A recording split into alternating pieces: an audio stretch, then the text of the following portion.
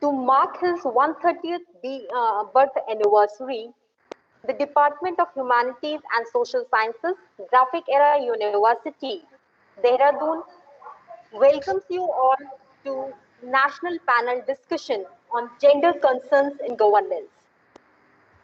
I request our Head of Department, Professor Rajdhar, to welcome the panelists and the participants.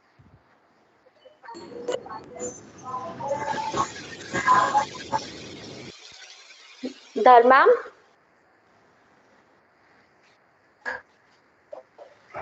Yeah.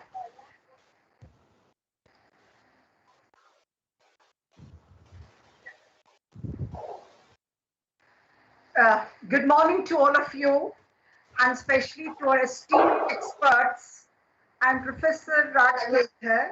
Yes, can you hear me? Yes, we can hear you. Yeah. Yes. So, welcome to all our esteemed panelists. I am privileged to welcome you to our national panel discussion. I can see there's an echo. I just get the echo corrected. There's an echo. Okay, ma'am. There's an echo. I'll just get the echo sorted.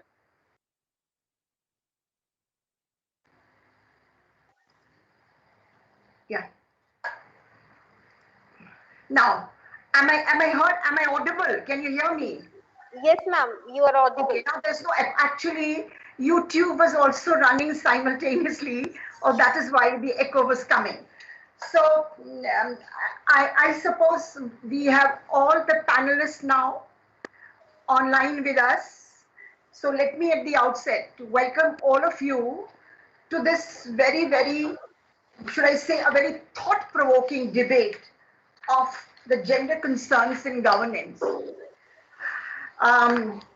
The esteemed panelists and their students and all the guests who have logged in, let me tell you, the gender concerns in governance have always been a very, I would say, a debatable topic, because in this patriarchal society of like ours, a woman hasn't got her due, despite our particular ministry, child and women welfare ministry, despite so many constitutional provisions, and also Baba Saheb Ambedkar's relentless fight to give equal status to women, to empower women, and to bring them into the main political mainstream, has not actually yielded the desired result.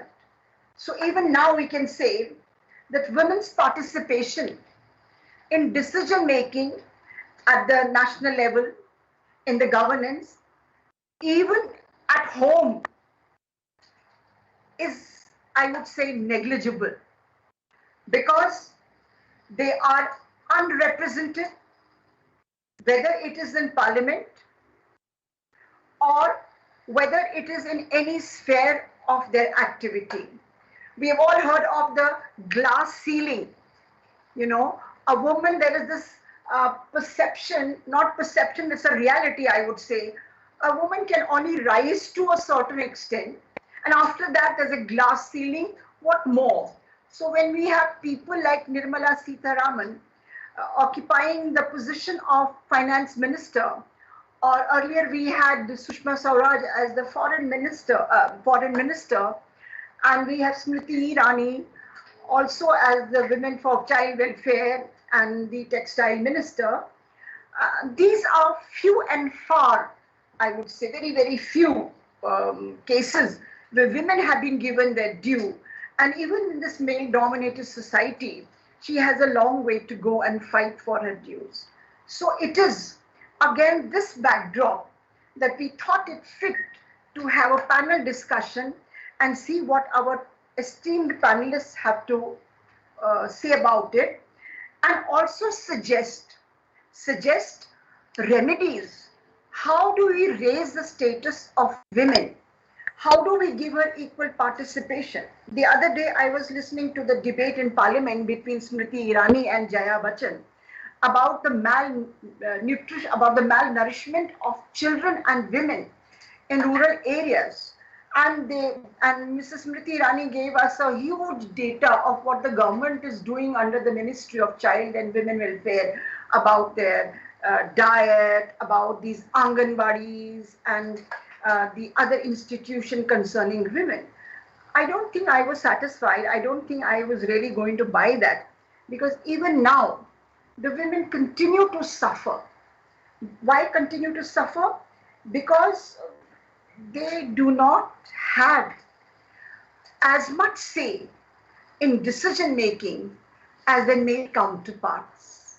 They have remained lagged behind despite the big talk about gender equality and the democratic participation of women, and at panchayat level under the amendment 73 and 74 they were given a reservation of seats.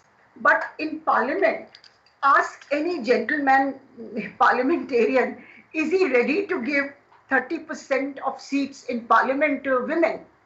And then at that time, everybody gets together. They leave that party politics and get together, and they somehow resist giving her 30% seats, the reserving seats for her.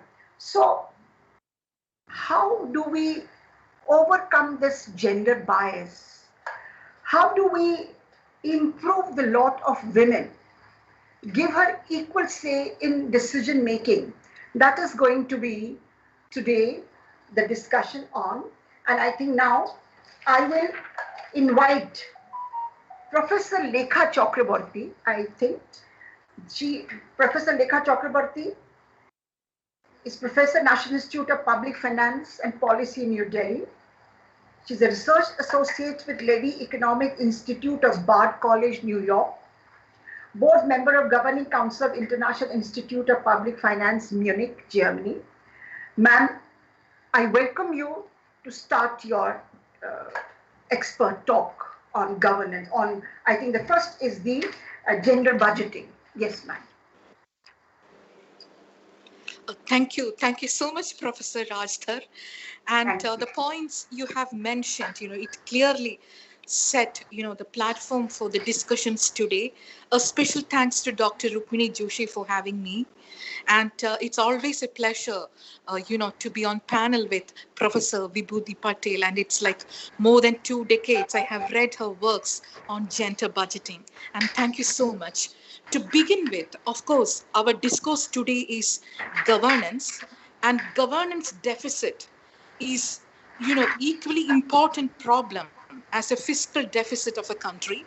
And when we talk about the governance deficit, of course, the governance related to the human capital formation is very important to discuss. And there, as a public financial management tool, gender budgeting, it has got a major role to play. In the sense, prima facie, if you look at the budget, you think that it's all gender neutral. It is not directly related to any gender blindness in the economy. But at the same time, if you unpack and understand the socio-economic uncertainties and the socio-economic asymmetries that get reflected into the gender budget concerns or the budgeting process concerns. So that's the beginning point. So this is indeed a human rights issue. I'm not talking that gender budgeting we are floating in our country from an efficiency perspective, in the sense, if we take the women on board, it's good for the country. Of course, it's good for the country. That is the efficiency paradigm. But more than that, it's a human rights initiative. And it is also from the equity perspective. And if you look at the experiments of gender budgeting as governance, it is not only just confined to the national level, it is there at the subnational levels, including the third tier. And the experiments has happened from an ex post perspective and an ex ante perspective. Normally, at the national level, this exercise on gender budgeting began as an ex post initiative. Ex post in the sense, once the budget is made, you apply a gender lens to understand whether your budget is gender sensitive or which it has adequately incorporated the concerns related to gender development. An ex ante framework in the sense, at the subnational government level, especially at the third tier, We have the adequate fiscal space and the functional space, in the sense we can identify the gender needs, and then costing methodologies we can apply and cost it, and then it can be integrated into the budget process. Here the question of governance is very important, because even if we identify the gender needs, then how to incorporate that, their institutional mechanisms and the governance and the local level institutions to build this process up is very crucial. And the political will is also equally important, the political economy of the gender budgeting. So there, scholars have shown that if there is feminization of governance, that can incorporate the gender concerns, and that can incorporate the revealed preferences of women into the public expenditure decisions. And this experiment was done by the Nobel laureate Duflo in our country, in Rajasthan, and in West Bengal. So she has done a randomized control experiment, and in that experiment what she found is the third year feminization of governance after the constitutional amendment, 73rd and 74th amendment, it was made mandatory that 33% of the seats should be reserved for women. So that has led to incorporating the public expenditure decisions favoring women, and she got the answer in affirmative. But this evidence about governance is inconclusive. On the other hand, one of my colleagues in an IPFB, and she was also the member of 13th Finance Commission, Professor Indira Rajaraman, she has done a study in which she identified that the governance, the feminization of governance per se, cannot lead to the expenditure decisions. Rather, the flexibility of finances at the local level is a crucial variable. So the opinion is divided, but we know that, this affirmative action has got its own, benefits, in the sense initially people think that women enter into the governance just as a proxy of a male relative, but in the due course, she's going to get empowered and run the institution very well. But there are two concerns the moment we talk about fiscal decentralization and incorporating gender budgeting at the third year. And those two concerns are related to elite capture and corruption. So it is that, the moment you talk about fiscal decentralization, we have to ensure in the governance process that there should not be any elite capture. Elite capture in the sense we cannot consider all women are equal. So some women are, of course, less equal. There are, intersectionality issues into. So the moment we think that gender budgeting is a homogeneous process in which all women are equal assumption is getting in, then it can lead to severe problems. So that we have to ensure that there should not be any elite capture. Also, if you look at the public expenditure benefit incidence analysis, we have to ensure that, why in the education sector, why in the health sector, despite being allocated so much of money through the flagship programs, what is a governance deficit in which the money is not getting translated into physical outcomes? So what is a governance deficit over there? Why that is not, the flow of funds is not perfect? So this, scholars look into this issue. We call it as fiscal marksmanship. Fiscal marksmanship in the sense, finance minister announces programs backed up by the budgetary allocations, and that we call as budget estimates. And the very next year, she, presents the revised estimates. And in the revised estimates and the budget estimates, if you look at, if there is a significant deviation, we need to ask the question, why this fiscal forecasting errors happen? Why what was aspired in the budget is not there in the revised estimates? And this could be due to many factors, and scholars have done, technical exercises to understand why this is happening. Sometimes it is purely a random thing. It can happen due to the random factors in which the policy maker or the governance, they don't have any role to play in that. But at the same time, some of the components, if you look at, that is happening due to the bias of the policy maker. And the models and the data and the assumptions that is into this. So there, the governance as a determinant has a huge role to play to perfect this marksmanship. So in the fiscal marksmanship, when you partition the errors of fiscal forecasting, if you identify that the forecasting errors are happening not due to random, but due to, the bias of policymaker, then there is a scope of you to correct. There's a scope for course correction. So this question is very relevant, and this is all about the financial inputs. But the financial inputs need to translate into the physical outcomes, and that is related to the outcome budgets. There the problem is the governance play a major role. And one of the strong reasons why there is a deviation between what is as per in the budget and what is not happening at the local level, that distinction or that difference or that deviation is mainly happening due to the problems related to state capacity.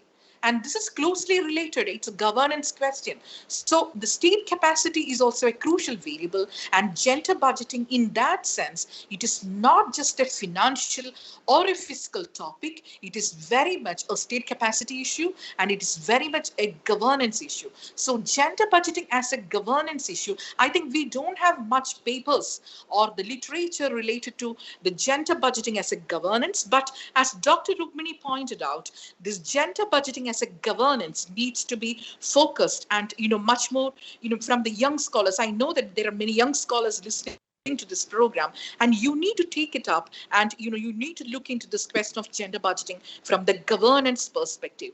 And of course, gender budgeting has begun in our country as a fiscal innovation. And any innovation requires a governance process. And, it passes through 4 phases. And I have written a paper on these 4 phases of innovation. So in the sense, like any innovation, if you look at, it starts with the knowledge building process. Or, it starts with the model in the sense that gender budgeting of each country is interpreted differently. We cannot just blindly copy another model of an advanced economy or an advanced country and try it in our nation. So what has happened in India is in 2000, and this timeline is there in the women, the MWCD website. You can take a look at that timeline in which this has happened as a fiscal innovation. So in the process, in 2000, knowledge building, and there was a kind of pioneering study done by NIPFP where I am affiliated to, and that time the director was Dr. Ashok Lahiri. So we got a project in 2000 that we don't have any models in front of us, but we need to institutionalize gender budgeting in our country. So what could be that models, and can you explore? And that project was coming to our institute from MWCD and UN Women. So that was the first step or the baby step that has happened in our country. So based on this NIPFP methodology, and also based on the deliberations in the classification of budgetary transactions, a committee in the Ministry of Finance, which was set up in 2003, that was also chaired by then Chief Economic Advisor, Dr. Lahiri. And, NIPP worked closely with the classification of budgetary transactions. So that was the second phase of this innovation. So first phase, if it is a knowledge building, the second phase is an institutional mechanism. So in the process of deliberation, that what could be the institutional mechanism and the analytical framework or the analytical matrices to be, incorporated, do this and try research into policy outcomes. So this NIPFP, that is a public policy research. So we need to translate that into a public policy of our country. So in that crucial juncture, this committee, that time, another major institutional reforms that was happening in our country was India was going for a fiscal rule framework. For the first time ever, that time we announced that we are going to announce the Fiscal Responsibility of the Budget Management Act. That time, the articulation was that we cannot spend more than 3% of, we cannot have a deficit more than 3% of GDP. So we need to, follow things related to gender budgeting and human capital formation within the strict fiscal rules-based framework or the macroeconomic framework. And that macroeconomic framework was undergoing a major change that time. Because from the discretion of the policy maker, our country was moving more towards rules-based framework, in the sense both monetary policy and fiscal policy. These are the two important policies when you talk about public policy. And there was, it's a kind of rules-based framework happening. And this classification of budgetary transactions, that committee was looking into the question of even revenue deficit. That time, the thinking process was that the revenue expenditure is bad. The capital expenditure is good. Capital expenditure is basically for creating, public infrastructure in our country. But at the same time, the revenue expenditure is directly related to the social infrastructure, which Professor Rajthar has rightly pointed out. One of the social infrastructure is nutrition. When you talk about infrastructure, it is not just related to physical infrastructure. The social infrastructure like nutrition, education, health, water and sanitation, these are very crucial the moment we talk about infrastructure. So that time, the revenue deficit needs to be phased out, was the articulation.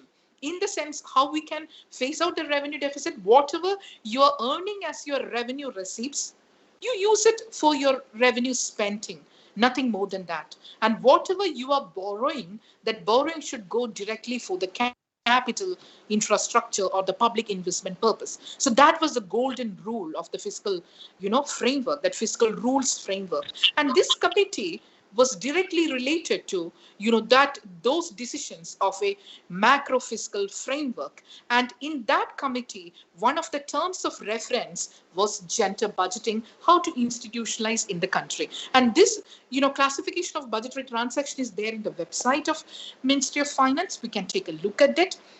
In the second part of the committee, it was in detail, the analytical matrices, the methodology of gender budgeting, what are the institutional mechanisms, everything was clearly articulated.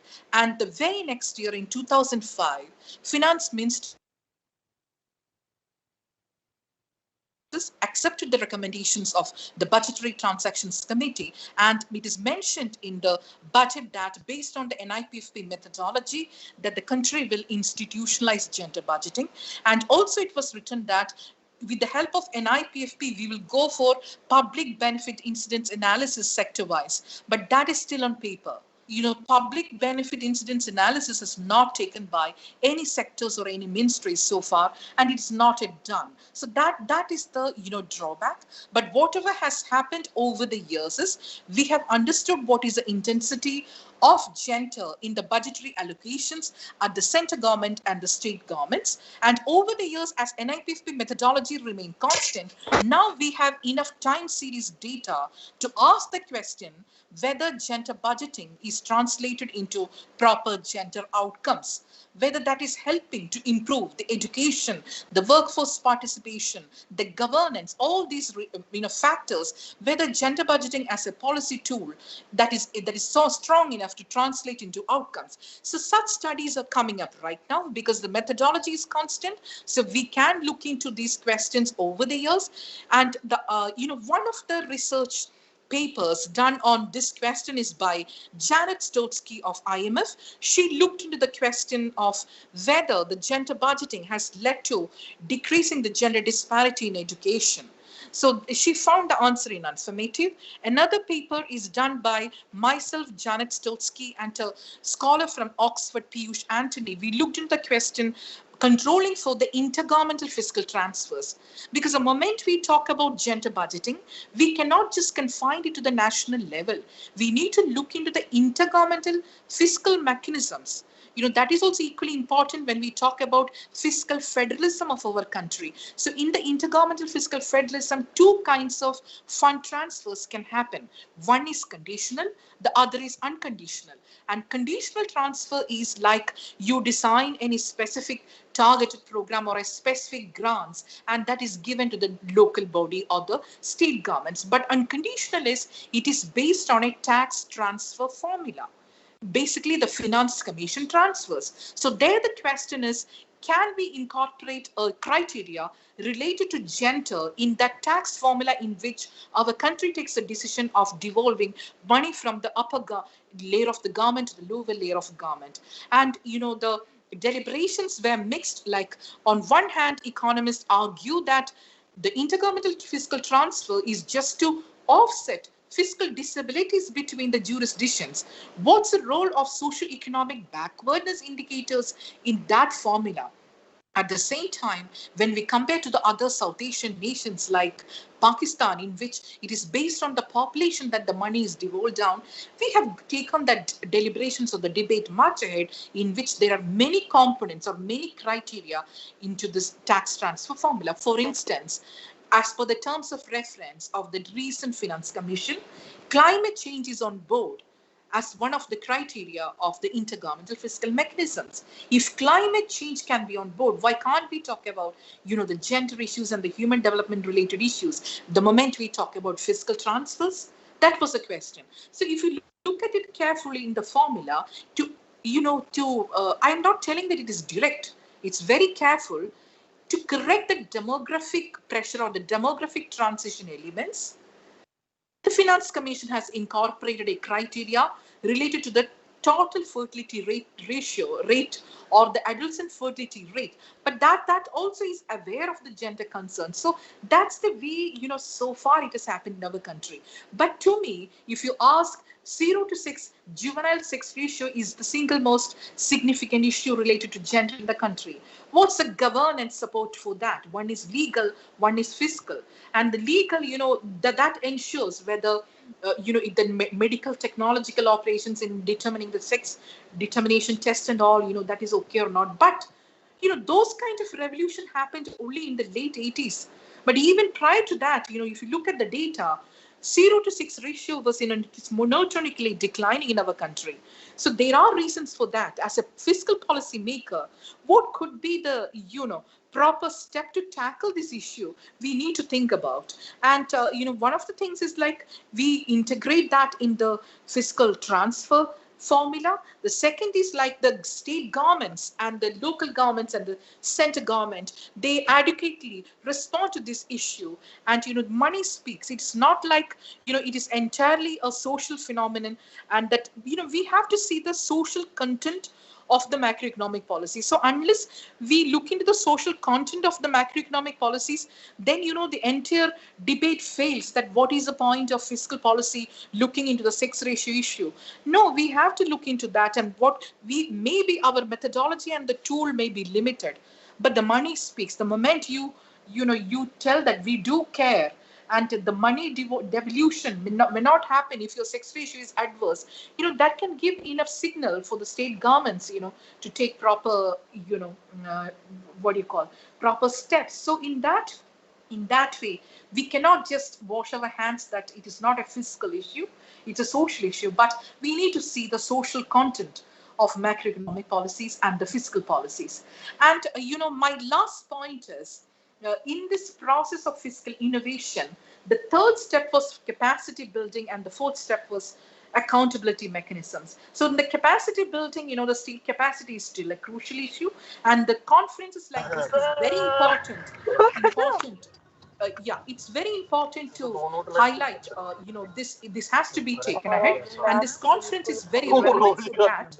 And the last point is the accountability tool. Gender budgeting as an accountability tool or a governance tool, that is very crucial to look into. And that's the fourth stage in which the gender budgeting process has reached in our country. And we need to be strengthening the governance deficit to tackle this issue. Because on one hand, as I mentioned, the macroeconomic policy framework, that is very restricted. So when we use the public finance management tool like gender budgeting to tackle the gender issues or the human capital formation issues, and that is very crucial to look into it as a budget transparency and an accountability tool. And these are extraordinary times. And in these extraordinary times, we have floated many economic stimulus packages. But the moment you apply a gender lens to these economic stimulus packages announced in our country, I think we need to, step up those announcements. Of course, there was a cash transfer announced to the care economy of our country that is statistically invisible.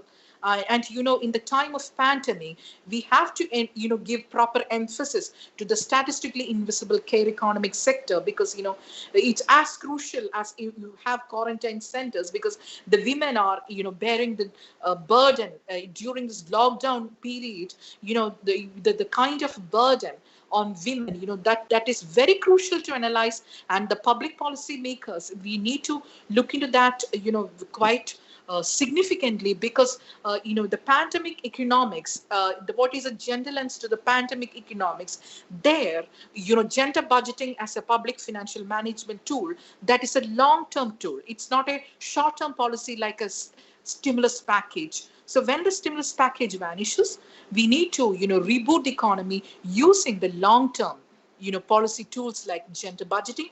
And in that sense, we need to revisit gender budgeting as a governance question much more rigorously than ever before. Thank you. And over to you, Dr. Rukmini. Thank you so much. This is Professor Dar speaking. Thank you so much, Dr. Chakravarti. It was indeed a pleasure listening to you and to your views. So I would like to moderate and say that you talked about human rights, that gender budgeting is a human rights issue. It's not something that the government is doing favor to the women. It's a human rights issue. That is exactly what I feel. I agree with you that the gender issue actually, it becomes also a human right issue, because why should there be inequality against women, And I remember the other day I saw this, the article of Ashok Lahari, and he talks about the poor gender budgeting. He says that for last 15 years, the gender budgeting has remained stagnant, actually. In 2005 and 2006, the gender budget constituted 4.8% of the total budget outlay. And in fact, it's hovering between 5 to 5.5% in the last 3 financial years. So where are we lacking? Is there absence of will on the part of our leaders? When Finance Minister Nirmala Sitharaman, in her 2019 budget, called women Narayani, and she said that she would constitute a committee to look into the 15 years of gender budgeting and also get the views and the recommendations from this committee. Of course, so far we haven't heard much, but coming to Dr. Chakravarti's expert views, you're right in saying that giving equal status to women or a major role in gender budgeting is not only an issue of human rights, but it is also equity. She has to be treated at par with the others.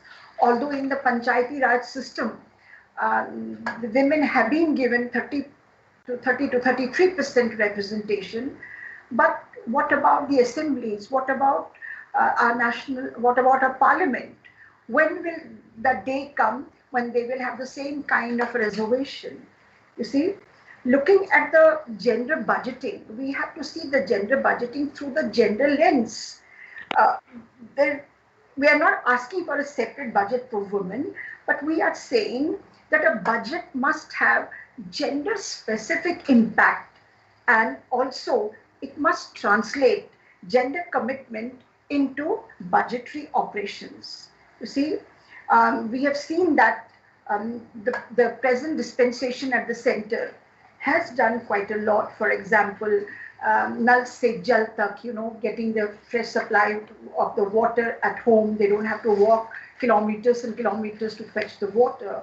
Then also the Ujjwala Yojana, started in 2016, has benefited many women, but a lot still remains to be done, Also Swachh Bharat Abhiyan, at least I am under the impression that it will go a long way in improving the health conditions of the women. And I remember the Nobel laureate Amrita Sen, writing about a missing woman. He says that although in Europe the women have outnumbered men, but in developing countries it's not so. You see, um, the skewed gender ratio is worrisome also, because from 1951 the the gender ratio has steadily fallen from 946 against 1000 male to 933, and perhaps if the new census that's about to come may show even decline. So these are the issues that the gender budgeting has to deal with. We have to tackle this problem um, at a war footing. Madam, you also talked about physical decentralization, and in which you talked about that the elite capture. All women, of course, are not equal, and perhaps there is a great divide between the women in the urban areas and in the rural areas. In urban areas, I would say a great percentage of women may have achieved that emancipation, this financial empowerment. But in rural areas, a lot still remains to be done. And that is where our panel discussion would be heading after this. Now I invite Professor Vibhuti Patil to kindly present her expert. Yeah, sorry, Dharma. Yes.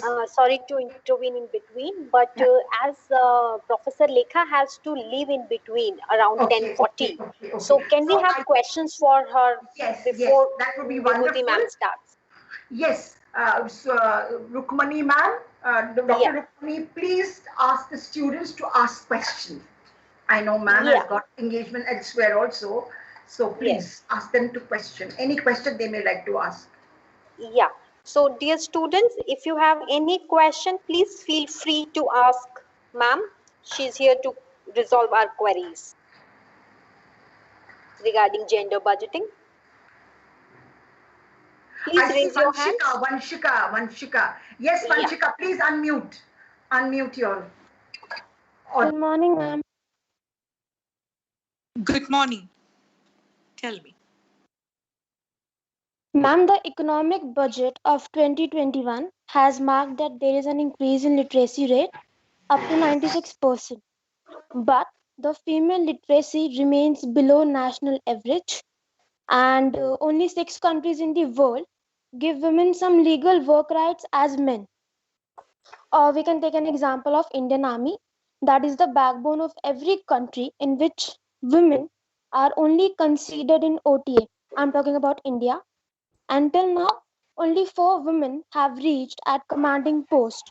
And every time we talk about gender equality, so why is it that always we women have to ask for our rights and equality?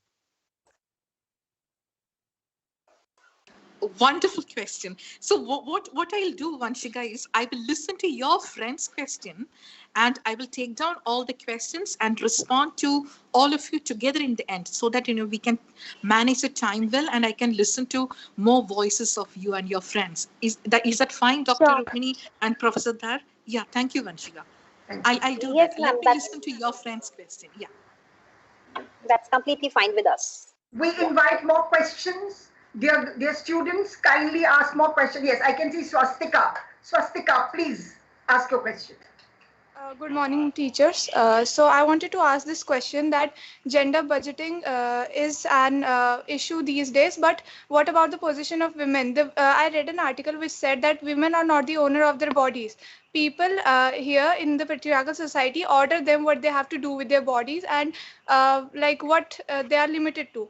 So is it us that first need to be empowered to know how we will ask for our rights in the gender budgeting? So I wanted to ask about that. Thank you, ma'am. Thank you, Swastika. I'll answer. Yeah. Yeah. So, Any other question? Because ma'am will then answer all of you one by one. Yes, I can see Madhu Negi. Madhu. Yes, ma'am. Good morning, ma'am. My question is that as the first girl Anshika mentioned, mentioned that still there are the places where women have not reached yet. But what about the job where women are still giving their services, but they are facing the workplace discrimination and as well as the job insecurities along with other issues? So, how will gender budgeting it will announce these issues? Thank There's you. one more Thank you, hand, Madhu. Kritika. Yeah. And this will be the last question because ma'am has to leave also. Ma'am, my question was that recently in Delhi we came across a very brutal case where a husband stabbed his wife so many times, and yet people chose to ignore it on road. And in such a country we dwell, and yet seeing all these cases seems like asking for gender budget seems a more of a theoretical concept. Ma'am, I wanted your views on it. Thank you, Kritika. Yeah, thank you. Yeah. Before any, there are two questions which have been given to us beforehand by the participants. So may I ask them, Professor Dhav? Absolutely, yeah. Yeah. So one of the participant has this question that this COVID-19 pandemic has been disproportionately disastrous for women and which demands greater focus to be laid on gender budget. But if we look at the current budget of 21-22, then it has fallen to 4.4% of the total budget. So can we say that this shows the lack in the willpower of the leadership to give women her due which she deserves? And another one is, which is quite similar, where the student has asked that gender budgeting is, as a concept, is a modern phenomena, and we understand that gender is a social construct. So, can we say that as a society, India is not ready to give women that position or that status which is required for her to develop her personality to the fullest? So, these are the questions, ma'am. Yeah, thank you. You have brilliant students, I must say. And thank you so much for these brilliant questions.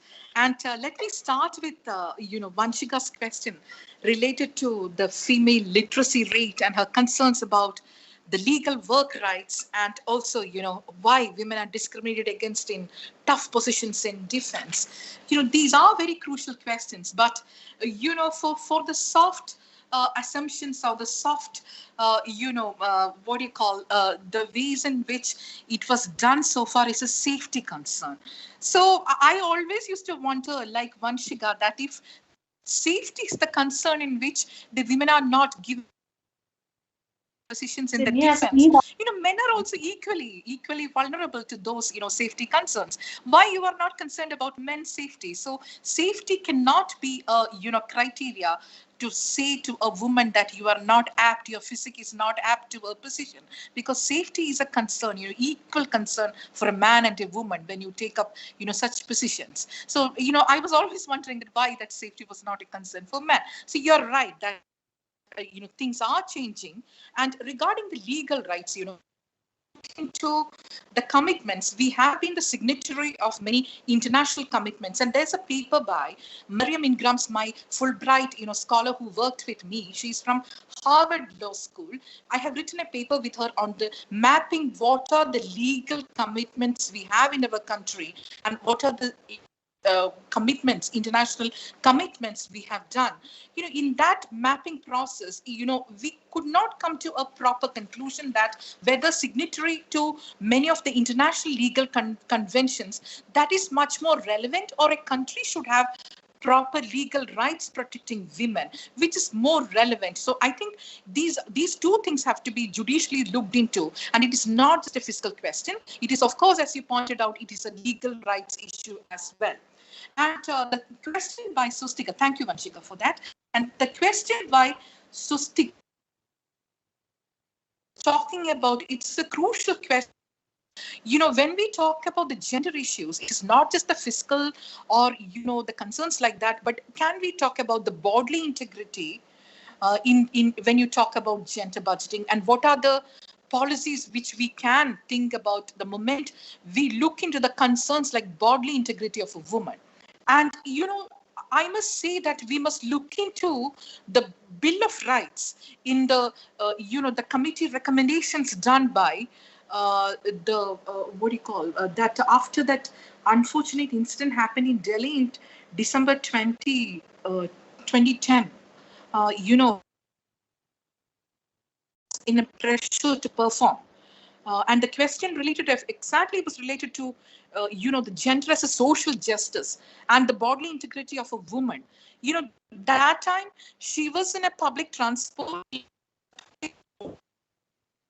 after watching a movie Life of Pi, because she thought that her exams will begin. She was a student, so before that, before she get into a study leave, she will go for a movie. So that decision taken by that girl who was brutally killed in Delhi roads, that decision was pakka. It was a normal decision. We cannot ask her that why you have gone out after sunset.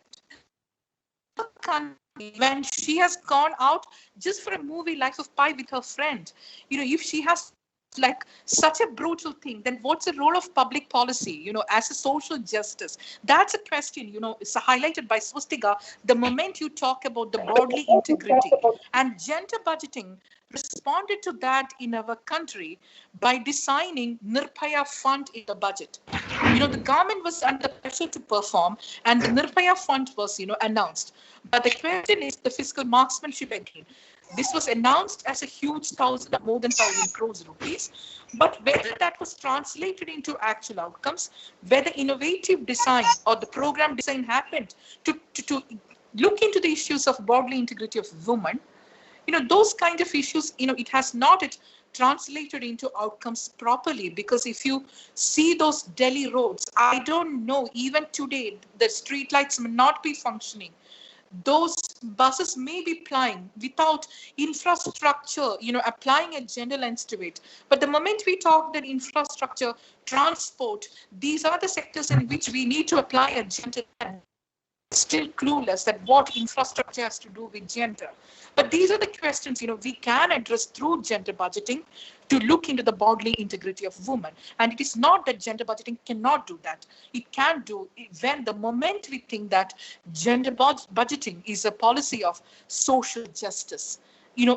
That's my answer, Swastika. Now, of course, Swastika, you also asked me that whether women has to be empowered enough and she should be aware of her rights so that she can access the gender budgeting policies. It is so sad that that's a reality. But at the same time, what are the public policies through a gender lens we can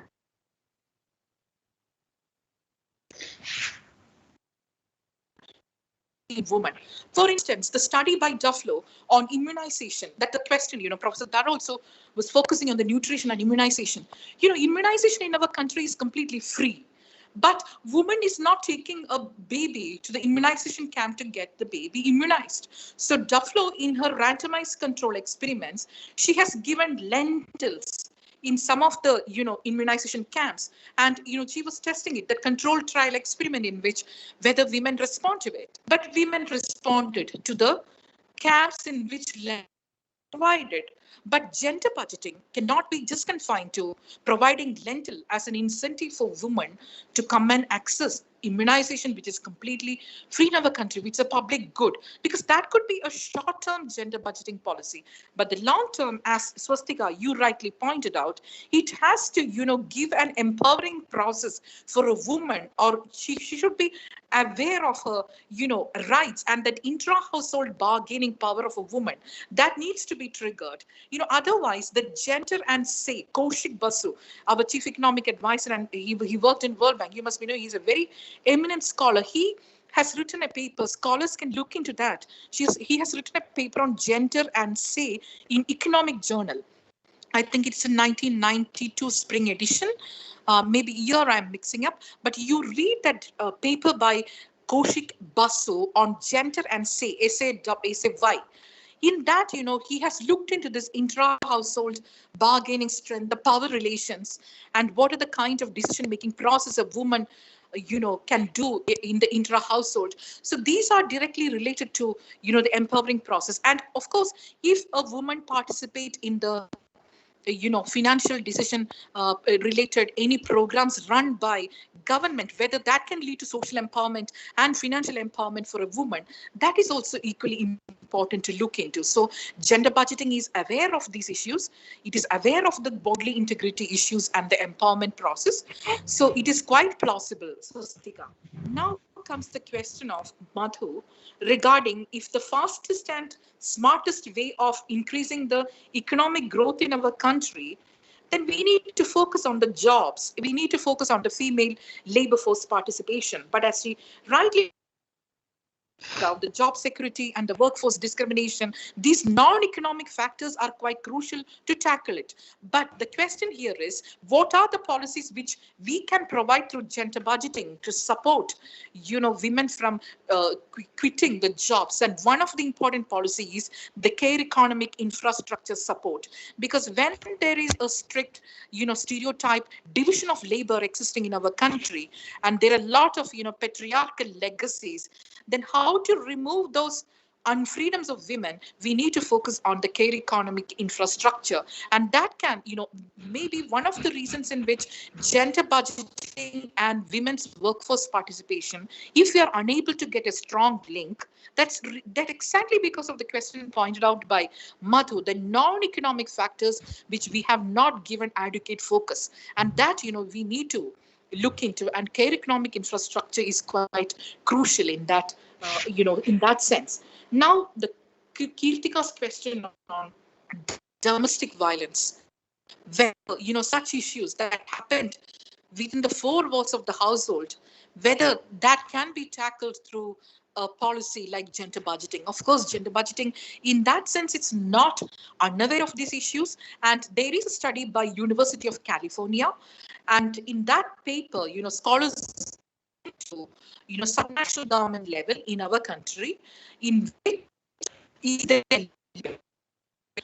gender women. So we can, and that in the sense, the states in which gender budgeting is done and it is sustaining, those are the states in which the violence against women, the domestic violence against women is less. So these kind of, impact of gender budgeting on the gender outcomes, these questions are looked into, and we have a positive link between these two in the sense, these are important policy initiatives to tackle the domestic violence of women.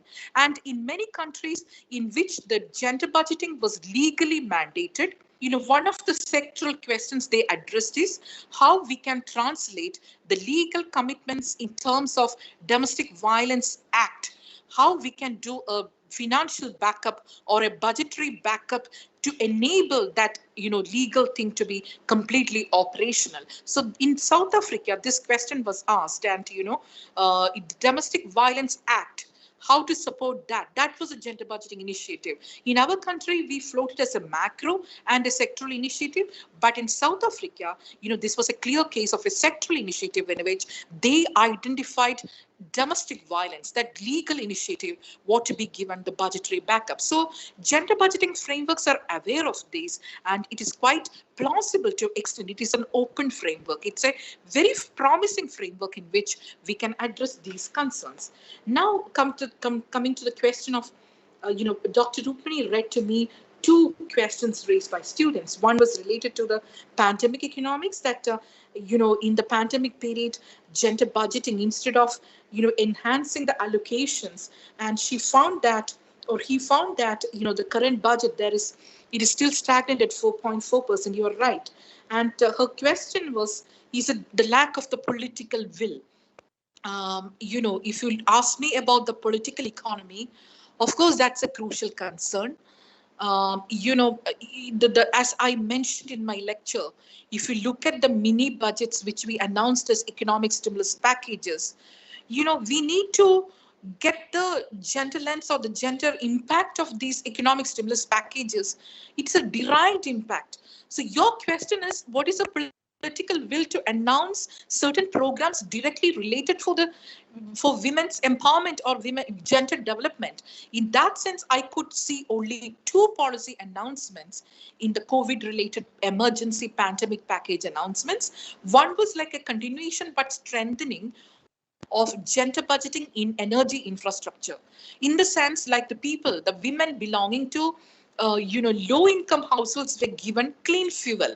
That is a good policy, but we need to see what happens when the price of LPG go up. What's the kind of support she gets, or is it a one time initiative, or is it sustained support she gets, so that the energy infrastructure gender budgeting policies are sustainable and it is effective. So there are implementation issues over there, but theoretically I do approve that this is a quite a crucial concern, that in the Department of Petroleum, which is prima facie gender neutral sector, there was a gender related program was announced that we are giving clean fuel to the women in the lower income households. That's valuable. Second, they have announced is cash transfer.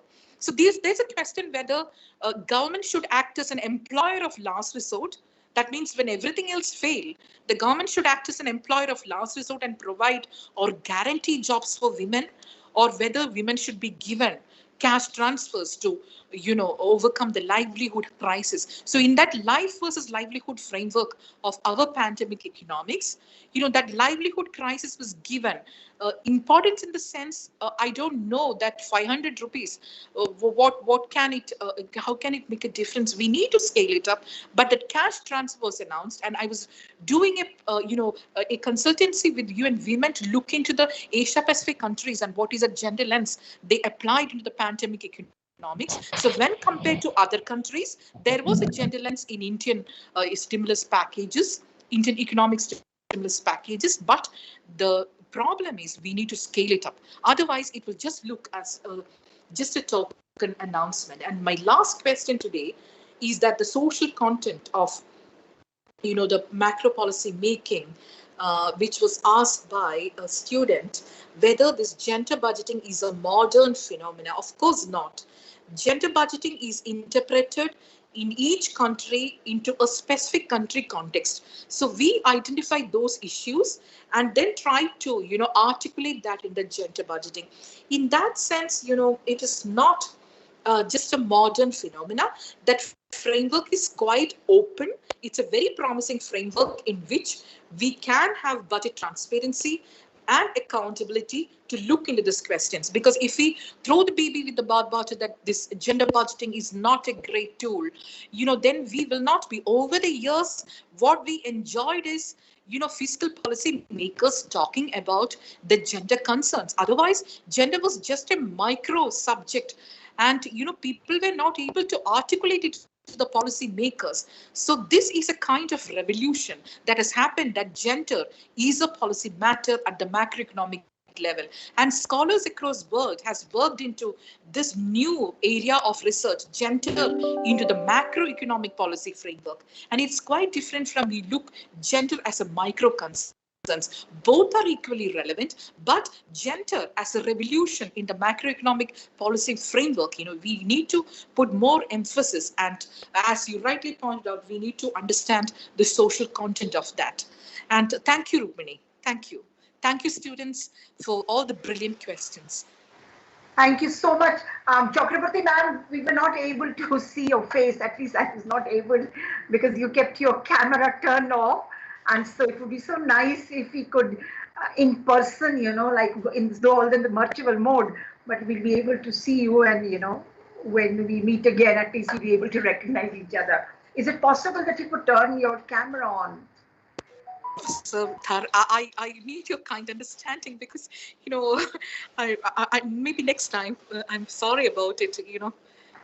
But thank you so much. Thank you, Radha. Thank you, wonderful, very expert views, and I suppose our young students will learn a lot from here, and they'll be able to form their own opinion about what you have said. Thank you so much indeed, and we look forward to having you again, ma'am. Thank you so much. Thank you, Professor. Thanks. Dr. Rukmini, I'm leaving. I'll talk to you later. Yeah, sure. Thank you, ma'am. Thank you so much. Now I invite Professor Vibhuti Patil, um, to please present her expert views. Professor Vibhuti Patil is the former professor, Tata Institute of Social Sciences, Mumbai, and she's also the technical advisor group of UNFPA, member expert committee, EC for Mission on Science and Technology for Women, Ministry of Science and Technology, Government of India. Ma'am, welcome to you, and we look forward to very invigorating views from you.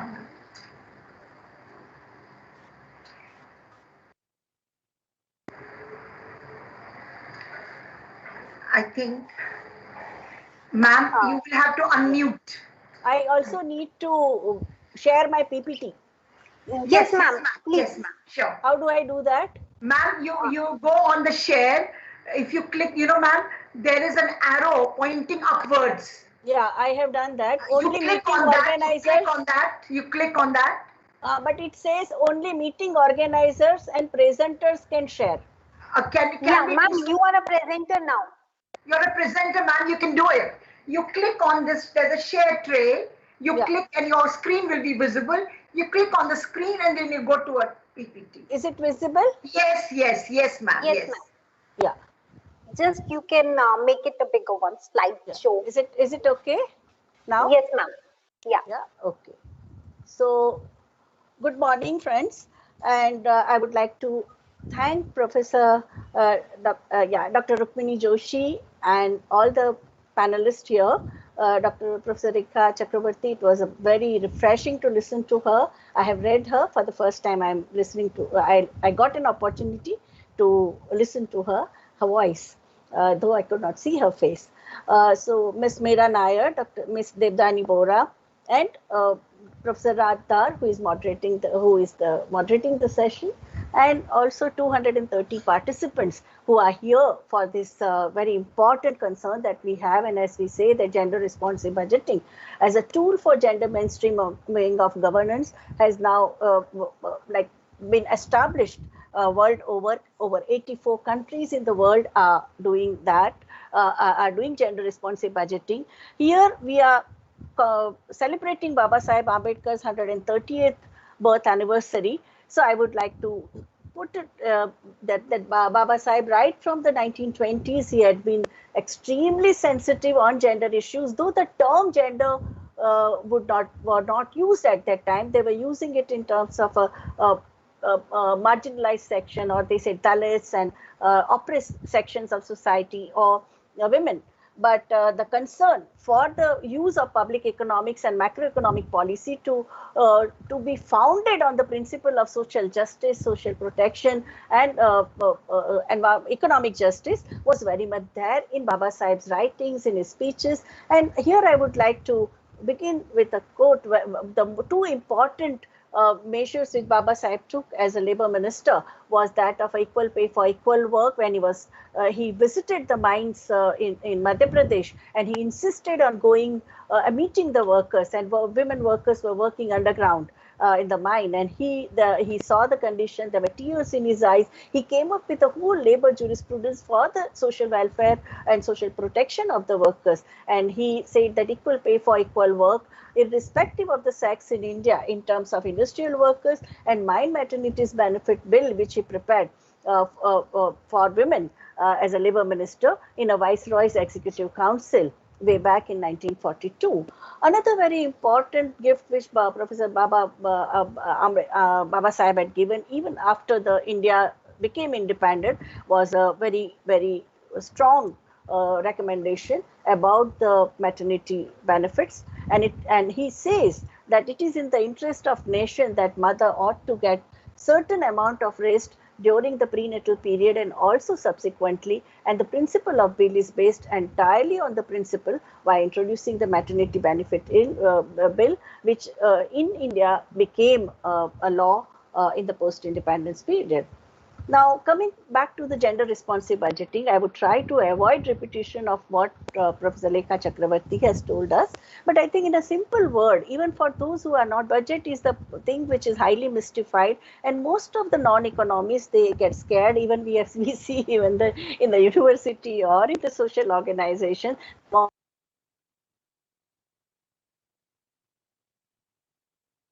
I have attended several budget presentation meetings by finance ministers of various states as a part of gender, where the women's groups invite me to do the analysis immediately after the presentation of budget. And most of the journalists, they all get the briefcase in which the economic survey and budget book is there. And most of them, they keep the briefcase and give the budget book to people like us.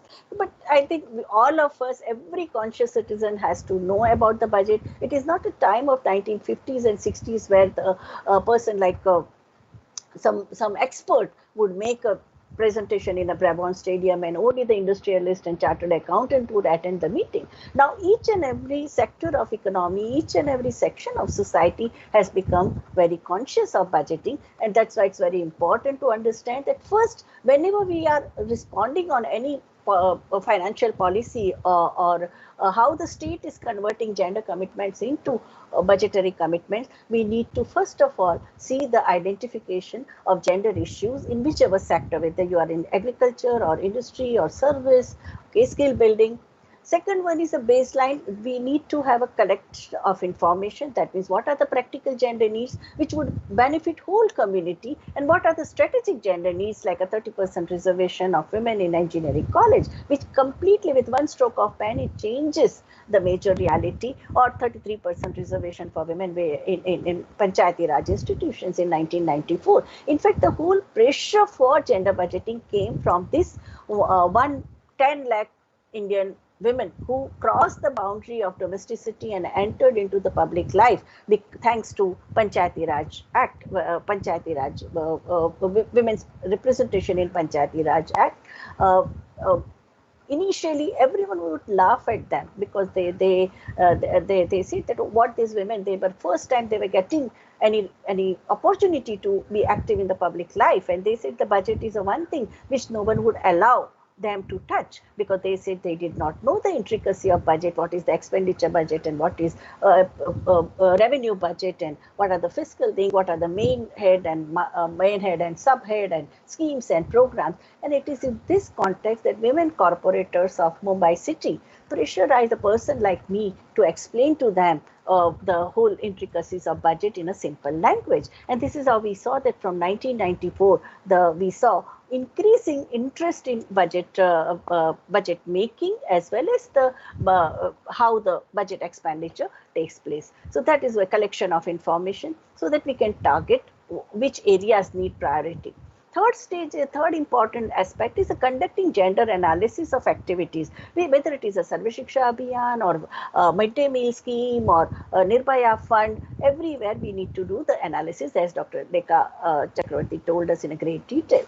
Conducting gender analysis of related budget. Which are the related budgets? Or when you are talking about midday meal, related budgets are that of a panchayat, of a local self-government bodies, or of a rural development department, or the tribal development department. All of them, they need to be addressed.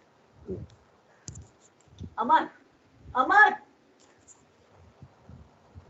Conducting the developing objectives and recommendations, they are also very important, because whatever mistakes we have made in the previous budget, we can correct it through this analysis and come up with a far more effective and targeted budget. So the stage one in nutshell is analysis of budget from gender perspective to determine the differential impact of budget on women and men. Second stage, and now we talk about the transgender community also, because when we talk about gender responsive budgeting, all genders are included, and now UN Women has come up with the budget from the perspective of the needs and demands and aspirations of transgender community. Stage 2 is a reformulation of budgetary policies and distribution of resources to achieve gender equality as an outcome. And third stage is the working systematically to embed gender within all budgetary processes. The mainstreaming becomes very important. All of us, I think I need not tell the very well informed participants here that the budget represents the financial plan, and hence it is most significant policy instrument of government for establishing macroeconomic stability, fiscal efficiency, strategic priorities, and also equitable distribution of resources of our country. and it is policy making tool of government to translate government's objectives into programs and services to achieve socio-economic development of the country. If we see the budget classification system, which provides the normative framework in our country for both policy making decisions and also accountability. One is a policy formulation and performance analysis. Number two is allocating resources efficiently among sectors. Number three is ensuring compliance with the budgetary resources approved by the legislature, because the compliance is very important. If the money is targeted for say combating violence against women, and if that fund is diverted to buy some cars or do some interior designing in some government building, that is not allowed. And fourth is the day-to-day administration of budget, how the revenues are generated and how they are used. That is, expenditure is made. There has to be transparency about that. Now, some of the most important areas when it comes to gender budgeting, and Lekhaji also told in a great detail, that education and skill development, economic participation and prosperity, leadership and democratic participation, gender-based violence and access to justice, poverty reduction, health and well-being, and also gender equality allowance, so combating declining child sex ratio or deficit of women in the population. These are some of the very important concerns when it comes to gender responsive budgeting. As Dr. Rukmini Joshi told us, that we are not asking for a separate budget. It is rather dissection of gender government budget to establish its differential impact and to translate gender commitments into budgetary commitments. And that's why use of public economics to reduce gender gaps in some of the vital areas of lives of women, girls and transgender populations, such as education, health, food security, safety, employment and skills. And also reprioritization in public spending. If we think that the public spending was in a wrong direction, it is not bringing any result. It is like pouring water in a sand which doesn't grow, or where nothing grows, that kind of a situation, then we need to reprioritize. And there have been several examples of reprioritization. In fact, in case of a PDS, like PDS, when the government stopped distribution of sugar in PDS, it was women from the Panchayati Raj institutions. They said that, why are you diverting sugar for alcohol production? Alcohol is bringing so much of human misery in the household. Instead, people getting sugar through PDS is more important. We have seen women in Punjab, Panchayati Raj institutions who very consistently opposed alcohol shops at every 2 kilometers on a state highways. And they said that, why did government give this kind of a license? We don't want these alcohol sellers to be unemployed, but they should be converted into a fruit juice sellers. So the variety of fruits which Punjab produces can be used and people's nutrition can be enhanced. So transparency and accountability for revenue generation and public expenditure. You just can't say that we will generate revenue through casino culture, or by establishing more and more, by promoting sex trade, or by promoting illegal drugs. Where so many Latin American countries, dictators had done this. So many Asian countries in the 80s were using women's bodies to attract foreign tourists for getting more foreign exchange. In our country, from the very beginning, women's study centers and women's movement have said that in Goa, when Goa was opening up its doors for 200 varieties of alcoholic beverages and to create casinos in Goa, it was the women's organization like Abailancho Sal. We said that we don't want this kind of revenue generation. Goa has so many other important agricultural production, cashew nut production, horticulture. All these things can be supported by the budget for revenue generation. And also the way we do the public expenditure, that is also, we have to be very judicious that it is the taxpayers' money and we have to use it for the welfare of the community. Maximum benefit for the maximum number of people. That is the principle on which we should do the budget expenditure. We should lift the veil of statistical inevitability of uncared pair economy. Lekhaji, in her presentation, 4 or 5 times she said that why it is very important to acknowledge the unpaid care economy, with whether it is a cooking, cleaning, caring, that is a one residual item for the economists, but collection of fuel, fodder, water, animal care, kitchen gardening, these are extremely important, without which the economy cannot sustain. Equality and efficiency dimension, about which also my previous speaker has told a lot, and also how to transform macro policies to ensure gender justice, social justice, distributive justice, economic justice, environmental justice as per the Millennium Development Goal, which were applicable from 2000 to 2015, and now the Sustainable Development Goal from 2015 to 2030. Now, the 5-step approach to GRB, I think that is universally used all over by the gender economist to translate gender commitments into financial commitments. First step is the analysis, situational analysis of women and men and girl and boy and transgender population, and also in the area of education, nutrition, health, employment, skills, safety, transport, and sports. Assessing the gender responsiveness of sectoral policies, each and every department of the ministry, each and every ministry within the union government and state government, how responsive they are. As they say that even the petroleum ministry, they came up with the Ujjwala scheme. So no ministry can say we have nothing to do with gender. Assessing the budget allocation, you may have an excellent scheme, but if the money allocated is inadequate, that's also very distinct. Like Balika Samruddhi Yojana, initially they had allocated only 1 crore rupees. Now can you 1 crore rupees be adequate for skill development and education and welfare measures for support to adolescent girls? Monitoring and spending, and also the service delivery, how much money is allocated, what are the funds, what are the functions, and what are the functionaries for that particular, like Domestic Violence Act. If you don't allocate fund for the salary of a protection officer or a salary of a counselor or the budget for the shelter home, obviously it's not going to be effective. The law will just remain on paper. If you have a PCPNDT Act, and if the fund is not allocated for the Vigilance Committee, appropriate authority, if the no role is given to the police, PCPNDT Act will also remain on paper, and the sex selective abortions will continue. And that, I think, so many states, which have not, only 18 states in our country have started gender budgeting in practice. There are many remaining states and union territories, they have yet to start the process. And assessing the outcome of gender responsive budgeting, if you allocate say such a massive fund in Sarva Shiksha Abhiyan, has it increased the enrollment rate of girls and boys? Has it increased the retention rate in the school? Has it increased the more and more girls going to the secondary and third and university education? So this kind of impact analysis are also extremely important.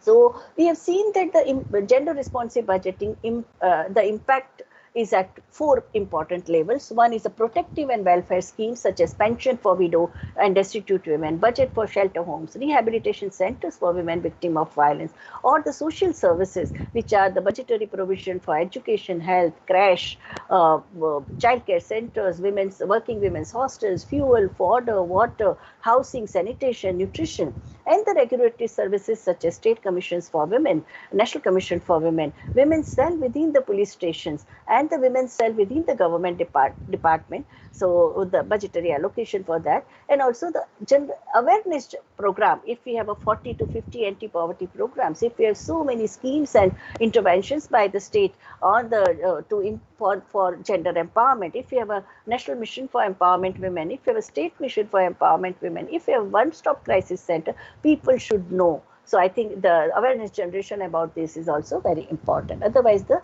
will be capacity underutilization. A gender responsive budget as a process began in 1984 in Australia, where the students' organization, the youth organization, the women within the students' organization, they demanded how the state was using taxpayers' money for providing social protection and social security to young women, because in the industrialized country at the age of 15, the young boys and girls are asked to be economically independent, and it becomes very difficult for young women to negotiate their education, their job, their shelter at such a young age.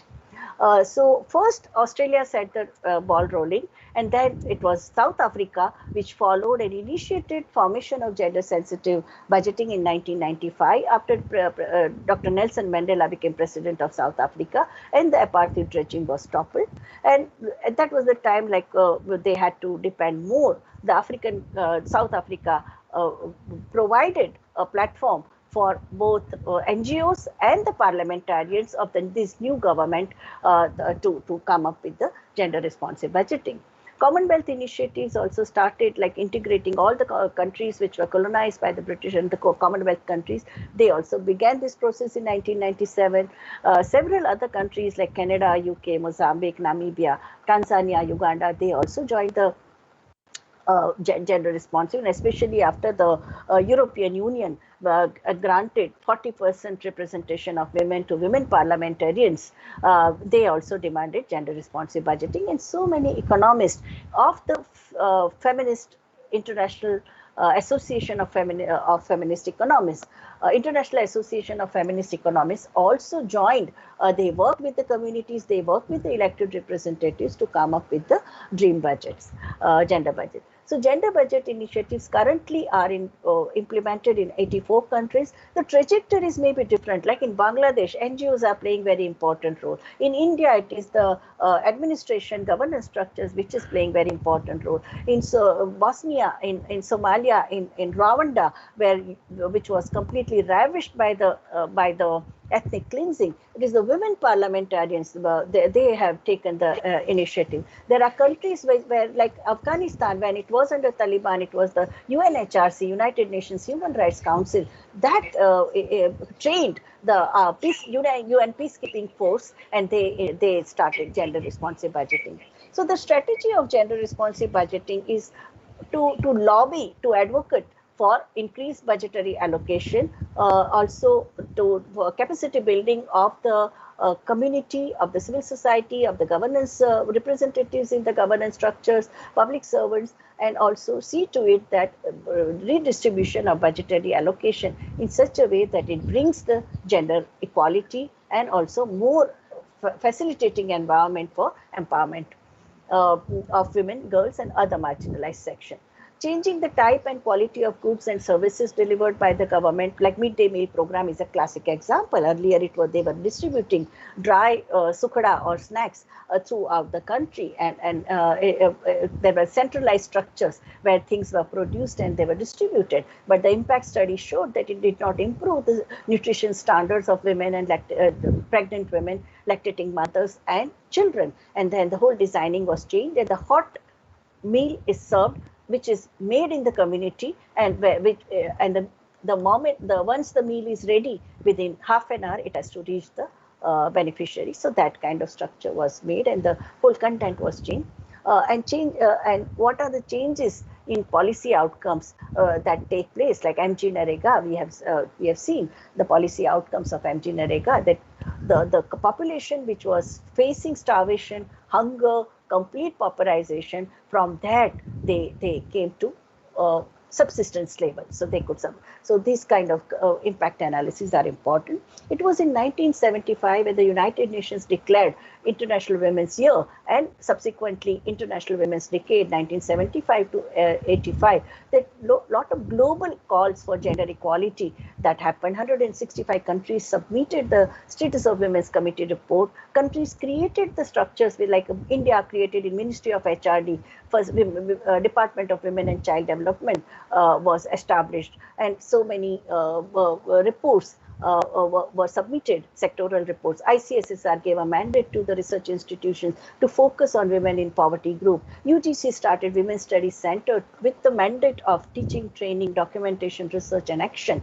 So it was a different discipline as compared to any other academic discipline, which maintains academic distance from the reality, while women's studies that way is a partisan discipline.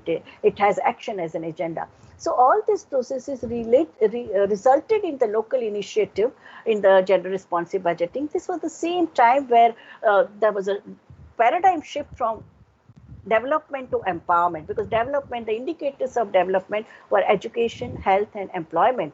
But the question of that women don't have decision-making power, there's a gender-based violence. So when they started talking about women's empowerment, several African, Latin American, and Asian countries also gave quota or the reservation for women in the electoral bodies. In India, it happened right from 1964, debate was going on. Finally, in 1994, we got the Constitution 73rd and 74th Amendment, by which urban and local self-government bodies had a 33% reservation.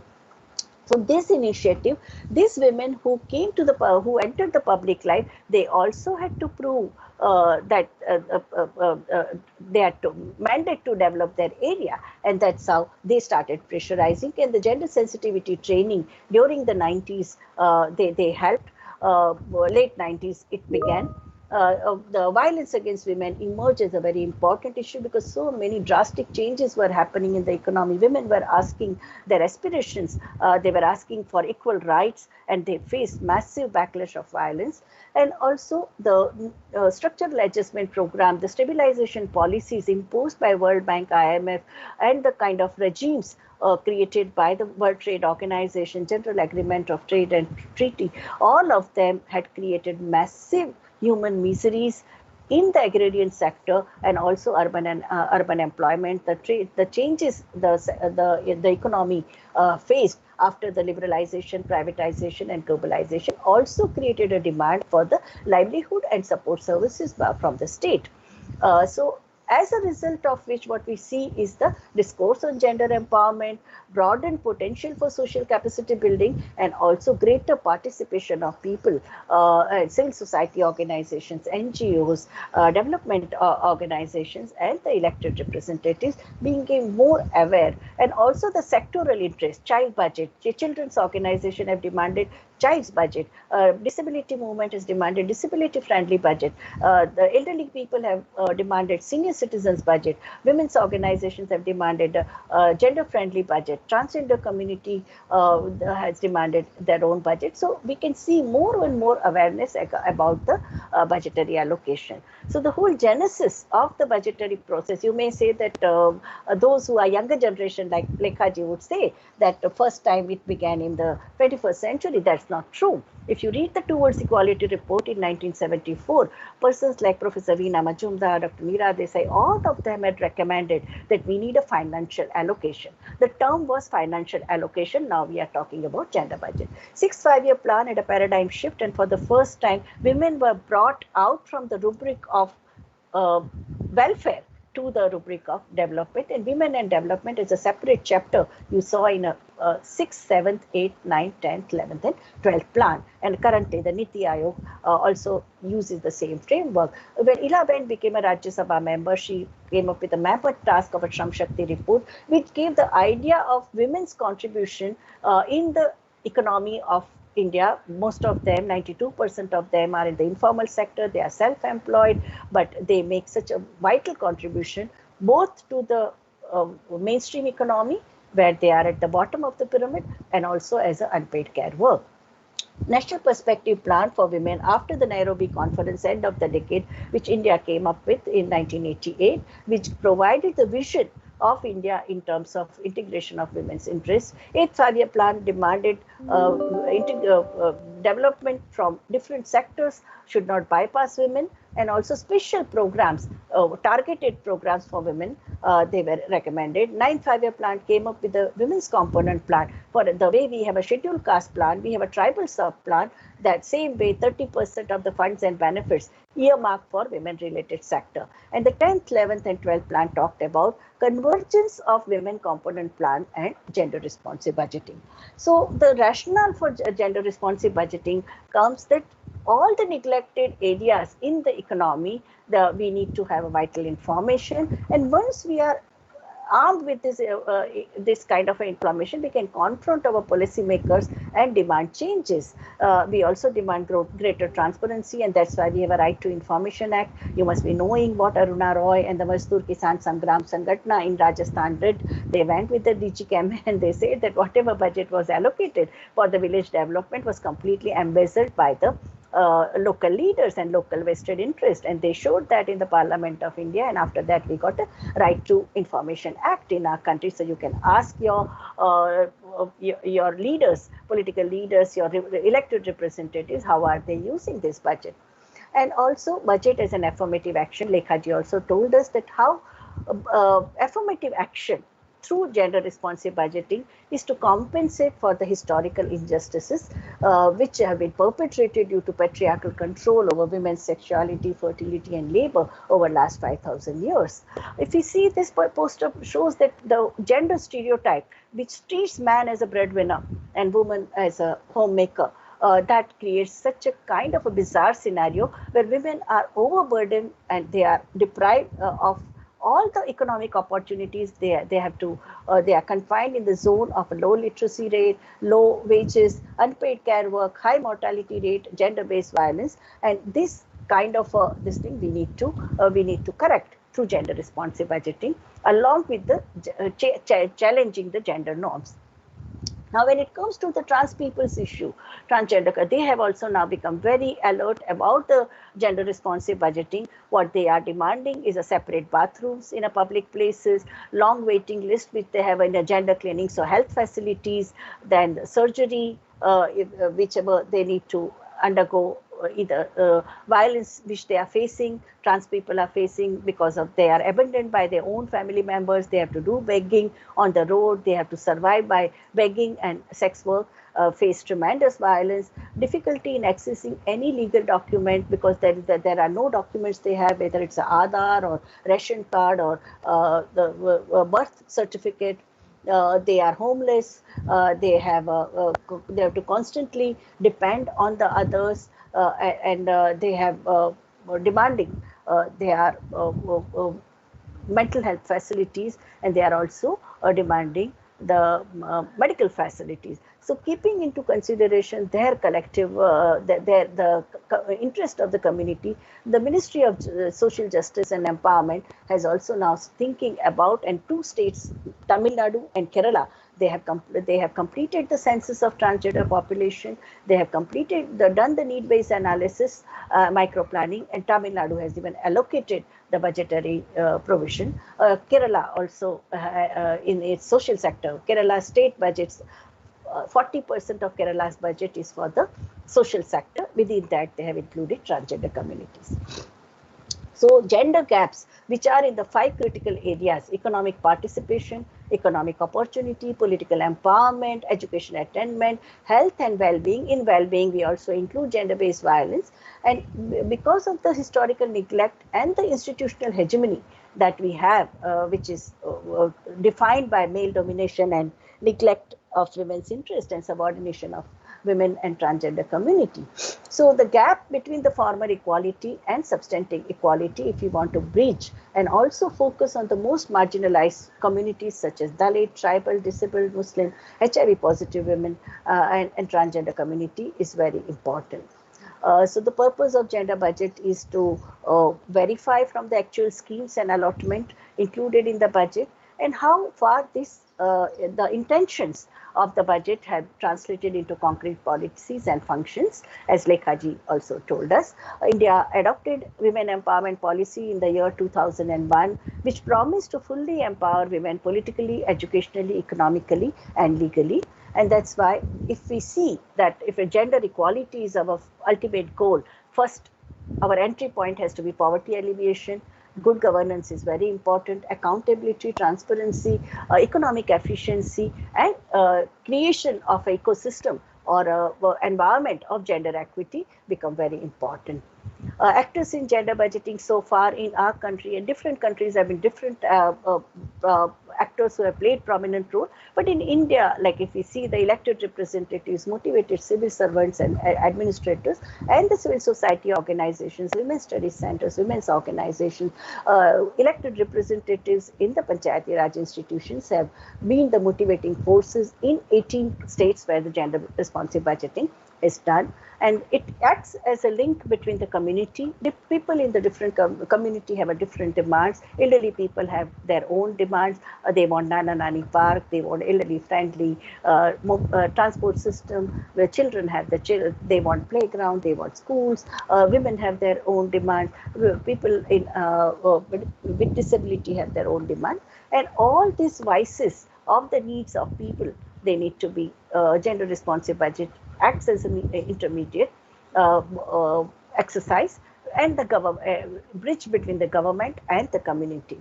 and it is a two-way communication is very important. We have also noted globally in those 84 countries where gender responsive budgeting, the Rwanda, Somalia, we have seen how women parliamentarians have changed the scenario, that they have gender equality index. Rwanda, which was 30 years back, painfully, which had undergone a painful experience of ethnic cleansing and massive devastation, is now they have built the economy through gender responsive budgeting in a very, very egalitarian society, which is addressing the basic needs of the people. So wherever the budgetary allocation for women's program has been adequate and done, implemented very efficiently, we see the empowerment of women. Wherever there has been budgetary cuts, for example, in the higher education, the massive cuts in higher education and the giving freedom to private players in the education sector, we have seen it has reduced opportunities for women. In fact, the NAC report also says that Indian women are ghettoized into arts, BA, BCom degrees. When it comes to professional education, which is privatized and extremely expensive, their percentage is low. Structural adjustment program, globalization, they have increased women's unpaid work burden, and thereby women it is feminist economists are saying that globalization is riding piggyback on the unpaid labor of women. Devaluation, price rise, erosion of PDS, agrarian crisis, unemployment, all of them increase women's burden. And it is in this context that GRB becomes very important. The gender responsive budgeting is a process that entails incorporating gender perspective at various stages. The first stage is of planning, policy program formulation, then it translates into assessment of needs of the targeted groups, then allocation of resources according to the needs, and its implementation and impact assessment. And if we find that there is something wrong in terms of allocation, in terms of implementation, in terms of channelization of fund, we can do the reprioritization of the resources. What we see in our country is that there has been, even in the Q&A session, it came up that gender budget and GDP. Over the years, the size of Indian gender budget has remained less than 1% of the country's GDP. In fact, the United Nations had told recommended all nation states to allocate minimum 5% of GDP for gender concerns, but India has not achieved that. On the contrary, it is reducing. We have seen that gender components, women's component in the 5-year plan came as per the insights of the planners and policymakers in those times. So we can see that in the first 5-year plan, India was facing the major reality of a partition and abandoned women, Hindu, Muslim, Sikh women who were abandoned by their own families, and they were in the refugee camp. Their families refused to take them. It is in this context that the 3 women who were managing refugee camp, Pushpaben Mehta, Kamlaben Patel, Mridula Sarabhai, they told the Prime Minister of India to start Central Social Welfare Board, that it is the duty of the nation to look after these women. They were raped and they were abandoned by their own family members. Okay, that's how. Then India was the first country to adopt family planning as a state policy. Okay, and the first 5-year plan targeted Indian man, and Nirod was promoted, but it did not click. And that the realization, knowledge, attitude, practice, a KAP study showed that Indian men are disinclined to use contraceptions, and they say that why not we reach out to women. And the financial allocation of to create 30,000 Mahila Mandals was created in the second 5-year plan. Third and fourth 5-year plan, by then, so many studies by the population experts showed that child survival and the maternal health are most important in reduction of population, and that's why we saw that the interim plan, the third and fourth 5-year plan, focused on women's child health, child survival, and also educated women produce less number of children. That also studies showed, and they invested on women's education. Fifth 5-year plan coincided with India emergency rule, and we know there were very draconian measures were taken to achieve population control, which boomeranged and created a political crisis for the ruling party. It also coincided with UN Declaration of Women, International Women's Year, and there was a paradigm shift. Women were brought from the rubric of welfare to development. So we saw that for the separate focus that 6th 5-year plan onwards, we started getting 7th 5-year plan talked about gender mainstreaming, 8th 5-year plan talked about empowerment of women, 9th 5-year plan talked about women component plan, 10th, 11th and 12th plan had already included gender responsive budgeting in their discussions. And previously, the budget was critiqued after it was presented in the parliament. Now, in the pre-budget discussions also, gender economists are invited by different state governments and the union government. Their recommendations are taken into consideration. That is one thing that most of the recommendations don't get integrated into the budget by the finance minister. That's a very different issue. We need to create more pressure and more public discourse on this subject. So, gender budgeting involves review of public expenditure, conducting beneficiary incidence analysis, recommending change in the operational guidelines, and also women's active participation in all these 3 stages. When we see any budget, whether it is a budget of your university, budget of any NGO, budget of your college, you have to see in that budget what are the schemes and programs which are 100% targeted for women, like a ladies' toilet, ladies' hostel, daycare center, crash facility. We have only 2 universities which are running crashes, like a TISSS and JNU. They have a crash for both students, teachers, and staff. Second one is a pro-women scheme, like schemes which are 30% allocation for women, training for rural youth, TRISEM, okay, which are where they have a special targeting of women. Gender neutral scheme like MG Narega or some Pradhan Mantri Sadak Yojana, though they are gender neutral, women also benefit as workers, and women also benefit as a result of whatever resources and infrastructure which is generated. If PWD creates a pakka road between the village and the civil hospital, between the village and the school, obviously so many girls will be able to go to school, so many maternal deaths will be avoided if there is a pakka road between the hospital and this. So even apparently gender neutral activity like a pakka road by the by the cemented road by the PWD also has a gender implication.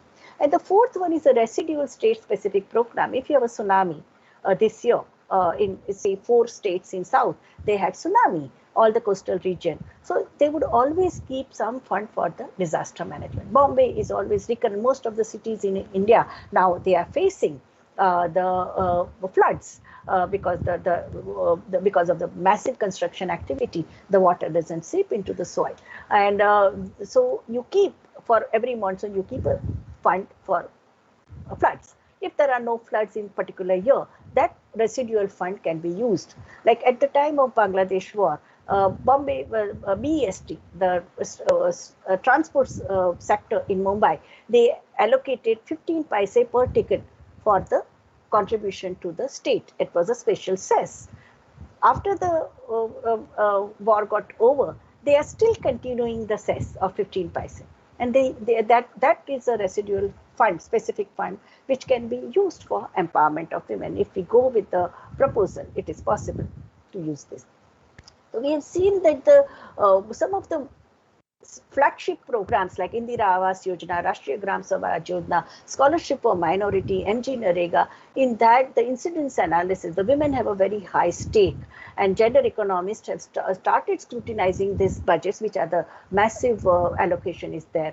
Still, there are unresolved issues. Lekha ji told us also that there are many unresolved issues. And if we specifically go in the Indian context, the widow's pension, the way the scheme is designed, where you give some monetary amount, some states are giving 500, some are giving 2,000, some are giving 800.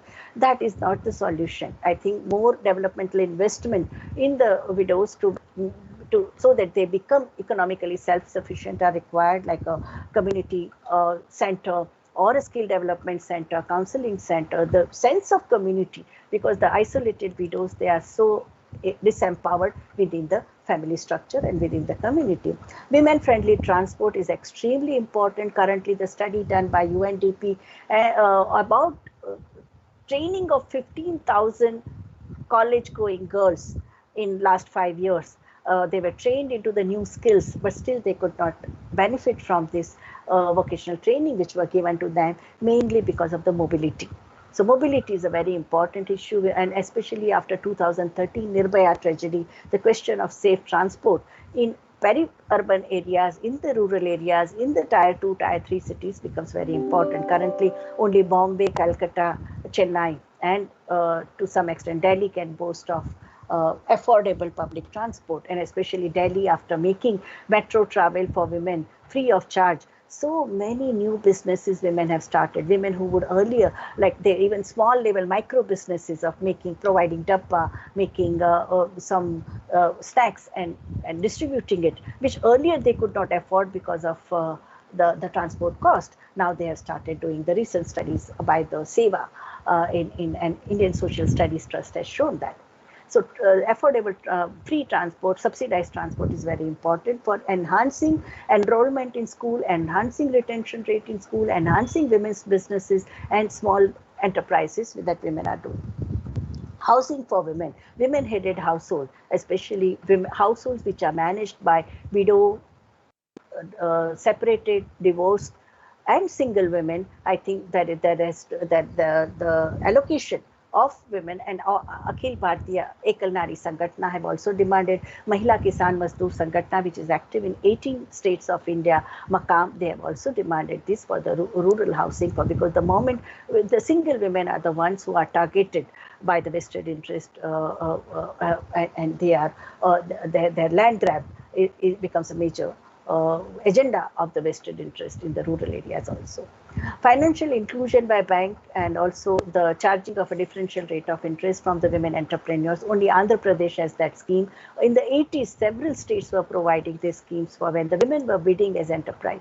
But currently what we see with the more and more commercialization of financial sector, and also the microfinance institutions, they are also so predatory. They are charging between say 24% to 42% of interest rate for women who borrow money from that. So I think we need to more support through gender responsive budgeting for financial inclusion of poor women from poverty groups like vendors and those who are running the tea shop or providing dabba and all. There should be clarity about women's component in the allocation, like the flagship schemes, or are women benefiting from this practice scheme, whether it is a scheme for water or education, because most of the time when water is being talked about, it is mainly water for industry, water for agriculture. But what about water for potable drinking water for women? In fact, it was Baba Saheb Ambedkar had raised this question way back in 1921, where the Dalit women had to face water as a state subject and seeing to it that everyone gets the tapped water. And I think Lekha Oji also said that from Jal to Nal. Okay, so that scheme. Underpayment of women workers, National Rural Health Mission, ASHA and ICDS Anganwadi workers, we applaud them that they were the corona warriors. They did a heroic job during last 1 year of lockdown, risking their personal life. But still they are not even given minimum wages. They are not even treated as workers even after working for 12 to 16 hours a day. So I think the regularization of NRHM and ICDS, they are the government, they are working for the state, they are working for the government, and they need regularization. Absence of women-friendly approach in Skill India, Stand Up India, Startup India, Make in India, and that is a very, very disturbing. We have more than 300 industrial training institutes which are giving opportunity to women only for tailoring and screen printing, while so many other skills they women need to have. Financial support to women's entrepreneurs. We have only 7% of the women who own the enterprises in India, and they are micro enterprises with investment between 50,000 to 2 lakhs. Even banks don't consider them credit worthy. So we need to create the system where we don't talk about women entrepreneurs and empowerment of women entrepreneurs only as a political rhetoric, but also in terms of backing it with the finances. Supportive schemes for transgender community. UN Women has come out with a document which needs to be disseminated at the state government level. The schemes under gender responsive budgeting over last 1 decade, some of the good things that have happened is the conditional maternity benefit scheme to provide cash directly to pregnant and lactating mothers under the Janni Suraksha Yojana, which has resulted in reduction of maternal deaths in our country.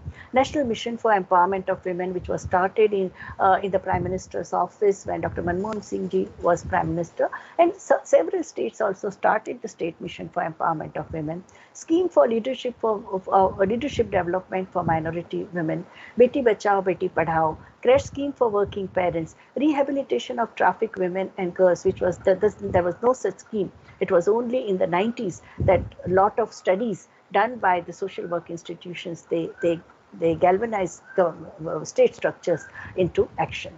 Nirbhaya Fund for girls and women survivors of violence is an extremely tragic case where 1,000 crore per year have been allocated, but hardly most of the states they have 100% utilization. 4 or 5 states have a 30 to 40% utilization, mainly because of lack of political will. So here you have funds, but the state governments have not created functions and the functionaries. Only introduction of CCTV cameras in public places is not an enough thing. We need a shelter home, we need counselor, we need emergency helplines, we need emergency intervention, not only just hearing this sad stories on phone, but also immediately reacting to that, the way we are doing for Janni Suraksha Yojana. With the same kind of zeal, we need to respond to violence against gender-based violence.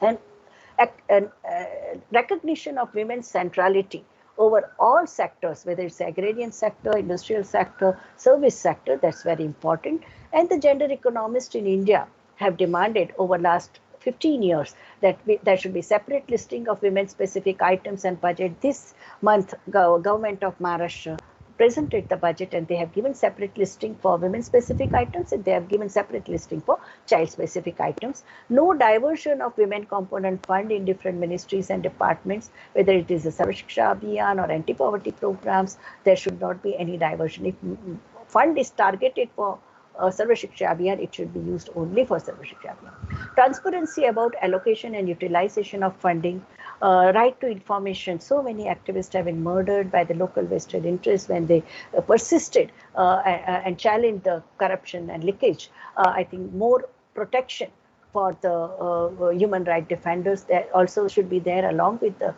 right to information. Inclusion of gender economists in pre-budget workshop that should be held around October. So that you get 4 or 5 months in the technical workshops for the different departments' budget.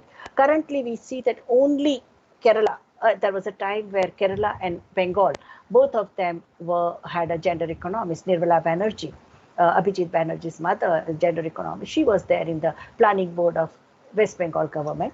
And currently, we have only Mridul Ippan, Dr. Professor Mridul Ippan, she is in the planning board of as a gender economist in the government of Kerala. But I think all governments and union territories, state governments and union territories must include gender economists in the budget making process. There is a need for provision in a composite program for women and girls under education, health, rural development sectors to target them specifically for girls and women as a principal beneficiary and also disaggregated within the total allocation. So there should be general schemes are there, but there should be special targeting and there should be restriction on reappropriation for any other purposes.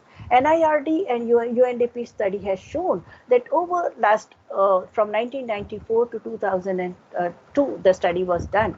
Women elected representatives in the Panchayati Raj institutions, they were able to address practical gender needs, Nal, Pani, Bijli, this kind of a community-oriented program, like which benefited each and every person in the community. They were able to implement it judiciously, effectively, without corruption and leakage. Even women who were illiterate or semi-literate, they were also very effective because they were transparent. They nurtured their constituency the way they nurtured their family.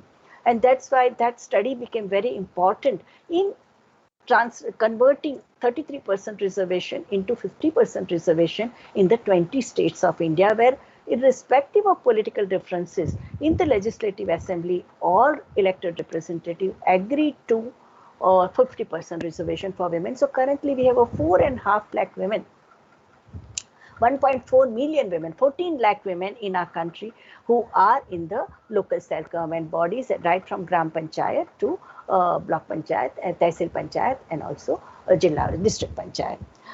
One mind-boggling issue that we have is a underutilization of fund allocated for gender budgeting. So anytime we ask for more fund, they say that first learn to utilize all the funds. Except for Meghalaya, none of the states have made 100% utility. Meghalaya also shows deficit budget. That means they have finished the money which is given by the center and they are asking for more. So I think deficit budget is best budget so far as the gender responsive budget. If your ability to use fund, that is also very important, so that in future you get more funding under the different heads.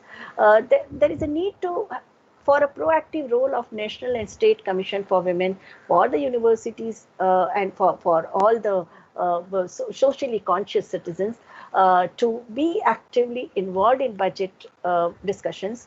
And budget garners the resources through taxation policies, allocates resources to different sections of the economy. It is an important tool in the hands of the state for affirmative action, for improvement of gender relations through reduction in gender gap in the development process. It can help to reduce economic inequality between men and women, as well as between the rich and poor. And there have been several experiments made in our country. For example, in Karnataka, Professor Devki Jain and Advocate Alia Bhatt, retired government officer from the Statistics Department, Indian Economic Service, they sat with the community, they evolved a training module for a bottom-up how to do the micro planning, how to do the need assessment, sitting with the villagers and take it to the district commissioner will take it to the state government.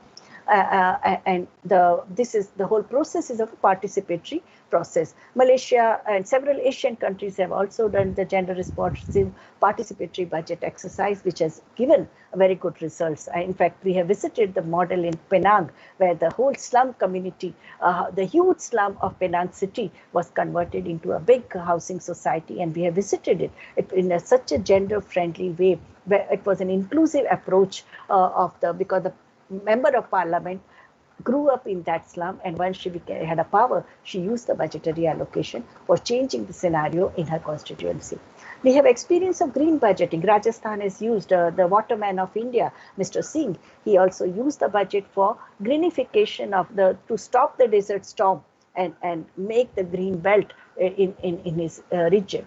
Gender budgeting, child budgeting, right to pee in Mumbai, 40 NGOs came together of young women who are below 30, who are away from their home at 7 in the morning, reached back at 9 at night. They are the ones who did the gender audit of the public facilities, public urinals in the city of Mumbai, and they said that there are 2,300 gents toilet, but there are less than 100, around 112 toilets officially on paper, but functioning toilets are hardly 12 to 15. Most of them are not. So they started a right to pee campaign for more public facilities for women. So it also comes under the infrastructure, this thing. Formation of gender budget cell, which is as per the finance ministry's directive, is mandatory, but there are several departments and several states which have not begun this exercise, and now we are trying to reach out to those governments. So the macro policies and the task force for the all citizens, both state and non-state actors, is now the global slogan after the 1 year experience of corona pandemic shows that financing for gender equality should be the framework. So not only in the budget, but even the private sector, they also has to be, it's not only the government expenditure, but also the private expenditure also should have a gender equality framework in the macro policies. There is a paradigm shift in the thinking. We have seen that out of 204 countries on this planet, 25 countries which immediately responded to COVID, they did not wait and wait for the herd immunity, where more than 50 to 60% of the population should get affected by corona, and automatically people will become human, will become immune. That kind of a cynical attitude they did not take.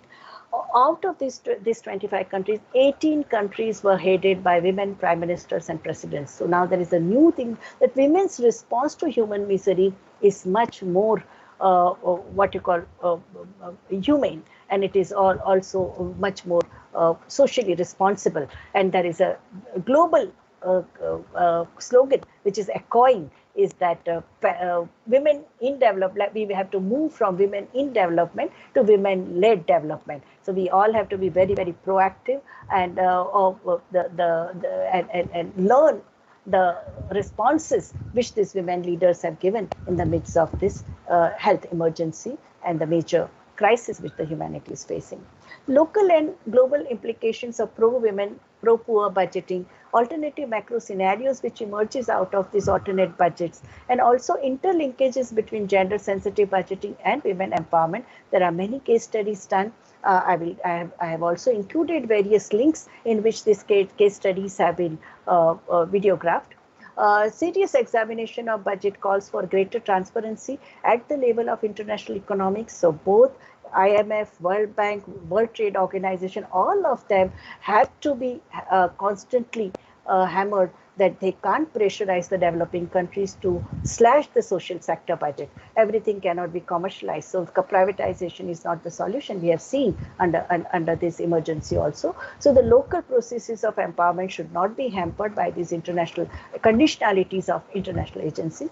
There is a need to provide training and capacity building workshops for decision makers in government structures from local to global level, parliamentarians and audiovisual media. Ministry of Women and Child Development is also asking all the universities, even the engineering colleges and information technology institutions also to do gender responsive budgeting capacity building program. Here are the links of the videos, mostly supported by the UN Women, various case studies of gender responsive budgeting and the resultant scenario. How does it translate into empowering the community? They are there. The case studies from Philippines, Morocco, Indonesia, India, the Mysore bottom-up budget program, bottom-up budget exercise. All these are captured in this, and they are available on internet. And I have shared the links with you. Some of the important references where she talked about Professor Lahiri or Rekha Chakrabarty's article, I also have included gender budgeting and FBFP when they were asked by the Ministry of Women. That time it was a Department of Women and Child Development. Ministry was constituted in 2006. So their position paper, it's a very important framework which they have given. Kirti Nakre's study, my own study, which is there on the UN Women website also. You can refer to them. And if this lecture has has created healthy curiosity about gender responsive budgeting in your mind, and you will also contribute in future, because there are very few experts in our country on gender responsive budgeting. Many of you can take up this challenge and also be useful to your community, to your state and to our country. I would like to end with my favorite slogan from Baba Saheb Ambedkar's thoughts, that ours is a battle not for wealth, not for power. Ours is a battle for freedom, for reclamation of human personality. And gender responsive budgeting contributes to reclamation of human personality. Thank you very much. Thank you, Professor Patil. Such a what should I say? Not only informative, but it was such an all-comprehensive address that it touched almost all the aspects relating to women. Now, to begin with, you talked about equal payment for equal work, and this is the irony of our country, especially in the private sector, that there are different categories of women. For the same work, they don't get the kind of pay that they deserve. I remember, I think just last year, in the national conclave organized by India Today, Kareena Kapoor, the film actress, talking about the gender disparity in payment, even in film, even in Hollywood, Yeah. not only India, but even in Hollywood. So that means this is a kind of a malice, I mean, it's a malice kind of thing that will go on. what is the way forward? I mean, how, despite the legislation, despite these NGOs working towards equal work for women, the situation doesn't seem to improve, which is rather sad. And even in the, I've seen in the private sector, this inequality in income distribution continues to plague us. And Rukmani Joshi is smiling away, and I know um, this. Then there was maternity bill. You know, I'm talking about the private sector. You won't call it unorganized sector. It's a private sector. You see, in private sector, it has been my experience that if when a woman gets pregnant, it is the endeavor of the organization to sort of send her on a very long leave, unpaid leave, or they even in the recruitment, they show preference for male candidates rather than female candidates. The reason being, they anticipate these kind of situations in future. She will get married, then she will have children, and this is very common even at the highest, these, I would say, at the highest hierarchy. It's not only at the low hierarchy, the higher hierarchy also. And this is very unfortunate. And this is where we need the gender responsive budgeting. Then also, we talked about identifying gender issues in the sector. So gender issues, I would say, is the skewed sex ratio, isn't it? That is, India is gradually becoming a motherland without mother. Considering the states of Haryana, Rajasthan, Punjab, even Andhra, I've seen in some states. The problem is very, very, should I say, serious problem. So, how do we address that? You know, then the next is the health issue. Women themselves are also to some extent responsible for their poor health, because health is the least of their priorities after looking after their children and husband and all. And that is the issue, that needs to be addressed in the gender responsive budget. And you touched upon that. We need to have hospitals, especially for women, where they get this free treatment, etc. And the nutrition, their diet, everything that needs to be addressed. Then also you talked about the gender-based violence. This is very sad about India. Eve teasing, molestation cases, even the small children, 4 months and 6 months old babies are not safe. Even boys are not safe. Um, I in my teaching career, I often talked about this issue with boys. And I wanted to ask them why there is so much violence against women. You know what the question was? What the answer they gave me was that because there is lack of sex education at the school level, and whatever knowledge they collect, it's perverted knowledge. It's collected from movies, the pornographic stuff, etc. They never get to have the scientific knowledge about these issues, and especially the people who come from the lower strata of society. For lack of any other option or entertainment, they are drawn towards this crime. And we often talk about women, their dress sense, and they invite trouble by dressing in a particular manner, etc. This is very unfortunate. I'm sure some of our girls will have this question because why we often talk about women's appearance inviting crime, and then also how do we reduce the gender gap? There is a need, a very dire need of allocating huge budget for women's education. Literacy rate even now in India, as women literacy rate is even much less than the male literacy rate. The only state I can think of that has a equal literacy rate for men and women is Kerala, and also Jammu Kashmir. That's the state where you will find equal literacy, men and women having equal proportionate literacy. But in other states, we have this problem of literacy. And during my, when I have done an extensive research on why girls drop out after after primary school. And the main reason I found was the lack of toilets, under the Sarva Shiksha Abhiyan. I found that the absence of toilets meant for girls was a very strong reason for the girls dropping out after fifth or sixth. One was that.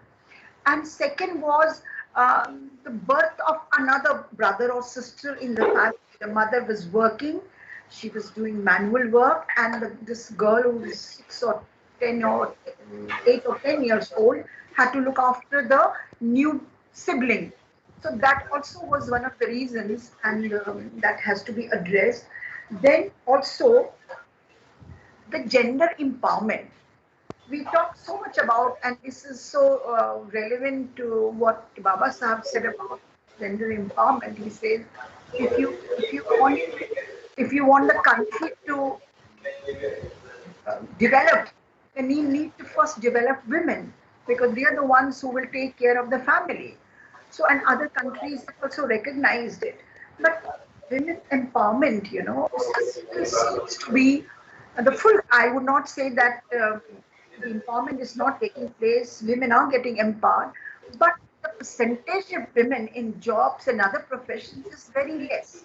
Come to think of in legal profession, in these organized sector, the number of female workers is much less than the male workers. And in rural areas, especially hills, I've seen in hills, ma'am, the women work their skin off. They work the whole day collecting wood, then collecting fuel, going to the jungles and getting, but they end up, being at the receiving end of the main hegemony. There's so much of, what should I say, injustice being done to these women in rural areas and in the hills. The men folk are going in search of jobs to cities. They work, they run their money order economies, and women is left, to fend for herself and for the children. So this is a very, very serious problem. And as an academician of your stature, you can have influence on government in passing these policies. Then we also need to have gender sensitive training. We talk a lot about gender sensitivity and all that, but the fact of the matter is this sensitivity begins at home. Mothers themselves are responsible for this in that partial behavior. They're partial towards the daughters. I remember one daughter asking her mother, "Okay, why do you not allow me to go out after 7 o'clock? Whereas my brother is out after till midnight. You don't see anything to him. Why is so?" Mother said, because because there are people like your brother prowling outside. That is why I don't allow you to go. I thought that answer, that student told me this was my mom's answer. So I was disturbed, rather than, giving a very gender equal education, bringing the boy and the girl in the same way. We also tend to give more preference, and perhaps we are also responsible to some extent for creating gender insensitivity. The other day, somebody told me, yeah, I don't mind. I have 15 years old son and 10 years old daughter. When they fight, I don't allow my son to raise his voice or to raise his hand at my daughter. You know why? Because I don't want my daughter to grow up with this belief that it is okay to get beaten up, that there's nothing wrong in getting beaten up. So I like that answer, that it's my daughter should not grow up with the belief that, okay, it's okay to get beaten up by brother or to get beaten up by fathers. No, that is, for me, it's the gender sensitivity. These are psychological issues, sociological issues, and we need to tackle them with a lot of sensitivity. Even these, what do you call these, the crime against women, some of them are also because men don't have sensitivity towards women. They're not brought up with that kind of sensitivity, Then, ma'am, you also talked about the government policy, the gender responsive budget uh, will ensure that women know about the various policies which are centric to women. That's a fact. Many of us aren't aware of what are the different policies, saving schemes, job policies, or health policies that the government has specifically implemented for women. Although we are educated, what about the people who come from uneducated background? They're not aware. So the gender responsive budget will cover up those gaps. And also, you talked about the the educational attainment. The educational attainment, of course, education is not only a means to earning a good livelihood, but education is also means to leading a civilized and a dignified life. In fact, with your education, your human rights, you are aware of your human rights, and you can fight against any violation of human rights. So therefore, the political empowerment is very essential, and that is what Baba Sahib Ambedkar was relentlessly crusading for. He said, if a woman does not have a representation in the law-making bodies, in the decision-making bodies, then the country will never progress. So I don't know why we are not, although 73rd and 74th Amendment have given reservation to women in the Panchayati Raj, but at the state and the national level, we don't have much reservation in seats. And I still remember the lot of protests that our women parliamentarians have shown from time to time. But men folk, they unite when it comes to giving them a reservation. And I remember one of the MPs in a lighter vein saying कि अगर औरत को reservation दे दिया तो हमारे घर तो बर्बाद हो जाएंगे. That was kind of the mindset, ma'am, although said in a lighter vein. But that was the kind of mindset that our leaders have towards giving reservation to women. Unless the women are politically empowered, they get elected, they have seat, they have say in the making of the laws which are favorable to them. We cannot think of women empowerment in our country. And also, ma'am, you talked about the price rise.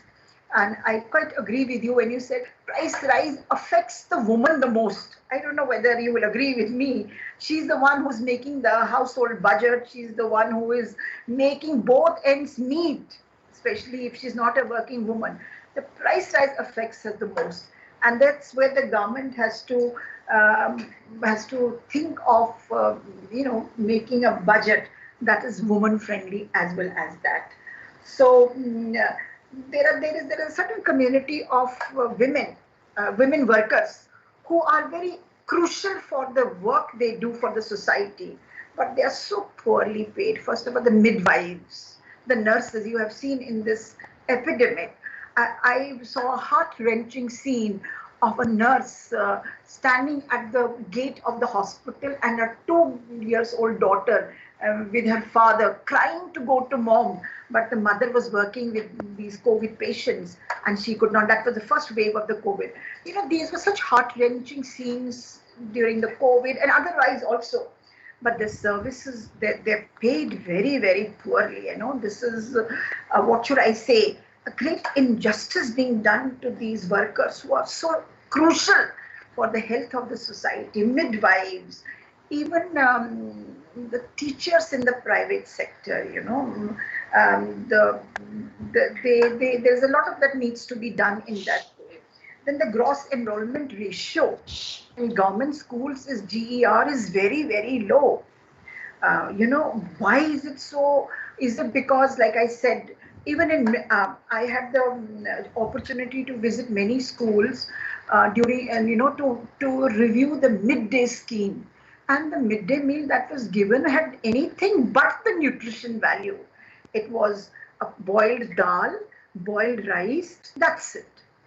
So I don't know why that quality was lacking in that midday meal.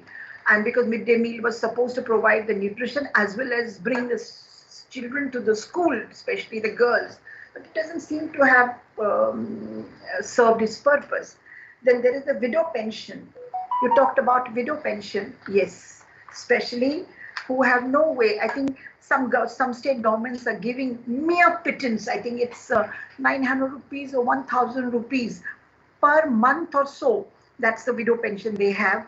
And that too, you have to run after your ward member, your corporator, your Zilla Panchayat member to get that. And it is never ever given so easily to them. So these are issues which this, and you have raised this issue.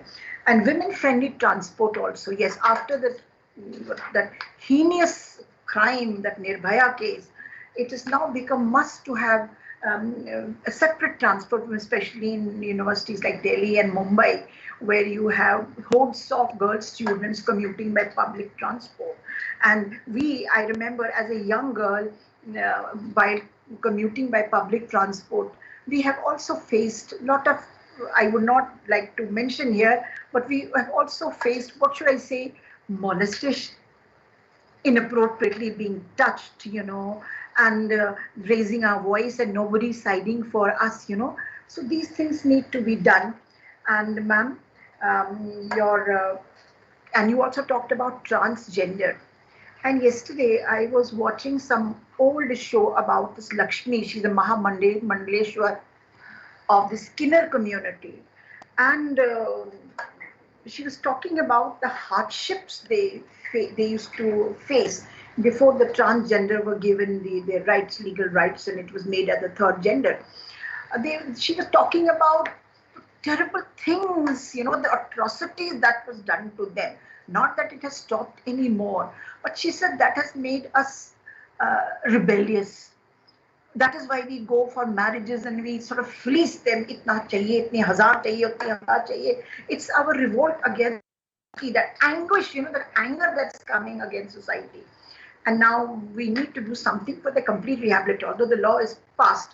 But in real life, to have acceptance in the society would be a very, very crucial step. So thank you very much. I hand over and this to Rukmani Joshi for the students to field their questions. Thank you, ma'am. Vibhuti ma'am, can I request you to stop sharing the PPT and can we see you?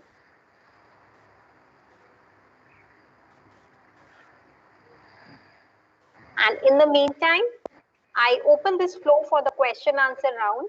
So, dear participants, if you have any question, please feel free to ask the panelists. Please raise hands, all those who have questions. Yes, I can see Rishita Raj. Good morning, ma'am. Good morning, Rishita. Yes, please. Now, yes, can you see me? Yes, ma'am. Yeah, okay. My question is, a few months back, in the southern part of India, a politician mentioned in his election rally that he would provide payment to the women who are working in their house only for their housework. And I want to ask, is this correct or not? I think that it can bound women more into the four walls of the house. So I want to know your views on this topic. Yeah, I think, see, wages for housework has been an aspirational demand right from the 70s. There was a massive movement called wages for housework. And there was a big rally also in European countries where they had asked for, like, it is capitalism which separated personal from private from public. No? Before capitalism, there was a household-based production. There was patriarchy, there was division of labor. People, according to their age, within the family, they would decide what kind of work they would do. It was first time the whole dichotomy between public and private and the whole concept of housewife, who is just sitting at home and man is a breadwinner and woman is a homemaker, that came. And there was this. Now, this demand of wages for housework is basically that in a systems of national account, SNA, we have 3 ways of counting gross domestic product. income method, expenditure method, and consumption method. Now, in all these methods, this work, non-market activity, the only activity in which you are transacting commodities, you sell something, you get money for that, only they are considered as a part of GDP.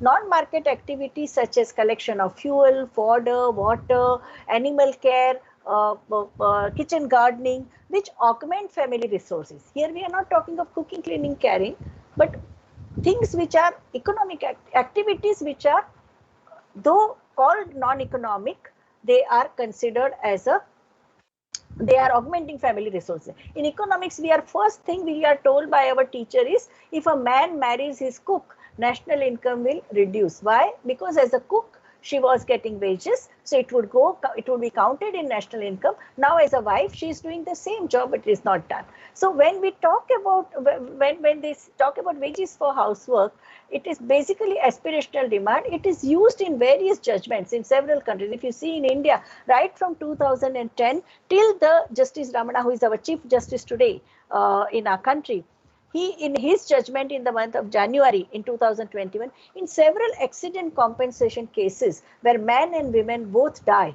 they would count men's compensation from, if he is a 34, then 60 minus 34, this many years he would have worked.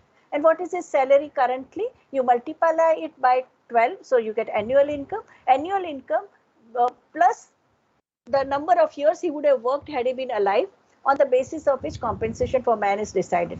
Every time the insurance company would say, we won't pay a penny for a wife because she was just a housewife. Okay. So in that case, in 2010 also, they said that no, housewife's work is valuable. The children, she was raising children, she was managing home, and they decided very low amount, 5,000 per month as a compensation for wife, dead wife. So those judgments were given. Chennai High Court, when a man wanted to give his divorce, at the time of divorce, he said he won't pay a penny because he had a cook who does the cooking. He has a domestic worker who does the cleaning. Wife is of no use. But what the court said, that when did you get married? When she was 21. Now she is 50. Okay, in all these years, what all she did, how many children she produced, how much she worked as a homemaker, why she gave up her job. Had she been working with her qualification, she was BA with economics. Had she been working, what would have been her salary? Where would she have reached? Accordingly, court counted, and they said lump sum 40 lakhs rupees you will have to deposit in the court, and corpus will be created. Court will manage this money, and from the interest of this money, she would lead rest of the life. So, family court in Bombay, we had similar case. So, in cases of maintenance, in cases of compensation, this valuation, recognition of housework, rewarding the housework, and if you consider housework as a non-economic activity, it gets extended even when it comes to ill treatment, as Professor Dar told us, ill treatment of all those who are care workers, whether they are nurses, they are teachers, they are domestic workers, you pay them less because overall your attitude toward care work, service delivery is very, you don't even consider it as a work. The way Adam Smith also did not. He said service sector is a sponge. It is not wealth of nation. What does he say? We don't believe in that. Care work is without that. Currently, economists were crying. All over the world, they were locked down and they say, economy is closed. No, economy is not closed. Everyone is cooking. Everyone is caring. Everyone is doing, responding to health emergency. Care economy is working. It is not valued by the economy. So the question of valuation of housework as an aspirational demand. Now, who will pay? Whether the husband will pay or whether, so there have been cases like in railways, when I was working as a full-time trade unionist, where in my 20s, I was doing my PhD and I was working for the union. Now we saw that most of the workers, the railways were paying, Government of India, railways were paying wages weekly. Every week wages would get worker, but the same like table in which they were giving wages, they also would keep the bottle of alcohol. And the moment the workers get wages, they would spend on alcohol. So many of them were indebted to this bootlegger that they would be. So we approached the MLA, Mrinal Gore, who was ready to listen to families, and see that you raise a private member's bill in Legislative Assembly of Maharashtra saying that 2 checks should be made or 2 queues should be there, 1 queue for wife and 1 queue for husband, and wife should be given 50% of the salary to run the house. And it happened. Okay, where there is political will, it happened. You see, all the pro-natalist countries, no, there are countries which faced negative birth rate right from the time of Second World War, because Russia, they had a 1905 revolution, 1917 revolution, counter revolution, First World War, Second World War, took away massive male population. There were 2,500 women for 1,000 men. That was the sex ratio in that. Now, these countries are pro-natalist. When I was in Russia for Festival of India, I was there for 1 month. My translator, who used to translate my this thing from, I spoke in English, he spoke in English. He had to pay bachelor's tax. His salary was cut at source 40% because he did not produce a baby. Because when he grows old, who is going to look after? He has not created a future workforce. So, question of reproduction of life on a 2 level. Day-to-day level, reproduction of life, cooking, cleaning, caring. All of us at the end of the day, when we reach home, we are like a material where juice is taken away by the juicer, no, the fruit. So that kind of, how do we refresh ourselves? It is the people in the home who give you food, who give you nurturance, who invest their emotions. They manage the community. They create a social capital through their unpaid work, because social capital is very important. In Bombay, there are people who die and there is nobody. When the body starts stinking, the neighbors complain to police. And these are the people who have excellent bank balance of 5 crore rupees, 3 crore rupees. But when the post-mortem is done, there is not a single grain in the tummy. That means they have not eaten for something. So social capital, which is very important, which the unpaid care work does. No, you look after somebody, they look after you. So it is an aspirational demand. We are not talking about that you monetize each and every activity, but you should read Anne Oakley's Housewife, because it was only after the Second World War that mass-scale housewifeization of the British women happened, no? Because during the war, they were the one who were running the economy. They were in the mines and they were the drivers and they were running they were running a manufacturing sector. They were in textile mills. They were in food production. But when the man came back wounded and ravished by the war, it was women, the new mills and booms machinery started, that women should be homemaker and man is a breadwinner. There should be status consistency. If a man is a doctor, she is a nurse. If man is a manager, she is a secretary. That kind of unequal gender norms which were created in a post-war period. And Anne Oakley did a study called Housewife. She interviewed housewives of London, and she said that what were they doing before they became housewife. Similar studies are done even in America by the Gary Becker, father of home economics, where they talk about a man as a breadwinner and woman as a homemaker. And Anne Oakley study, she put the value, the opportunity cost, that if the woman is looking after baby, what are the charges of creche per hour in the city of London? Or if she is doing the cooking, what is the restaurant charging for the same food? And she came up with the computation of the labor of housewife, because housewives are always told they are useless, they are sponge, they are, and all the WhatsApp jokes you must have received during lockdown also, the way they trivialize the contribution of housewife, which is very much, and it is also the reason all studies have shown, including NFHS studies, economic dependence also makes man more violent towards women, because they think that they can get away with it. There is impunity. She's just totally dependent on me. So keeping all these factors into consideration, and as Lekhaji also said, that social conditions are extremely important in any economic policy. So these are the factors which are said, but now the politicians using it as a political rhetoric. That is another thing. At least it is the awareness about contribution of housework is there, but it is not going to be implemented. The main thing is recognition of housework, representation of housework. First time Government of India, Ministry of Statistics has come out with a time utilization study. You can download it. It was released in October only. A time utilization study based on 2020, last 24 hours, what all did you do? And that checklist of the things people did was divided into personal work. You brush your teeth, you watch your TV, you bathe, that is personal work. Care work, you do for the community, for the family, and paid work. And if you see, Indian men are allocating 99 minutes per day for care work. Indian women are allocating 2.99 hours for for this thing. That means 5 times more energy of women goes into care work. And that's why if you read NIPFP documents on gender budgeting, it says that we acknowledge that when Indian women enter the labor market, they are already exhausted because they have done 5 hours of care work. And this acknowledgement is very important, because otherwise you would see women as a beneficiary of the economy. No, women not beneficiary. They are the contributor to the economic development in both ways, through unpaid care work and paid work. Both ways they are doing. Thank you, ma'am. Yeah, Kritika. I think. Kritika, yeah. Very good afternoon, ma'am. Good afternoon. My question is, very recent speech, Bill Subramanian stated that we cannot make sure that the money sent out is utilized by the women in the family and not the men. Ma'am, even if the budget is made considering the gender, what are the odds that it's women or the gender?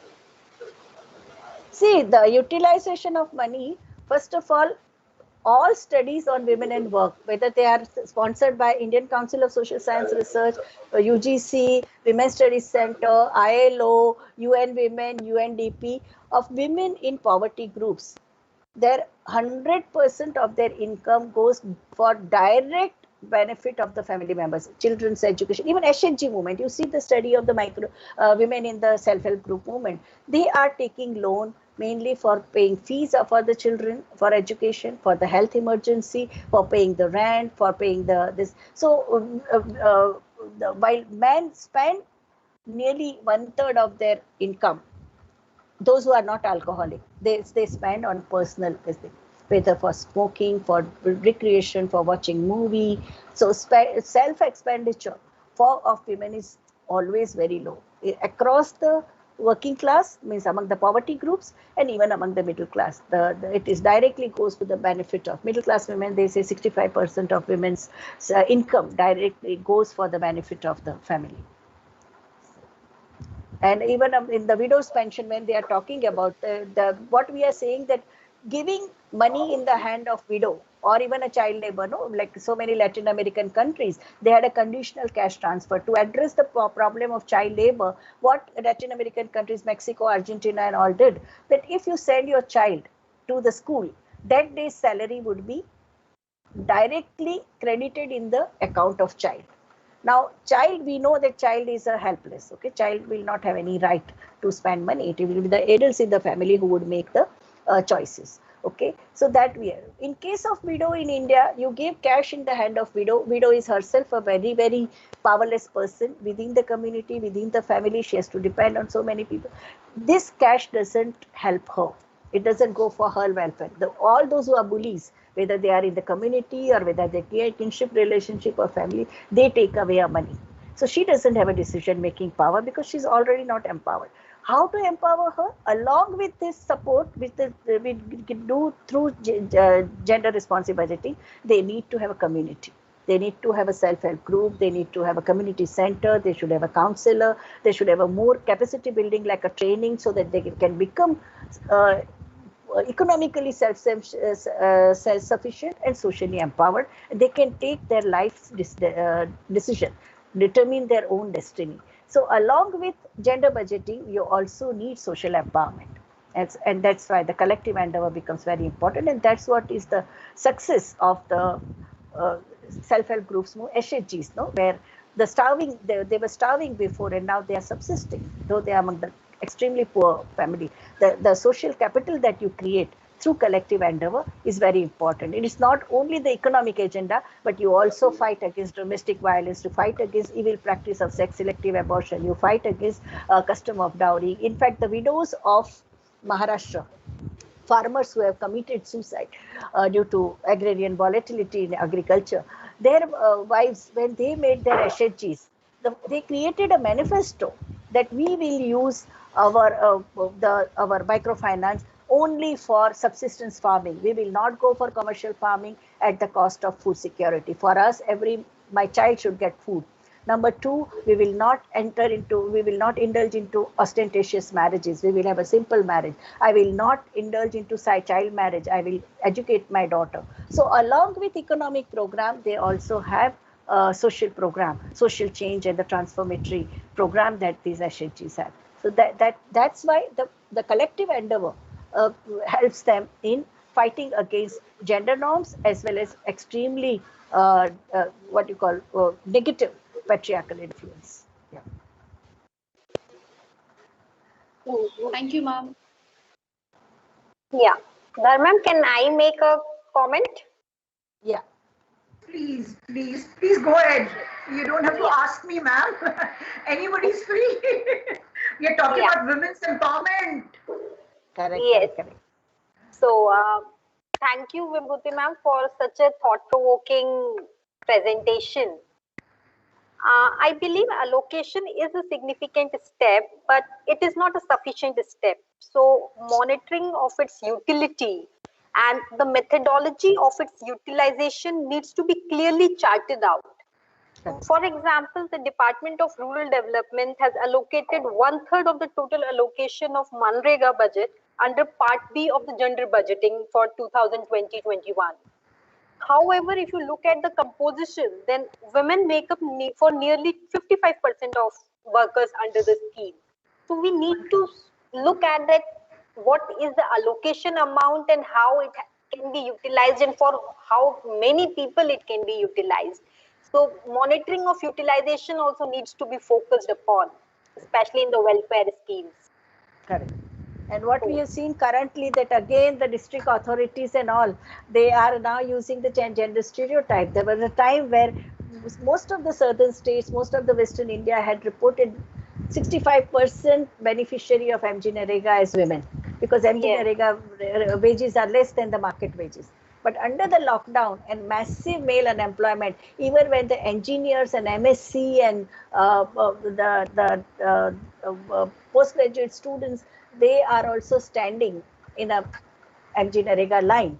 District commissioner, local authorities, all of them are dissuading women to apply for MG Narega. When there are so many men who are unemployed, why are you competing with them? Because of the reverse migration, what we have seen, that even the skilled workers who would never even look at MG Narega, who were getting 700, 800 rupees in construction industry, in automobile industry, in the manufacturing sector, now they are standing in the queue. In Kerala, we have seen even the engineers are standing in the queue for MG Narega.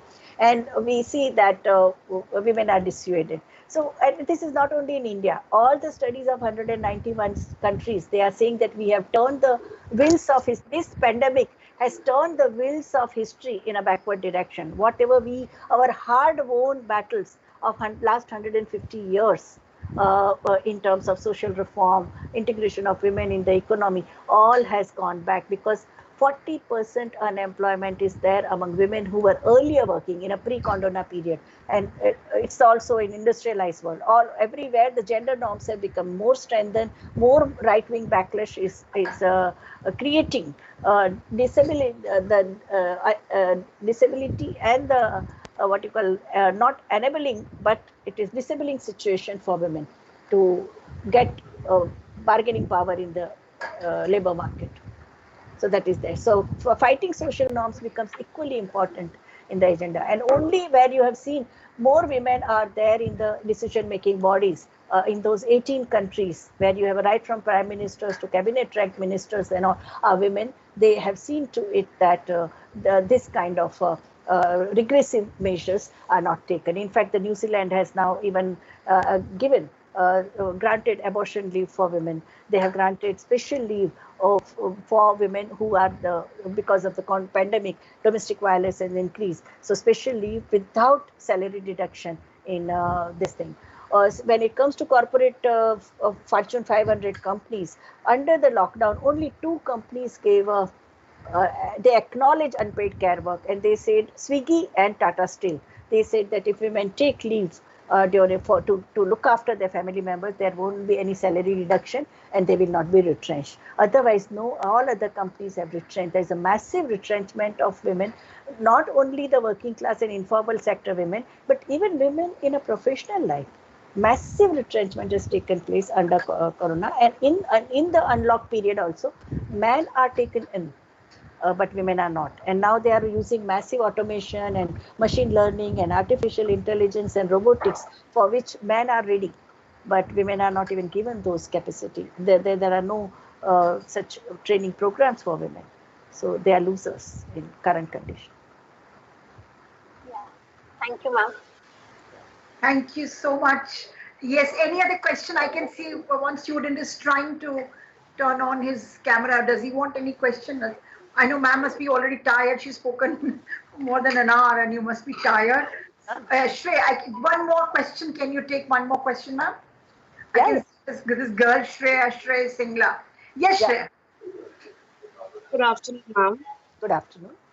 Ma'am, as we can see, many schemes are introduced by government for empowering women. But recently, in Punjab, the government introduced no money would be charged from girls or women traveling local across state from bus or government service as to empower women. So I would like, it is a good step, or would it create a gender cause? No, this is a very, only one state has done that. That is Delhi.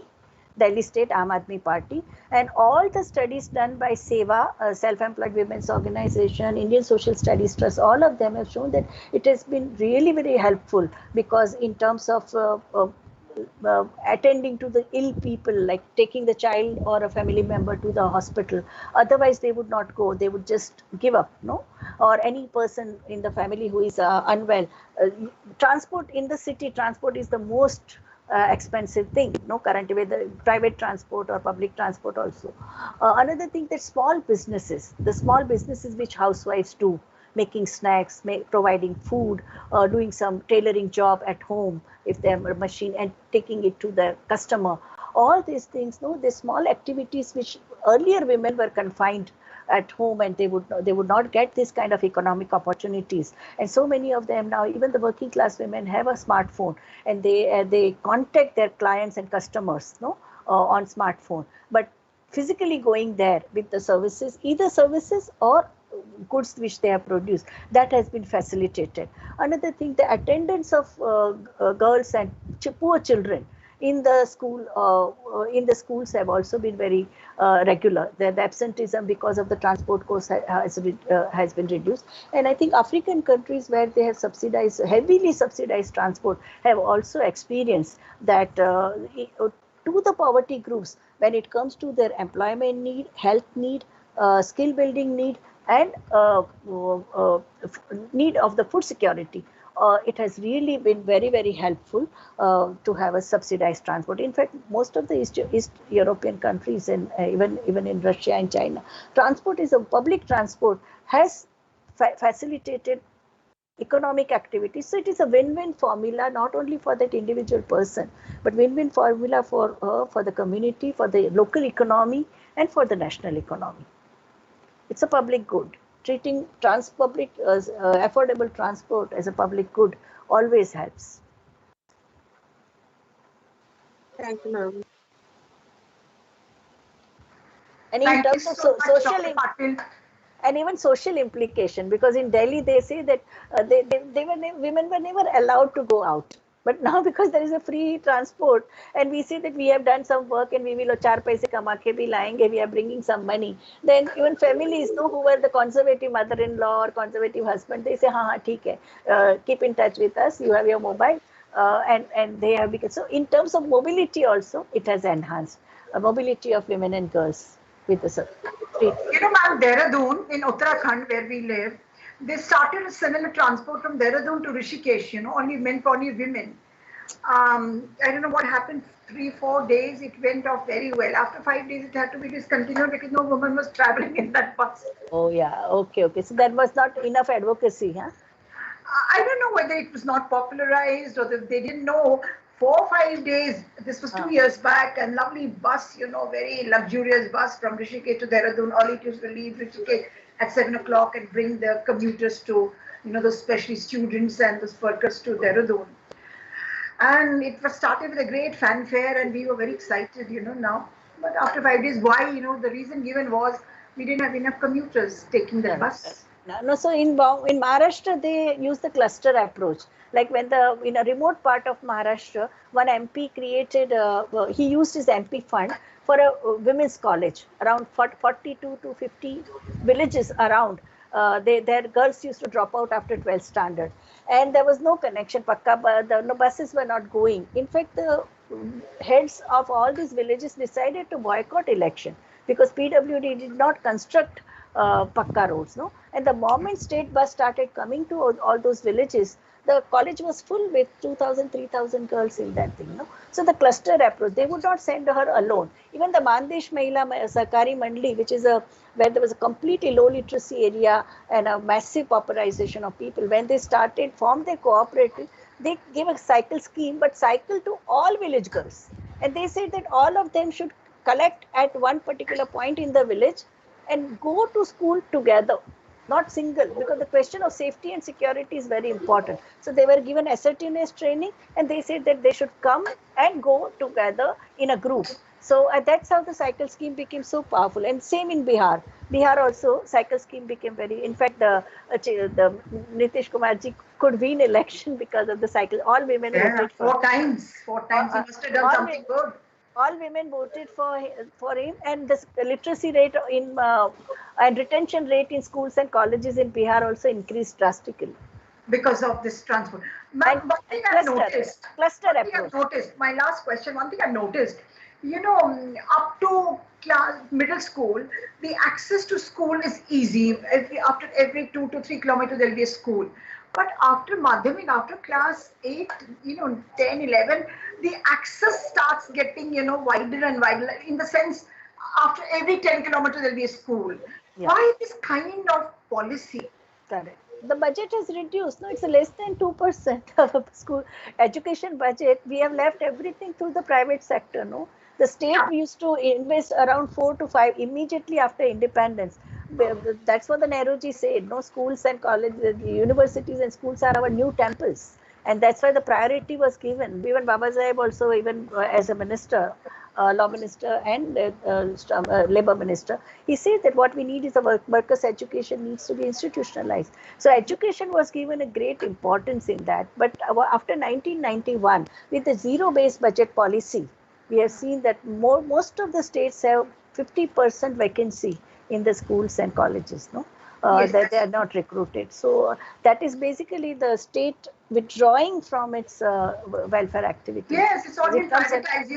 The constitutional goal of investing 6% GDP into education is nowhere. I think Himachal Pradesh is the only state that is close to 4% of GDP. Delhi and Kerala. Himachal Pradesh, Delhi and Kerala. Aam Aadmi Party has also increased, and Kerala had also increased. So these three states have very high budget for this thing. And even 2020, NEP, National Education Policy 2020 has also agreed, recommended 6% of GDP. Yes. Like Kothari Commission. That's the goal. That's the target. But if everything the private sector is going to do, where will that investment come? Yeah, and it has opened its door for 200 foreign universities, no, in India. Yeah, so it's going to be very expensive. Yeah, education. It was wonderful, ma'am, interacting with you. I would say my thank you to you and pay my gratitude. If Rukmani has to say something. Yeah. Thank you so much. Thank you to the panelists and the participants who have joined us. We will break for a short break and we will resume at 1 with another session. Please do join us at 1 o'clock for second session, which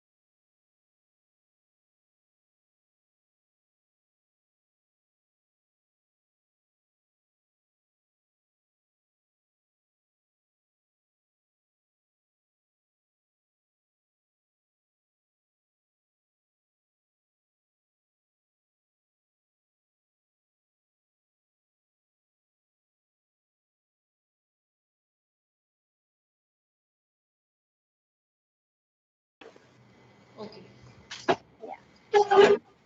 So once again, I welcome you all to the national panel discussion on gender concerns in governance. We welcome you to the session 2, which is about women participation and representation in formal structures of governance. I, as moderator, Dr. Rukmini, welcome you all to the session. The concept of participation has ranged from consulting to local contribution, attendance, positive orientation, involvement, and empowerment. As a notion, participation is very elusive. And participation of women in particular in the process of governance, in the structure of governance, has been defined as a citizen's active involvement with public institutions, which include voting, candidacy, campaigning, occupying office, or lobbying individually or through membership in a group. If we look at the Indian history, the Swadeshi movement in Bengal, which was in 1905 to 1908, marked the beginning of Indian female participation in nationalist activities and also brought to the forefront the question of suffrage and voting rights. As a result of the movement, limited suffrage rights were extended to women in different provinces of India between 1920 and 1929. The Government of India Act 1935 provided a wider section of women's suffrage rights, but it was still limited and encumbered by qualifications like literacy, property ownership, or marriage to property men. The Act enfranchised one woman for every 5 women enfranchised. The level of female participation at the top tiers or levels of electoral competitions are fairly low as compared to Indian men, and the only levels of electoral participation where we have achieved some degree of parity even after independence is the voters in elections. So we as voters. So this women participation and representation in the process of governance has been restricted to being periodic electors, something that is not only promoted and encouraged by the political parties and society, but also by the state organs in India. With this, I open and welcome our panelists of the day, Ms. Meera Iyer and Ms. Debjani Bora on the panel. Thank you for accepting our invitation, ma'am, and thank you to be here with us. So, Ms. Meera Iyer would be the first panelist for us. Ms. Meera Iyer has been is an IFS and Chief General Manager, Forest Development Corporation of Maharashtra, Nagpur. She has also been Program Officer in Medicinal Plant Conservation Project in FRLHT, Bangalore. So, ma'am, all to you. Over to you. Okay, thank you, Dr. Joshi, and it's a pleasure to be here and meet with my co-panelist, Dr. Bora also. I understand that the group consists of students of your institute? Yes, ma'am. There are students from 7 universities, ma'am, here. Okay, okay. Yeah. Can I just get a very brief in half a minute a profile of the students so that I am better placed to speak to them? Yes, sure. Most of them are from humanities and social science background. They are undergraduate students. Okay. Here. So coming from the domain of political science, economics, English, psychology, and others. Okay. They're doing they're pursuing their undergraduation with your yes, ma'am. Right? Yeah. Okay. So there are postgraduate students also, Rukmani? Yes, ma'am. The majority consists of the undergraduates. Okay. There are some postgraduates as well? Yes. Okay. Oh, that's really nice. And it is composed of both boys and girls, I believe? Yes, ma'am.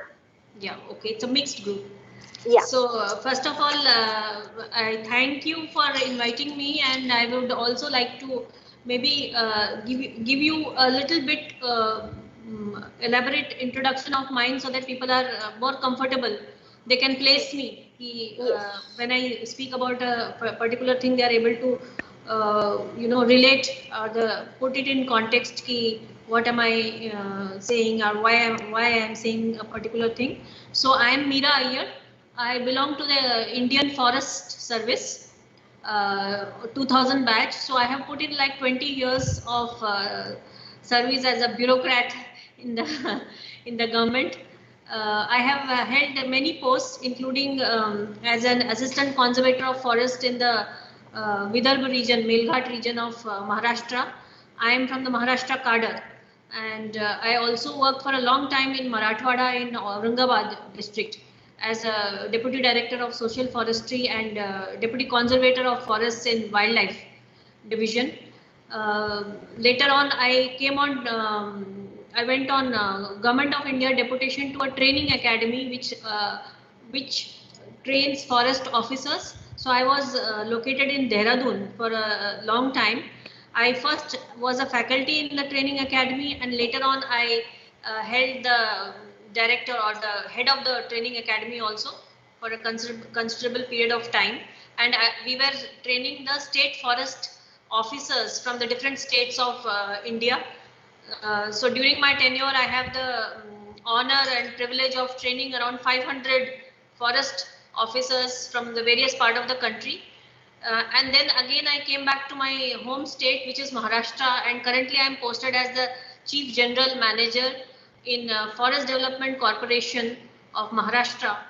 And the portfolio that I handle here is that the corporation is more of a corporate nature. It is part of the forest department, which is government, but it has a composition and character of a company. So we are into making profits, and it is one of the few profit-making entities in the PSU corporation sector, you can say. And we primarily do teak plantations, and we are into also medicinal plants conservation and bamboo plantation. We promote that, and main important task is that we earn revenue for the government. So that is in brief about my career and where I come from. Now I would like to speak on the subject given to me. And the subject given to me was women representation and participation in formal structure. So obviously, because I belong to the government sector, I will be elaborating a little bit more on this particular aspect of it. But just to give an introduction, we can say that when we talk about the government, there are three distinct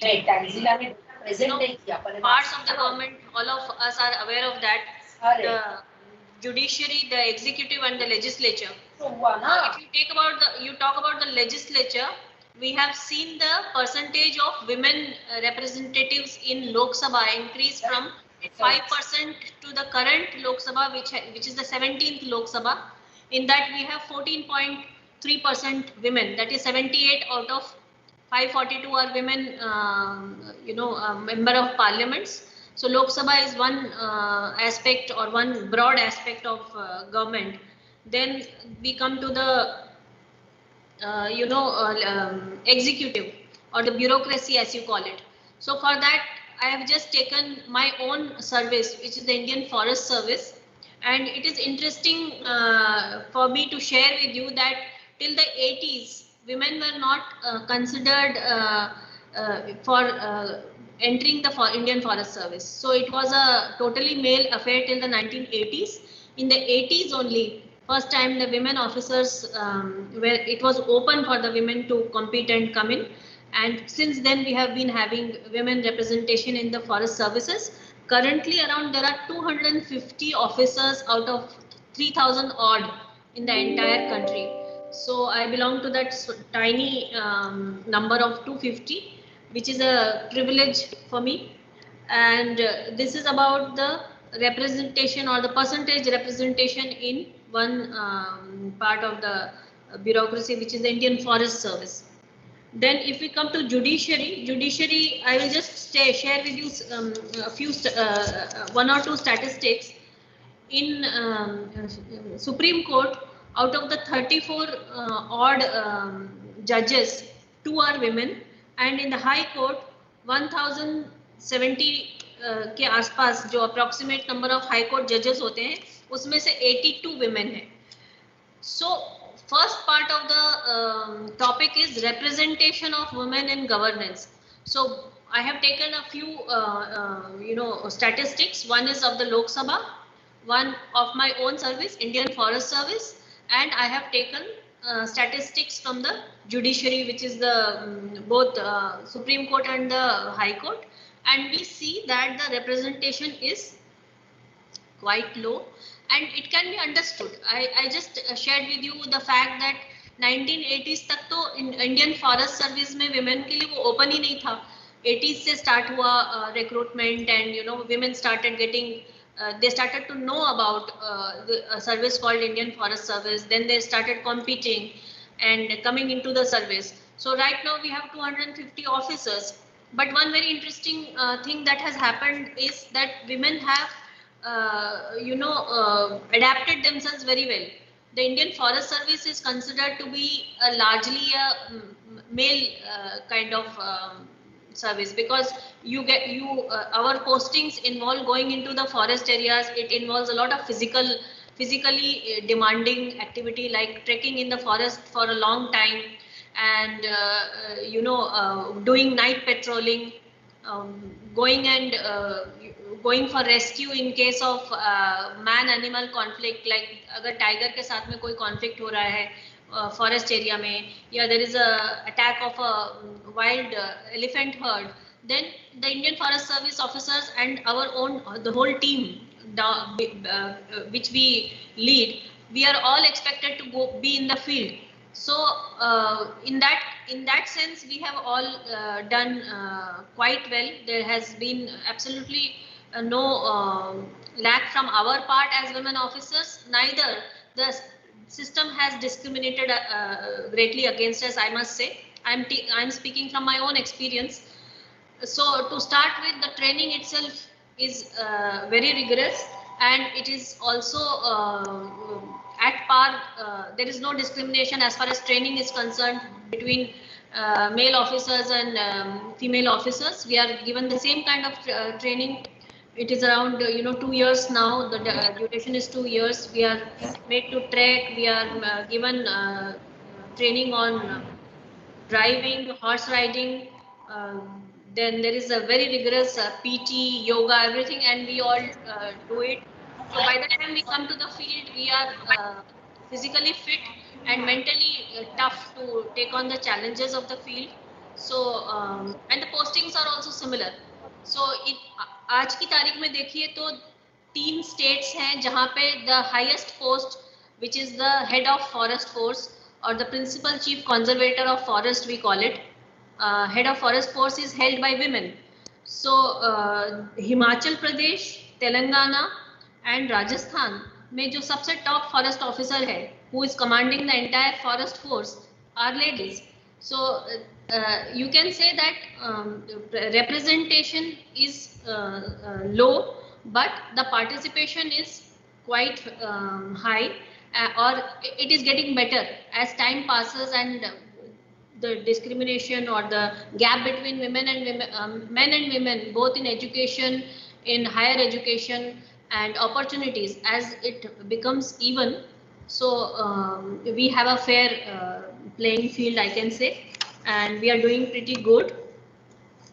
Another aspect is the within the formal structure is the private sector and the NGO sector. और उसमें भी देखेंगे कि there are some fields where women dominate. For example, nursing ले लीजिए. Nursing is one field where I perceive that a lot of mostly it is composed of women, and medicine again as doctors. I think there is a fair representation, both men and women. I see. I do not have statistics, but the women participation in medical field is pretty high. It has traditionally been very high. and especially some of the fields like pediatrics or gynecology is probably it is more in favor of women. That is my perception.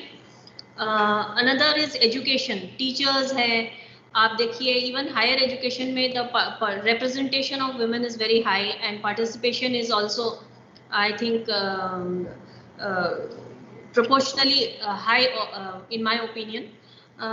Somehow when we go to the higher reaches of an organization, like heading the organization or where there is a lot of decision making, policy level decision making, I think the women representation kind of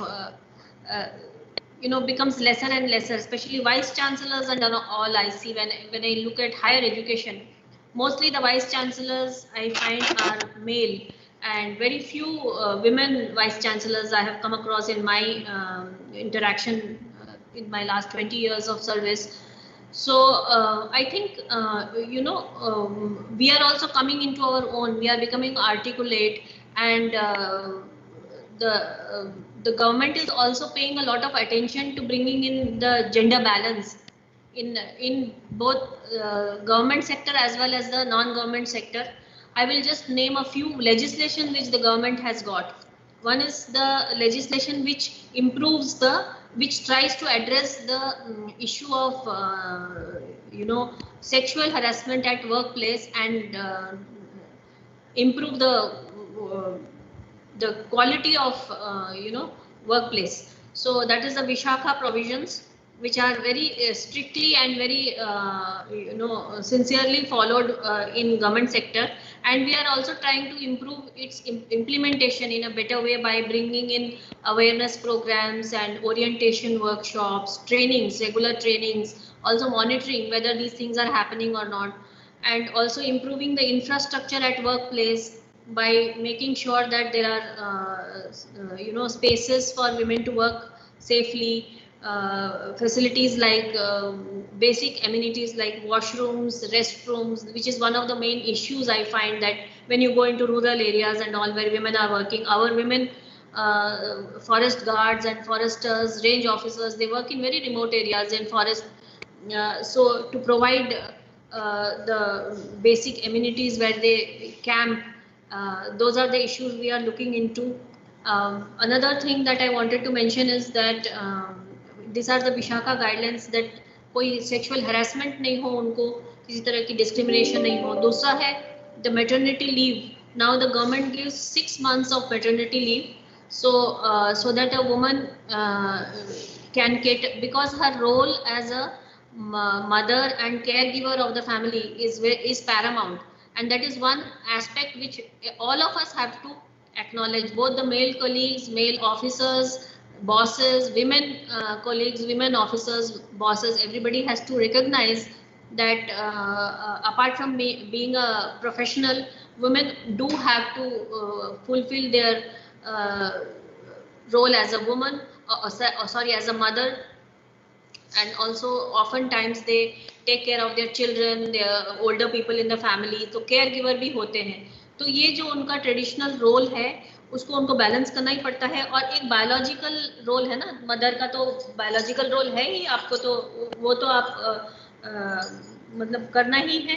तो उसके लिए भी government support करती है कि okay, this is how it is. So there is provision of maternity leave, which was earlier only 3 months. Now it has been extended to 6 months, and there is also a thing called child care leave, which is available to the women officers only, women officers and women employees, which is around 2 years in the entire career. तो आप अपने बच्चों को, आपके 18 साल तक बच्चे जब तक हो जाते हैं, अपने हिसाब से जब आपको जरूरत पड़ती है, you can take child care leave. So these are some provisions, and there is also one more very important provision in which both the state government and the central government, they have provided that a woman will be posted in the same headquarters as her husband. So in my case, for example, my husband is also a Indian Forest Service officer. So while I was in Maharashtra and later on in Dehradun also, we were posted in the same headquarters. Right now we are separated for a short while because of some uh, contingency, official contingencies, but otherwise the both state government and central government have taken care that we are posted at least at the same headquarters. So it helps people to tide over such situations, and these are some of the things that I wanted to share with you, that India is probably one of the most progressive countries, and our society is also very open and liberal, which enables women to study, to get educated, to go in for higher education. Also, it supports when you are pursuing a career, when you want to get married. So I'm of the opinion that we are a very compassionate and very sensitive, open-minded, liberal people, also traditional at the same time. So this combination is very interesting, very good, and if and whatever we do as a country and as a society, it is a also a kind of marker for other countries to follow. So both in the whole world, our model is a very interesting model. So we have a responsibility also in our shoulders that कि हम सबको balance करते हुए किस तरह से आगे बढ़े, through dialogue, through discussion, through legislation, and we are getting there. I feel we are one of the most progressive countries and societies in the world, and I feel privileged that I have received so much support from not only from the state but also from my home. My family has been always supportive, and I have done very well in a field which is perceived as a male dominated field. So with these words I will conclude this particular uh, you know session of my lecture of mine. I open the floor to discussions. Any of you are welcome to ask me any questions or comment or add or whatever. So with this I will conclude it at this point. Yeah. Thank you so much, Meera ma'am, for your words and your sharing your experience with us. As we can make out that yes, though in certain sectors women were not considered part eligible or were part of services, but recently they have started including women into those sectors, and but still we can say that it seems like an illusion to us. There is a long journey to cover, and ma'am, will you be leaving us in between, or will you be here with us? How long does this take? How much more time? We expect for another hour. So I'll have to leave in between. Okay, so I can open the floor for questions then. Yes, my dear students and participants, if you have any questions for the speaker, please feel free to ask them.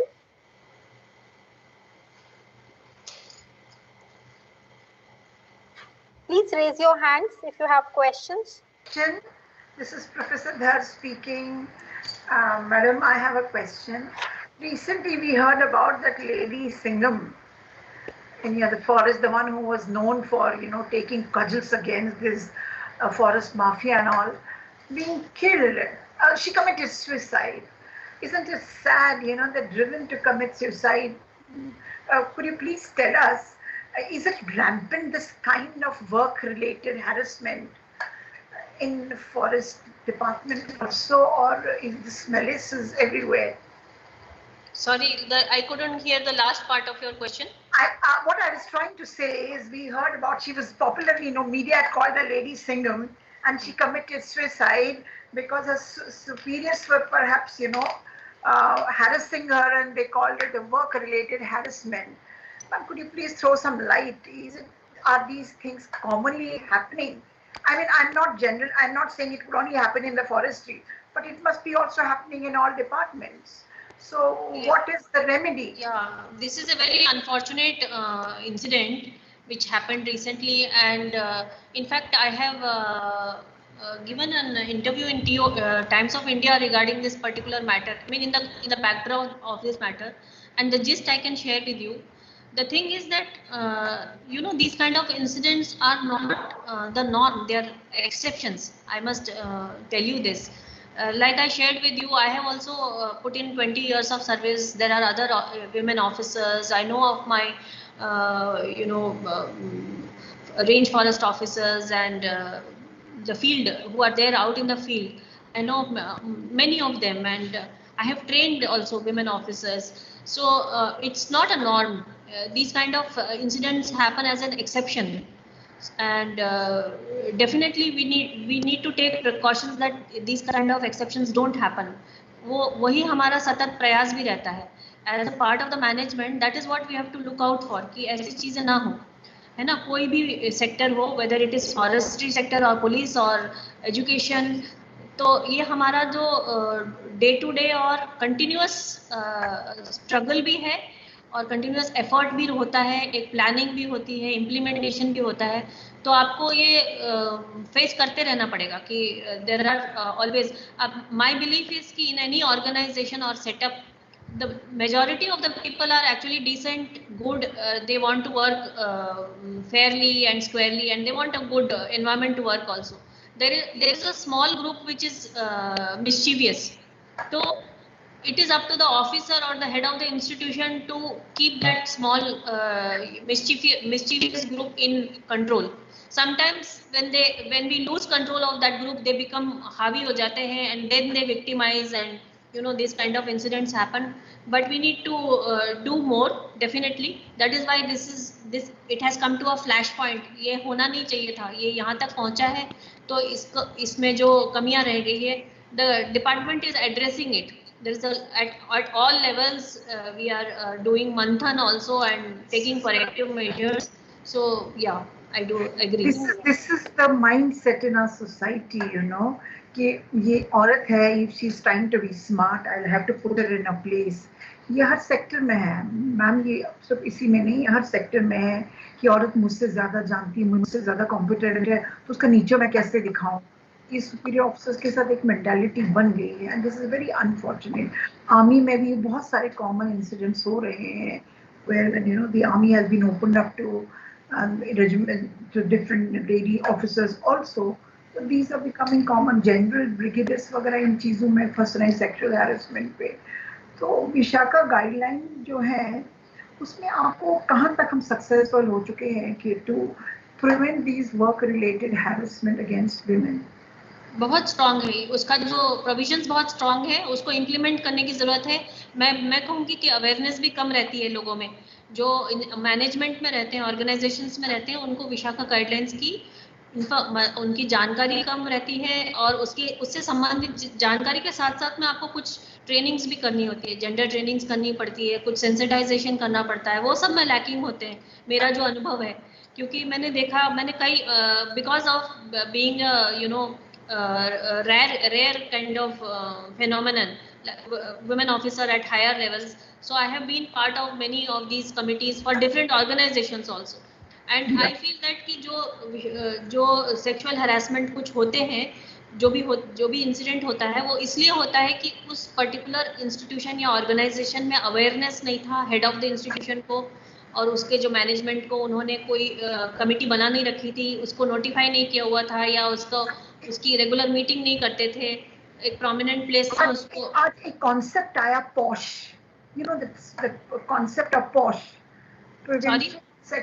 एक नया concept आया है posh, POSH, prevention of sexual harassment, चाहे वो school में है, college में है, ये एक्ट पास किया है. तो इसका जो इम्प्लीमेंटेशन है वो सरकारी ऑफिस में, it should be implemented very rigorously, to prevent this, जो है ना. आई एग्री विद यू, है ना. So that's my question. It starts with awareness madam, it starts with awareness.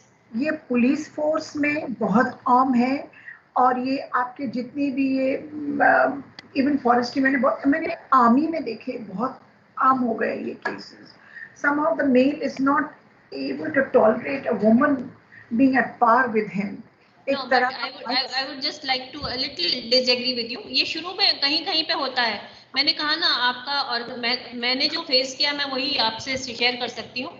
ऐसा intolerance टाइप का नहीं होता है कि because I have शुरू में मतलब when I joined my service, मेरे नीचे मतलब मुझे जो रिपोर्ट करते थे सारे मेल होते थे, एक्सेप्टिंग ऑफिस में एक दो लेडीज के अलावा मेरे सारा का सारा स्टाफ मेल स्टाफ होता था.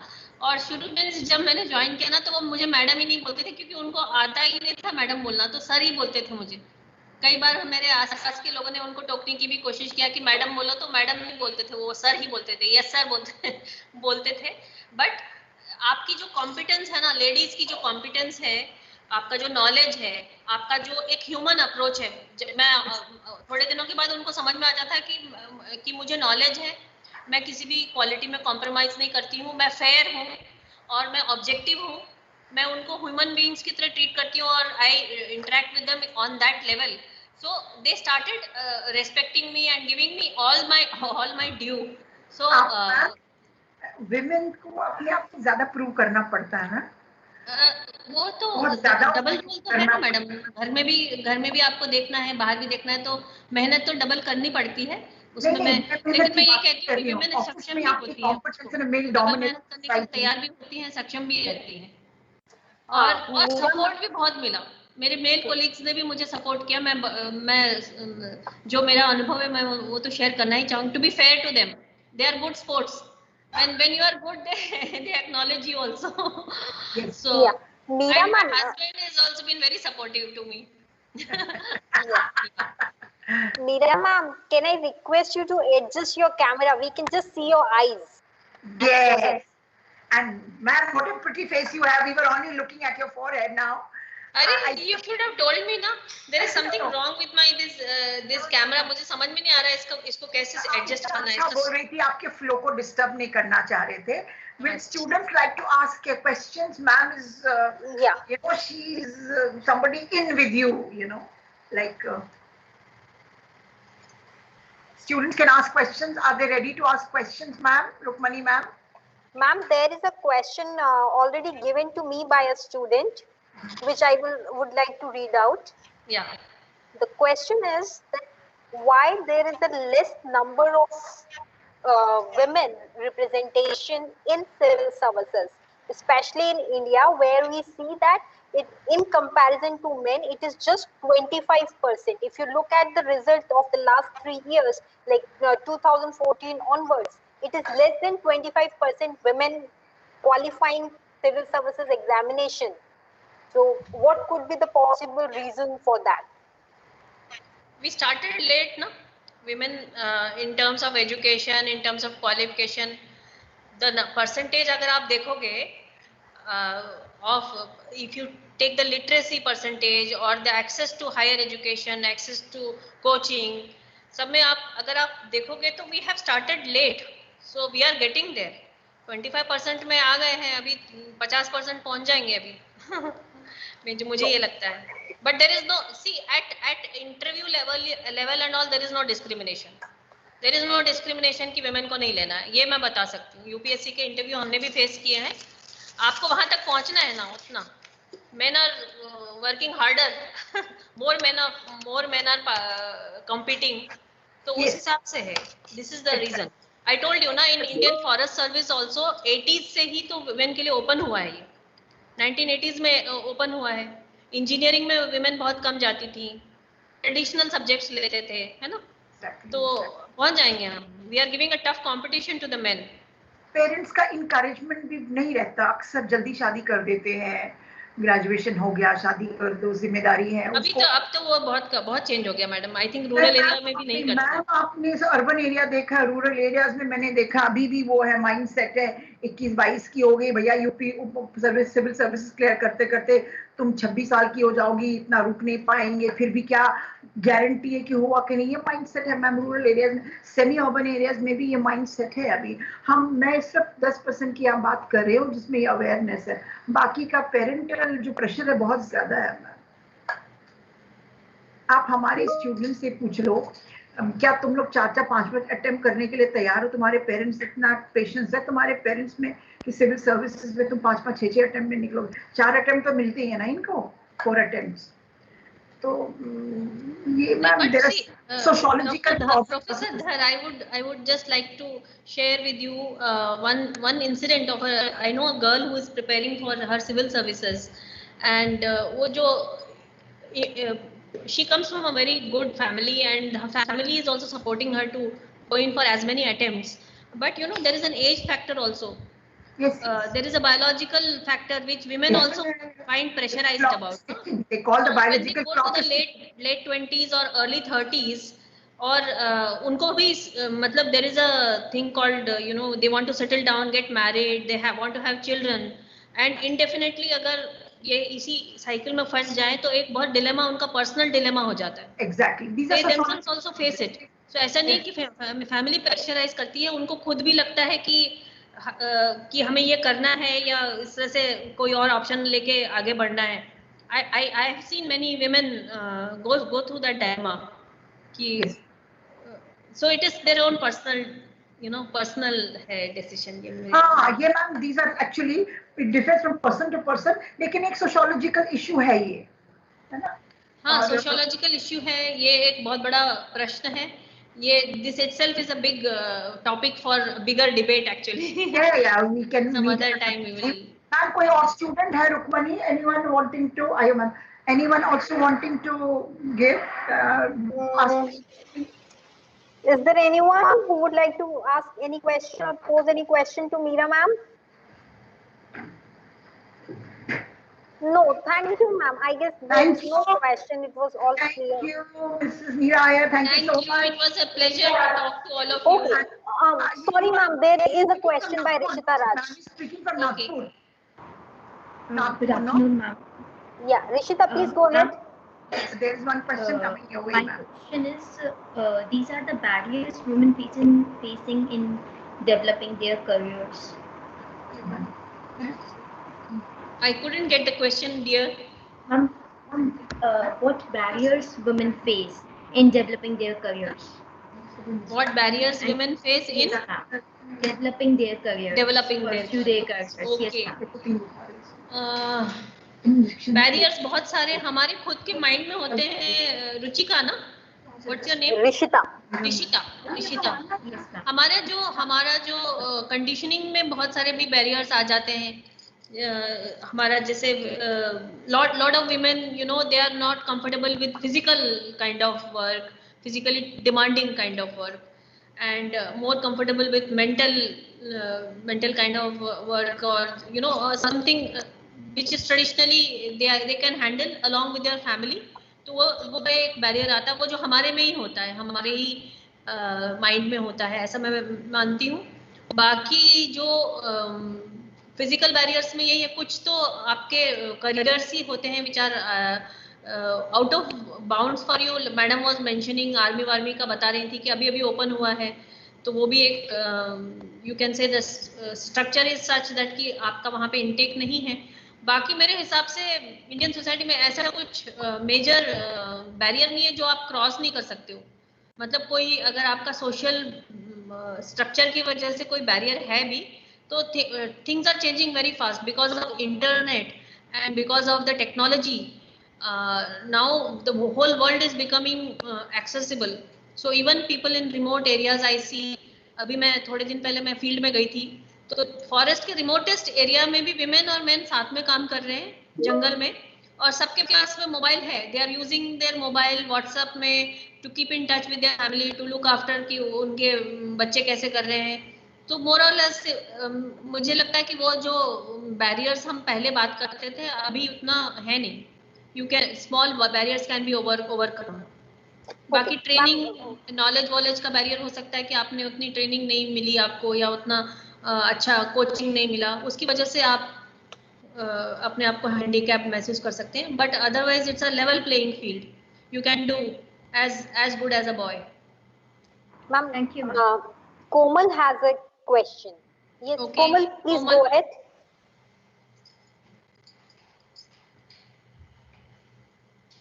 Miss Komal. Yes, Komal, please ask. Okay, in between Madhu Negi. Yes, ma'am. Good afternoon, ma'am. I had a query that UPSC, there are many rumors about UPSC CSC. And one of them is that being from a patriarchal society, women, they may face some difficulties in the field work as well, even though having the same training which men will have. So, how much reality is in this rumor? Because of the patriarchal society, women will face more barriers than men. You are saying that in the field?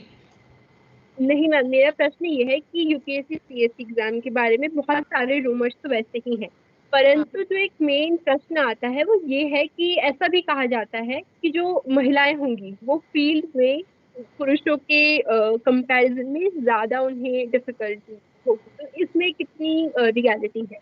नहीं, कोई reality नहीं है। Selection के time में ऐसा कोई बायस नहीं होता है। Ma'am, I believe her question is not about like questioning the selection process. She's saying, is there any issues regarding at the training level? Like when once a person is trained and working on the grounds, is there any problem that they face as a challenge? नहीं, training में भी कोई problem नहीं होती है। दोनों का similar training होता है और उसके बाद फील्ड में जब पोस्टिंग होती है तो बिल्कुल लेवल प्लेइंग फील्ड होता है। कहीं कहीं पे किसी सोसाइटी में ज्यादा आपको लगता है कि मेल डोमिनेटेड है, थोड़ा सा शॉविनिस्टिक है, इनिशियल 15-20 दिन में भी 1 मंथ आपका काम के कार्यशैली के हिसाब से देन दे आल्सो रेस्पॉन्ड। अभी वैसे नहीं है, पुराना ऐसा बिल्कुल ओल्ड फैशन सोसाइटी की वो विमेन को देखते ही भड़क जाएं और वो कोऑपरेट नहीं करें, ऐसा नहीं होता है। आपको वो चांस देंगे। अगर आपने उतनी कॉम्पिटेंस नहीं दिखाई या आपके अपने सामर्थ्य नहीं दिखाया या उतना सिंसियरिटी नहीं दिखाई या ऑब्जेक्टिविटी नहीं दिखाई, फिर आपके बारे में वो उनका ओपिनियन बदल सकता है, बट शुरू में वो they will give you a chance to prove yourself. That is my experience. There is equality of opportunity. Yeah. Soumya Tyagi. Yeah. Soumya Tyagi. Yes, ma'am. Yes, ma'am. Good afternoon, ma'am. Good afternoon. Ma'am, my question is that before this question, you said that girls can also do as good as boys. Yeah. So I would like to share an instance wherein it was my cousin. She is of same age as mine, and she wanted to do law. But her parents said that it is not a career option that a girl should pursue. And she comes from a well-educated family. So how can we basically change this mindset barrier that there are professions that one should pursue as per gender? See, Soumya, I don't know what exactly the arguments were आपके cousin के साथ में जो discussion हुआ आपके उनके parents का क्या रीजन था, कैसे बोला करके, क्योंकि मेरा जो मानना है कि पेरेंट्स जो हैं वो अपने बच्चों का भलाई चाहते हैं और वो अपने हिसाब से अपनी एजुकेशन, अपना एक्सपोजर, अपने एक्सपीरियंस, अपनी जिस फैमिली बैकग्राउंड से वो आते हैं या फिर उन सब चीज़ों की वजह से वो अपने बच्चों को किसी तरह का सलाह देते हैं या बोलते हैं कि आप ये करिए या ना करिए। तो हमेशा ये सोचना कि वो किसी मतलब they want to impose their thing on the child, ऐसा नहीं होता है। माता पिता से ज़्यादा बच्चों का भला कौन चाहता है, वही चाहते हैं। लेकिन कभी कभी कम्युनिकेशन में ऐसा लगता है कि ये हम पर ज़बरदस्ती कर रहे हैं या इन्होंने हमको ऐसे किया, तो ये बच्चों को भी थोड़ा नेगोशिएट करना चाहिए। जहाँ तक मैं चारों ओर देखती हूँ, मैं मेरे 2 बेटे हैं, मैं देखती हूँ कि they are very good negotiators. वो बहला फुसला के और डिस्कशन करके और आर्ग्यूमेंट करके मना ही लेते हैं वो अपना जो करना चाहते हैं। और पेरेंट्स की भी अभी मेंटालिटी तो बहुत ओपन हो गई है। They are allowing both boys and girls to pursue whatever career the children want. Most of the my colleagues I know, my friends I know, they don't impose it on their children. Sometimes ऐसा लगता है कि माता पिता जबरदस्ती कर रहे हैं, but they are just being a little forceful and probably aptitude भी देखते हैं कि ये एप्टीट्यूड की वजह से ये बच्चा ये वाला काम ज़्यादा अच्छा कर सकता है। तो it is it you have to balance it out कि ये किस तरह से हुआ है ये, is the girl feeling very very bad because her parents did not allow her to follow law, क्योंकि law तो ऐसा field है कि बिल्कुल pursue कर सकते हैं, intellectual है, आपका दिमाग का बहुत उसमें use करना पड़ता है. That was my point, that they said a girl should not pursue it. So they could have said that you do not have a personality that you can fight, and it won't suit you. That reason would have been correct, but saying that a girl cannot pursue Communication में it कुछ is wrong. कमी रह गई होगी. You are Soumya ना? Yes ma'am, yes ma'am. Don't feel so bad. बल्कि आपने वो क्या कर रही है आपकी cousin अभी? Ma'am, now she is doing English honors from Delhi University. Oh, that's a very really prestigious thing. Don't ask her not to be disheartened, है ना? As a friend, as a Yes, cousin, ma'am. you should support her. क्योंकि जो आपने choice कर लिया है उसको भी अच्छे से मन से करना है. जो चॉइस आपने लाइफ में कर लिया है माता पिता के कहने की वजह से या अपने आप से, be happy in that and give your 100% and then you will succeed. So now as a cousin you should not keep revisiting कि आपके माता पिता ने आपको करने नहीं दिया. उसको बोलना कि English honours from DU is a great choice and you should stand by her, है ना? Yes ma'am. I'm sure she will enjoy her education and also later career. All the best to her and you. Thank you ma'am. Thank you so much, Meera ma'am, for your words, for sharing your experience, and for accepting our invitation and taking out your precious time. It was a pleasure. Thank you so much. Thank you, Dr. Joshi. Bye bye. All the best to all your students. Thank you, Mrs. Iyer. Thank you so much. Bye bye, Professor Dar. It was excellent to talk to you. We'll see you again, ma'am. Yeah, sure. Bye bye. Take care. Thank you. Yeah. So, dear students, now I would like to welcome our another panelist, Ms. Debjani Bora. Debjani Bora is a research consultant at Center for Women Studies, Dibrugarh University. Her area of interest is women and health, women and development, women and policy discourse, and sexuality studies. She has done her work on issues around women, health, and policies with a special reference to tea garden women workers of Assam. She has also worked for Women in Development, a study of gender budgeting in Assam.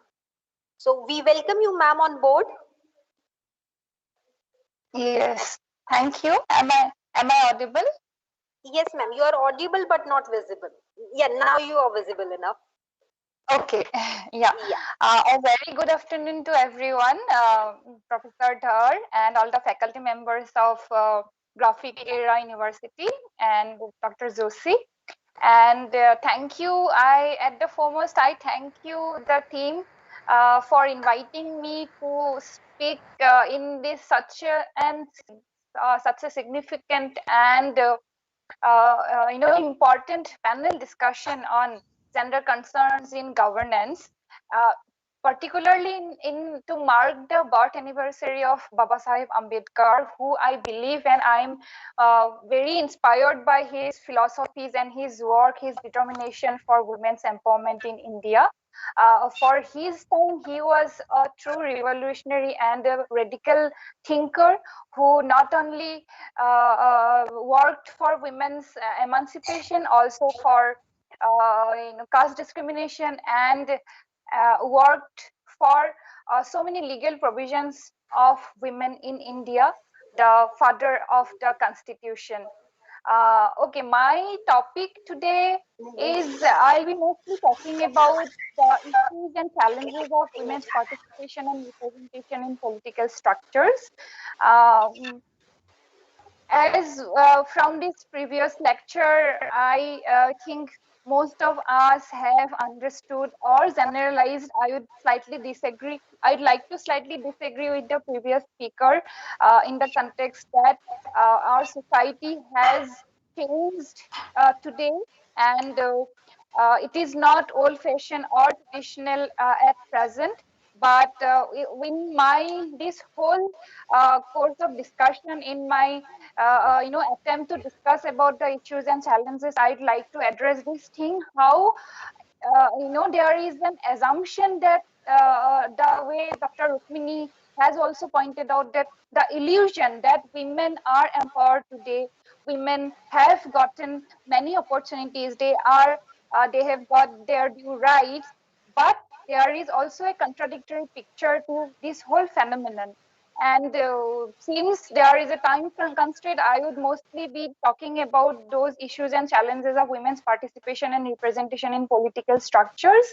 And I would attempt to analyze it from a gender perspective. So to the next slide. Mainly when in the present discussions and debates, governance is understood to include the wide range of ways in which political, social, and administrative structures of society affects the access of its members to basic opportunities and capabilities. And for example, the UNDP has adopted a definition that in 2000 that defines governance as the exercise of political, economic, and administrative authority to manage a country's affairs. It comprises the mechanisms, processes, and institutions through which citizens and groups articulate their interest, exercise their legal rights, meet their obligations, and mediate their differences. So when we come to this definition, in broader terms, in broader understanding, we can see that it has tried to include the whole exercise of political, economic, and administrative authority to manage a country's affairs. But if we try to look at it from a gender perspective, in many from a gender perspective, it has kind of failed to understand the whole, or rather, it has kind of failed to address the whole power inequality or the whole division between public and private, which is very important, or which impacts significantly in women's challenge participation and representation in all structures of government, not only in political structures. So women's participation and why it is important, the next slide, why it is important to discuss about women's participation and representation in various structures of governance, because it is important that from a very idealistic point of view, because it is important to understand, to analyze women's participation and representation in various structures of governance, because the society's growth in all spheres and to achieve gender equality and gender sensitive society, it is important. And also it is significant because gender inequality is detrimental not only for women, but also for every individual of society. So, to the next slide, in our constitution of India, and many provisions have been given. So that's why I have mentioned it as a contradictory realities. Why contradictory realities? Because the constitution or the fundamental rights, it has so many provisions for gender equality. The provisions of gender equality is enshrined in the preamble, fundamental rights, fundamental duties, and directive principles of state policy. And many articles, article 14, article 15, and so many articles 23, 29, and many more guarantee equal rights for women. And parliament and respective state legislatures in India have enacted relevant laws for the promotion of welfare and empowerment of women from time to time. And there is a growing assumption, which is very dangerous, I would say, at present times, that women have been given their due rights and opportunities, as there is a rising numbers of women who are working soldier to soldier with men in offices, holding positions in offices, be it public or private institutions. Women's participation and representation is increasing in various spheres of the society. We have got women as president, defense minister, finance minister, MPs, MLAs, CEOs, and this is the contradictory reality.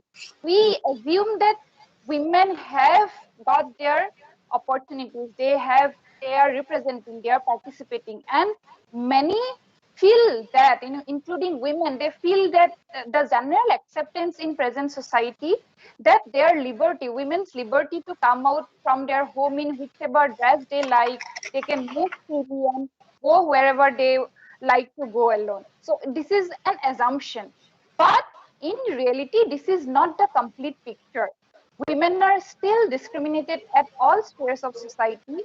In our day-to-day life, we can see so much of gender discrimination in terms of be it employment, wages, educational opportunities, as well as increasing numbers of gender-based violence.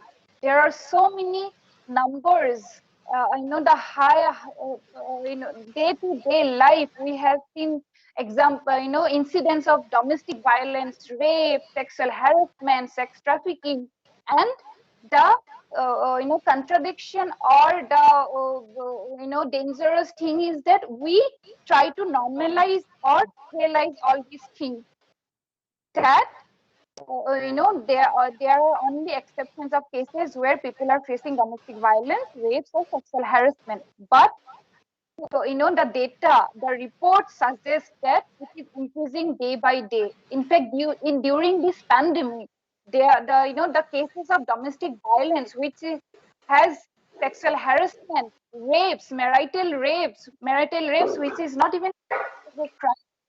So, pandemic has shown so much of incidents of violence, gender-based violence, and this is the irony, this is the contradictory.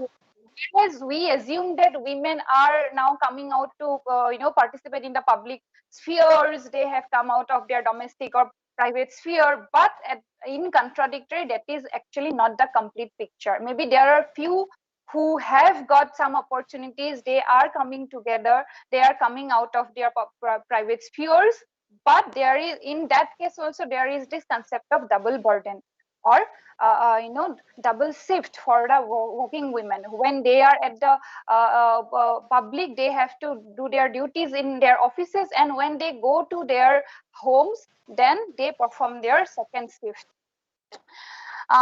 Okay, coming to the next slide.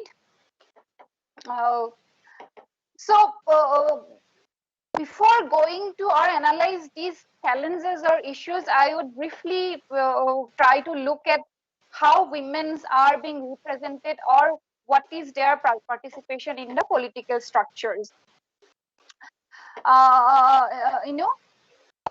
Many times what happens that constitutional provisions have given women the provisions to participate in all structures of governance and decision-making processes, but the involvement of women in politics has not been very encouraging.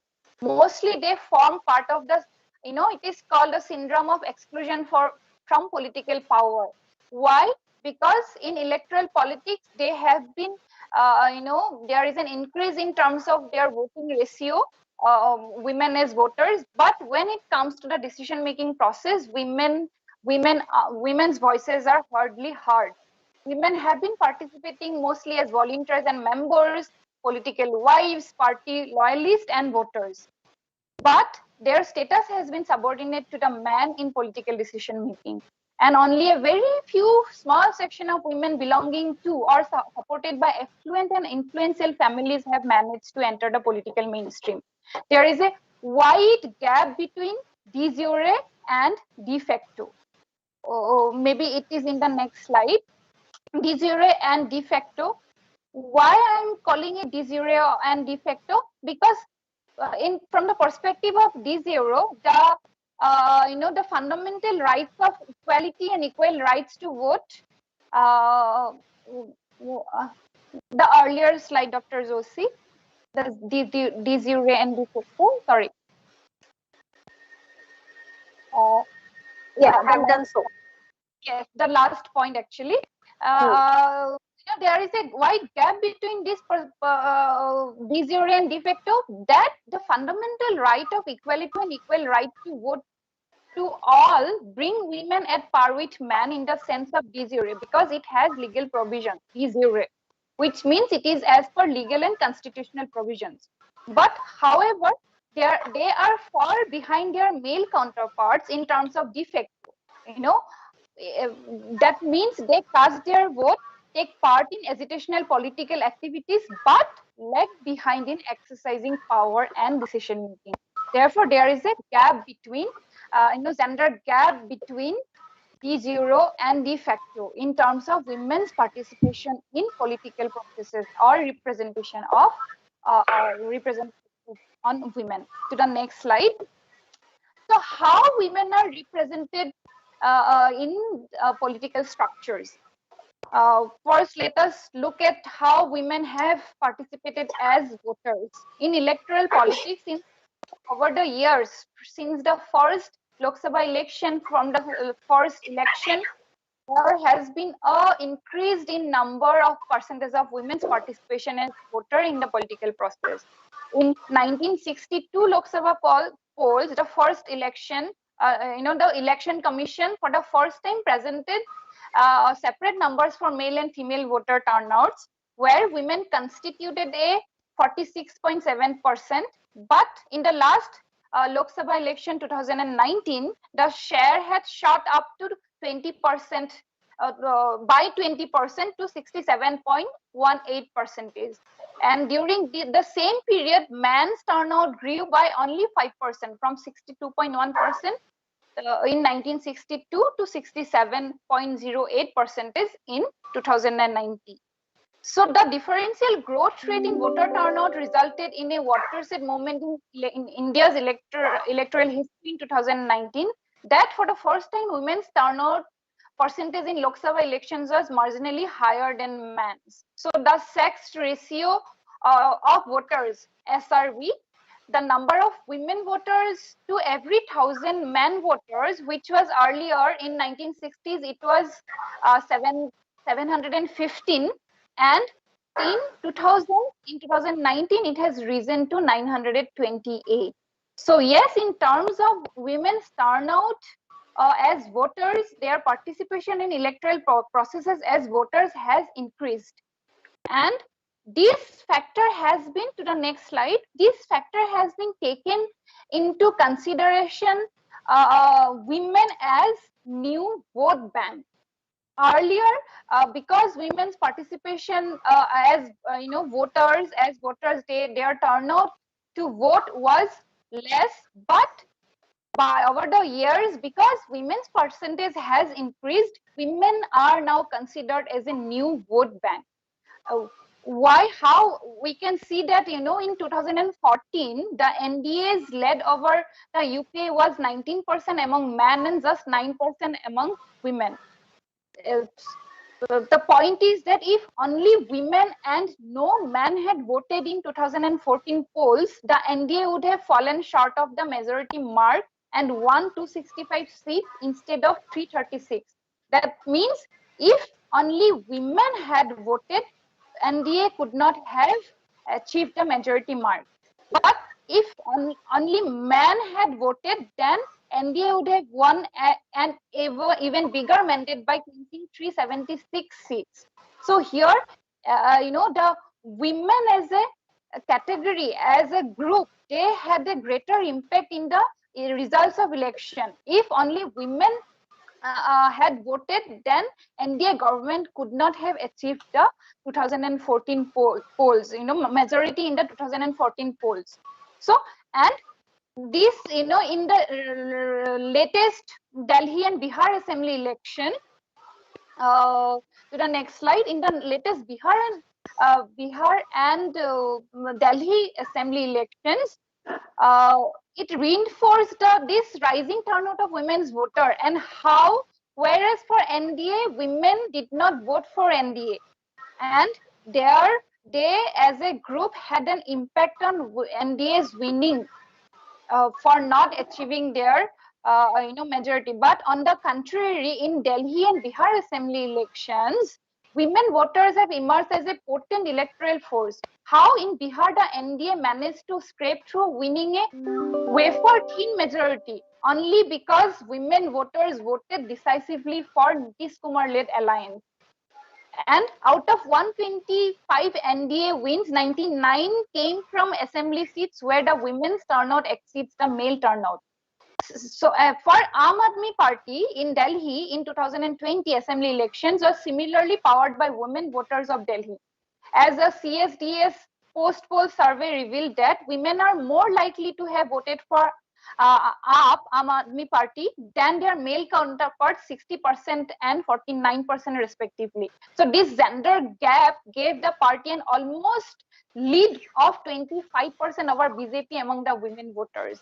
So this is how women's vote have turned out a new vote bank, and the political parties have to now considers women's issues, women as vote bank, not issues. I'll come to that. Women as vote bank, they have become a group, women as new vote bank, and there the political parties have tried to get more and more vote from women by different dole schemes, free wise, or many policies to woo this new vote bank. And many a times these policies and these kind of schemes are very gendered in terms of reinforcing women's role to their traditional role. So here comes that more women, because now that more women are exercising their right to vote, but the question is that whether they are also becoming the members of our lawmaking bodies at the state and national level. We have seen that women have become a new vote bank, and they are exercising their power to vote. They are almost at par with men in terms of voting ratio. But is this the case in terms of women's representation in lawmaking bodies?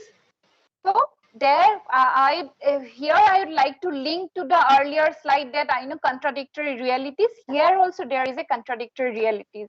How? To the next slide. Women's representation in lawmaking bodies. Yes, women's representation in lawmaking bodies, that women have turned out to be a vote bank, and their voters has grown by leaps and bounds in recent years, and women's representation in lawmaking bodies at the same time is a contradictory, which some reports, some literature have described as a national shame. Why? When women's Lok Sabha was formed after 1950 to general elections, 5% of members were only females. But though number was low, reflective of the deeply entrenched patriarchy in Indian society for that time, was very interestingly ahead of Western and other seasoned democracies in US and UK. Where in India in 1952, 5% of members were female members in Lok Sabha, I mean lower house of the parliament. In UK, it was 3% only, and in UK, it was 2% female members were representative. But over the decades since then, till recent time, the picture has changed dramatically, but only for the democracies, Western and other democracies, but not in India. Why? Because to the next slide, there is a table where we can see that the percentage of women MPs in Lok Sabha over the years, the election years have been divided into three phases: 1950 to 1977, 1977 to 2002, and 2002 onwards, which is also inclusive of 2019 election, Lok Sabha election. So the percentage of male MPs in Lok Sabha were 95, 93, 90. But at the same time, in for women MPs in Lok Sabha, it was only has risen only from 5% to 10%.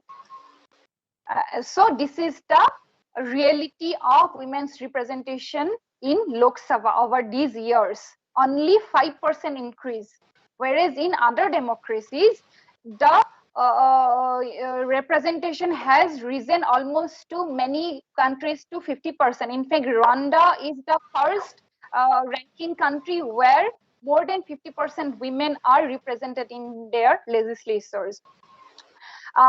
In that again, so next slide. So here, see the how India ranks in terms of women's representation in lawmaking bodies.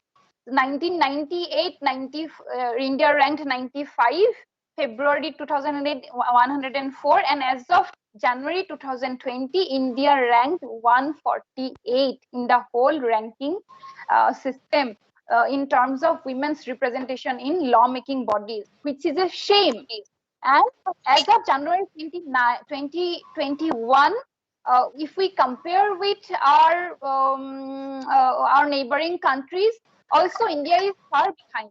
India, as of January, India ranks at 148, but China ranks at 86, even Pakistan ranks at 116, Bangladesh ranks at 111, and Afghanistan ranks at 71.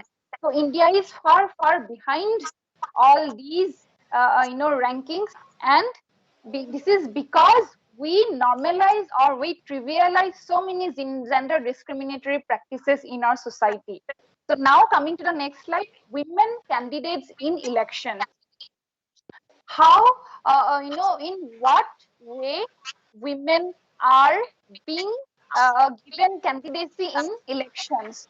So this is showing a low percentage of women candidates in Lok Sabha election. In the first phase, male candidates were 97, whereas female candidates were only 3%, and it has risen to only 7% till the last 2019 Lok Sabha election. So this is in the Lok Sabha, and this even in terms of assembly election, the scenario is more disturbing. To the next slide. In assembly elections, Vidhan Sabha elections, women have 2% to 8% only. It has risen. So this representation can be again linked to the assumption of women being weak candidates. Many times it is considered that women political or politics is the public domain, for which I'll come later, where women are considered as weak candidates, and it is also argued that because women do not have the winning capability, but the data shows that women have a higher winning capability. In the next slide, we will see that what is the winning strike rate of men and women in Lok Sabha elections and state assembly elections. In Lok Sabha elections, in all these phases, percentage of women winning percentage of women is higher than men. So is in the assembly elections. So here we cannot argue that women are not made for politics or women are weak, candidates. This percentage, winning percentage, clearly shows that that is not the valid argument. So there it leads to the question that despite the constitutional provisions and national and international laws governance, why there is this gender discrimination in political participation and representation of women? Why is so? Here we'll come to the next section of my lecture, to the next slide. How why there is gender discrimination in case of political participation. So is in all other spheres. The first point is patriarchy and the public-private division. Mainly Indian, culture is so that it is influenced by patriarchal value system. As a result of deeply anti-social attitudes and practices, women by and large have not been independent decision makers in the country. That is also case in today, where quote and unquote women are economically empowered, quote and unquote economically empowered, because there are incidents where women do not have their agency to spend their own earning. They have to have the permission of the male member of their family to spend their own earning. So these patriarchal value system, where man is the head of the family, or only the decision making process is only associated with man, has a lot to do with this gender discriminatory aspect of women's political participation as well. And this political and private division, so mostly politics is defined in, both the terms, formally or informally. Formally as in political party or voter related activity, highly organized anti-systematic initiative in contest for state power or trade union movements, that is in formal terms, or informally as in mobilizations intending to challenge the status quo in realms such as gender relations, caste, ethnicity and religion. This whole definition of politics in terms is characterized in terms that locate them within a public domain. That is to say that politics is generally understood to be constituted primarily through and as activity and association outside the private or the domestic realm, which is considered to be of women's realm, where this private sphere, women are the stakeholders, or women have to take care of all the private spheres, and we all the aspects, all the decision, everything else which is not which does not come under the quote and unquote private sphere is not of women's interest. Political, that is that their proper sphere is, women's proper sphere is private sphere, and until recent times, very recent times, women's issues, interests and concerns had been excluded from political arena due to this distinction between public and private spheres. So this, and why they are in recent times women's issues and interests and concerns have been included to this whole aspect of quote and unquote public domain, because women's turnout as voters, because women are now a group of this whole vote bank. Therefore, the political parties are using this to kind of for their party benefits, not that their agendas or their concerns are to achieve gender equality. In most of the agendas, political parties, the agendas do not include any kind of any important matters of gender discrimination or any objectives of gender equality. So therefore, though there is an increase in number of women in decision making bodies as president, prime minister, many argue that now we have a president as women as a president. Women are becoming the prime minister, they are becoming governors, they are becoming MPs and MLAs. But then why there are so much of discrimination in terms of representation? There are only a few number of women who are being represented in the whole discourse of political, which is considered the public domain. So, in every election we are seeing MPs are occupying, women MPs are occupying the center stage. 78 women MPs are elected to the parliament out of the 700 plus female candidates who contested for 2019 general election. 43% of women coming from a political class, more and more independent candidates fighting their way out in the most controversial seats. And in Kerala, Ramya Haridas, a 32-year MP, she won the election, and Pramila Bisoi, a 69-year-old MP from Orissa, who belongs to economically lower class, are now representing their constituencies in their parliament. So it is not that political parties are giving more candidacy. Many a times it is the women who are coming winning elections as MPs or MLAs are also independent candidates. But when again it comes to women in politics and their involvement in decision making process, the power still to the next slide, the power still lies with men.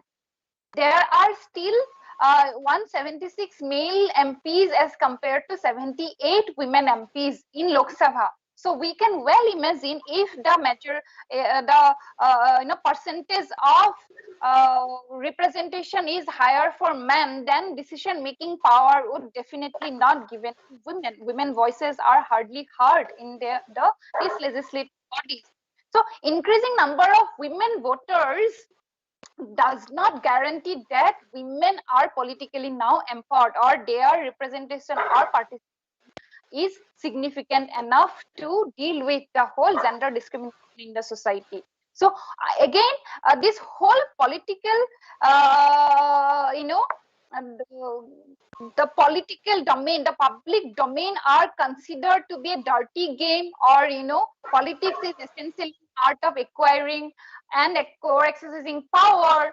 Where the decision making or power is concerned, it is assumed or it is accepted that it's the man who will take the decisions. So that is the whole patriarchal setup, patriarchal structure of this shows the patriarchal structure of the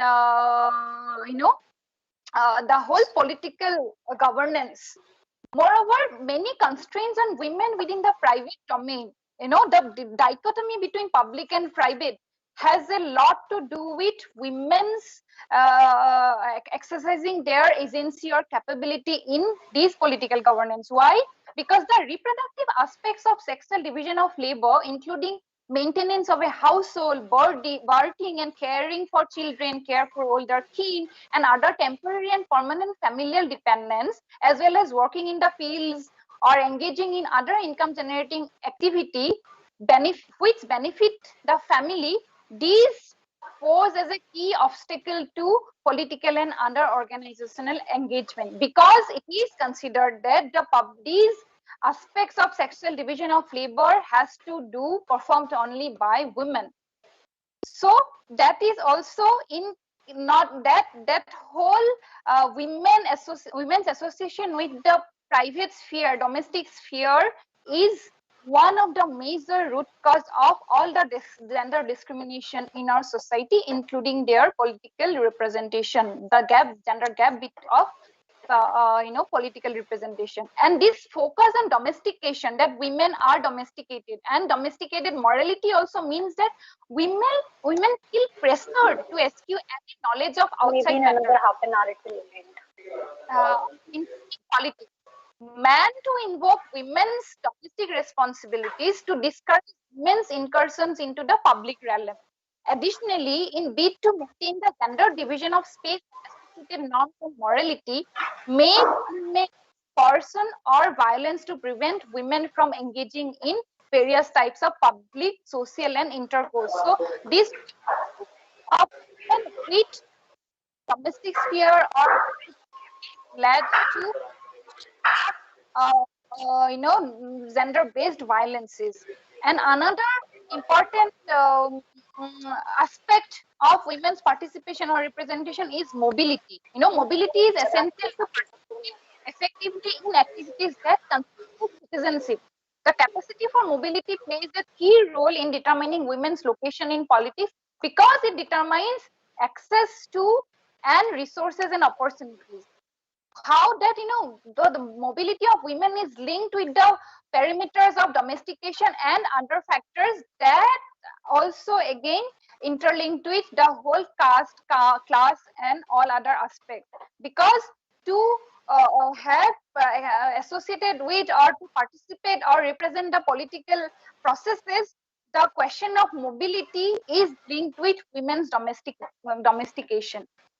And that is one major factor or major important aspect of women's representation, the gender gap of in representation in politics. And then dynastic and kin group politics. Many research, many studies, or in fact many examples in our when we have a look at the whole national politics or state politics, we can see that most of the women in position of national or state level, provincial level political leadership are either daughters, wives, or widows of prominent male politicians. So what happens here, that when they come from this kind of family, then women in such circumstances likely to heavily dependent, or at least at the outset of her own political career.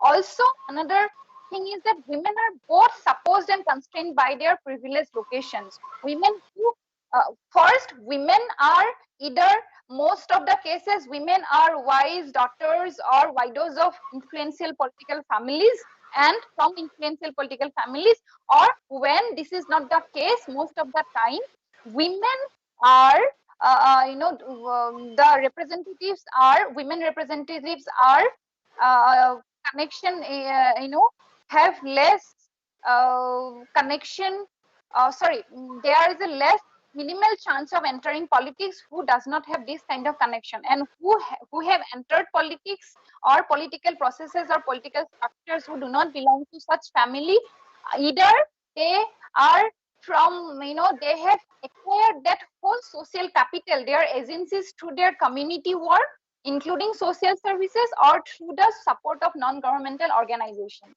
So this is the contradictory picture of women's representation. But when it comes to the local government level, especially in the lower tiers, in the Panchayati Raj institutions, the next slide, Panchayati Raj institutions, we can see that this is, most of the cases, this is not the case, that women do not come from a political party or political, it is not determined by their dynastic politics. But the women who are participating or who are representing the local government, Panchayati Raj government, that has also, they have also kind of faced a lot of troubles or lot of challenges.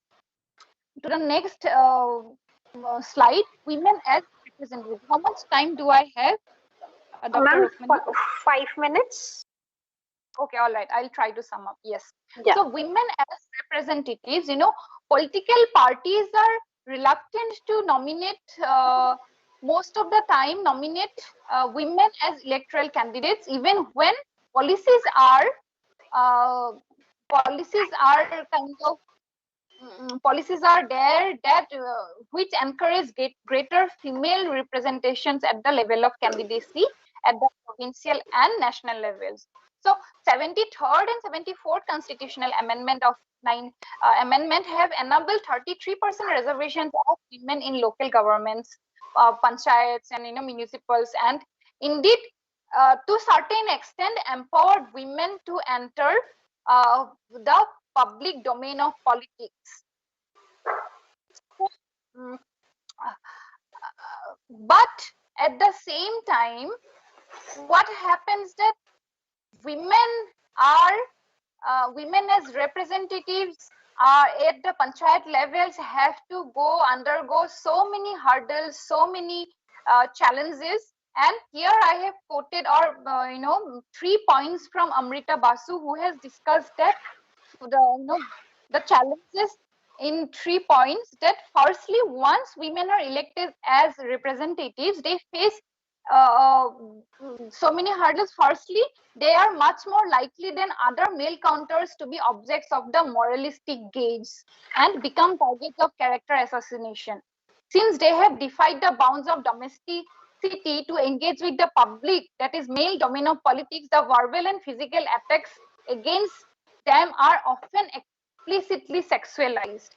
Secondly, the roles imposed on elected women representatives by their male peers reflect the values ascribed to women's capabilities in broader social context, which is women may have greater responsibilities than male counterparts, but fewer resources are given to fulfill these. And women's authority is compromised when their suggestions are rejected by male council presidents and co-members. So here also, though they are being represented, they do not have their voices when it comes to the decision-making power. So again, women are also, many cases, many studies have revealed that in panchayat, in the context of panchayat, women are proxies to male king. They may be compelled to defer to the men regardless of whether or not they are competent in their own right. And thirdly, women are also, most of the cases it is also to do with illiteracy or not having enough opportunities for education. That has also do with the patriarchal structure of society. As I was listening to the last session, one question came that the student was not allowed, the word allowed, we can use that, to pursue her interest in law, because there also the whole gendered aspect, the patriarchal structure of society shows that there are certain disciplines which are quote and unquote considered to be uh, appropriate for women to pursue. And lastly, women parties. I am coming to the conclusion. Also, women political parties and women, when it comes to the political parties, unless and until they happen to be the leaders of the political parties, their voices are unlikely to be heard. And party women are usually confined to the lower structure of the power, with little chances of advancement. Further, their interventions are largely limited to activities connected with increasing the number of votes during elections or to social work efforts that promote the party's image. So across the India, across this whole region, women's wings in political parties have provided a poor training ground for women interested in running for office, usually being motivated to further party objectives rather than promote women's political empowerment. So this whole auxiliary status of women within the political parties means that women's wing is also unlikely to protest the party's failure to meet the gender equality objective. So coming to conclude, the next slide, what we can say that yes, women's participation in political process is very important for strengthening democracy and for their struggle against marginalization and trivialization and oppression and mere party. This is important, so that they can struggle their battles against marginalization, trivialization, and oppression. And but at the same time, participation and representation of women in political processes, or for that matter in any structures of governance, does not guarantee that women empowerment in terms of political or any kind of empowerment be achieved, or it is participation or representation of women is not the remedy of the problems of discrimination and gender-based violence faced by women in Indian society. For that, what we need to address the deep-rooted patriarchal structure of the society, the whole power relation between men and women. We have to critically analyze the whole public-private domain, association of women with domestic sphere, and association of women with certain kind of jobs, the domestication or feminization. We have to understand all these things and understand the whole deep-rooted power structure, patriarchal structure, and the power relation in gender, in terms of gender and governance. And for that matter, to achieve gender equality or gender sensitive society, we have to actually analyze, we have to start our discussion how to address this patriarchal structure of the society. So I think I'd conclude here. Thank you again for giving me this opportunity. I hope kind of my attempt is I tried to look at this whole this participation on representation, the phenomenon or the whole illusion from a gender perspective. I hope I have just kind of made some arguments for the students and for the participants. Thank you. Thank you, ma'am. Definitely, you have given us a thought for food for thought. As I can see from your presentation that whatever you have tried to make out as an argument is that though India is a country where women have held the positions of president, prime minister, chief ministers in various states, but the way the statistics shows, it is completely an illusion that we have been able to achieve the full and equal participation in the decision-making processes or in the process of governance. So in a way, we can also argue that the way we define governance has actually missed the concept or missed the point to address issues of gender equality. In a way, we can also argue that there is a difference between a procedural equality which has been established and the substantial equality which we are seeking for. So to make the society empowered, or especially to make women more empowered, we need to have substantial equality than the procedural equality, which you have mentioned by making a point that there is a wide gap between de jure and de facto.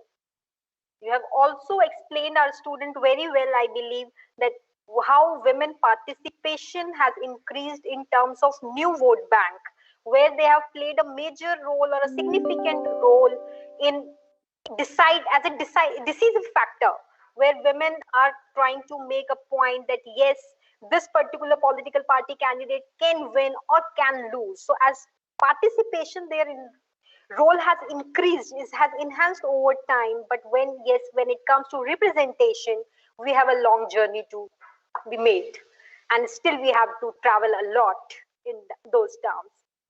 So thank you very much for your sharing your experience and sharing your knowledge.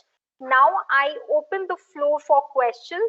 So my dear participants, you all are welcome. Please feel free to ask your questions to the speaker.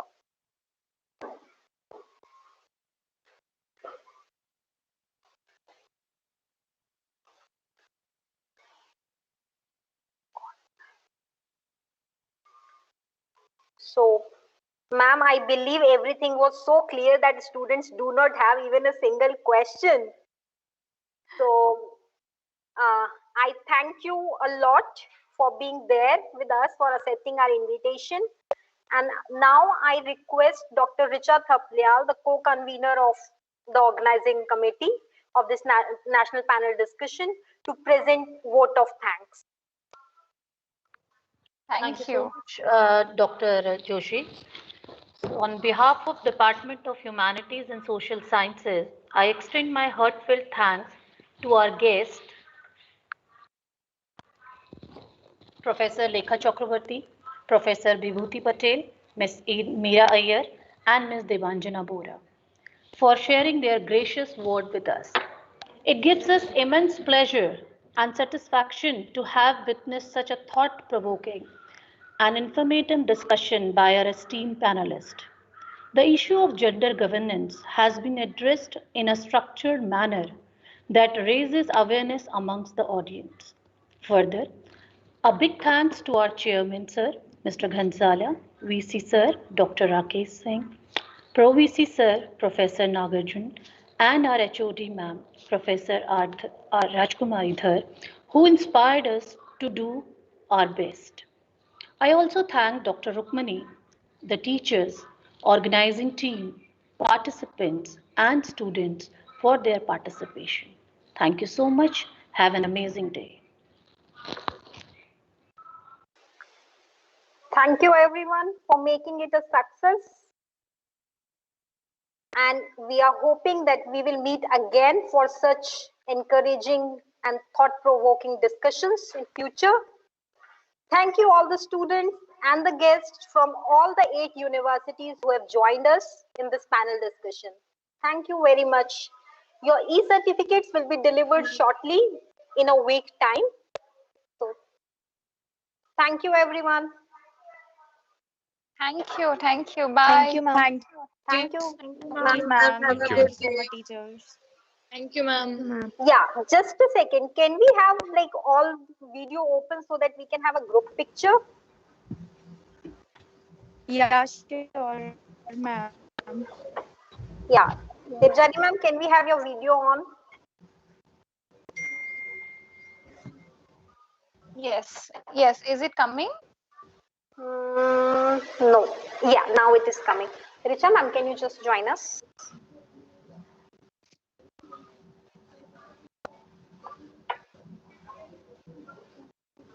All the students and faculty members, please join us for the group picture.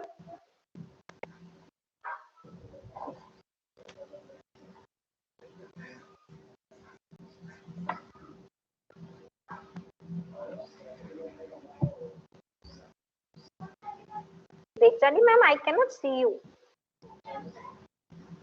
I think I'm there. Okay. Okay. No, now you are there.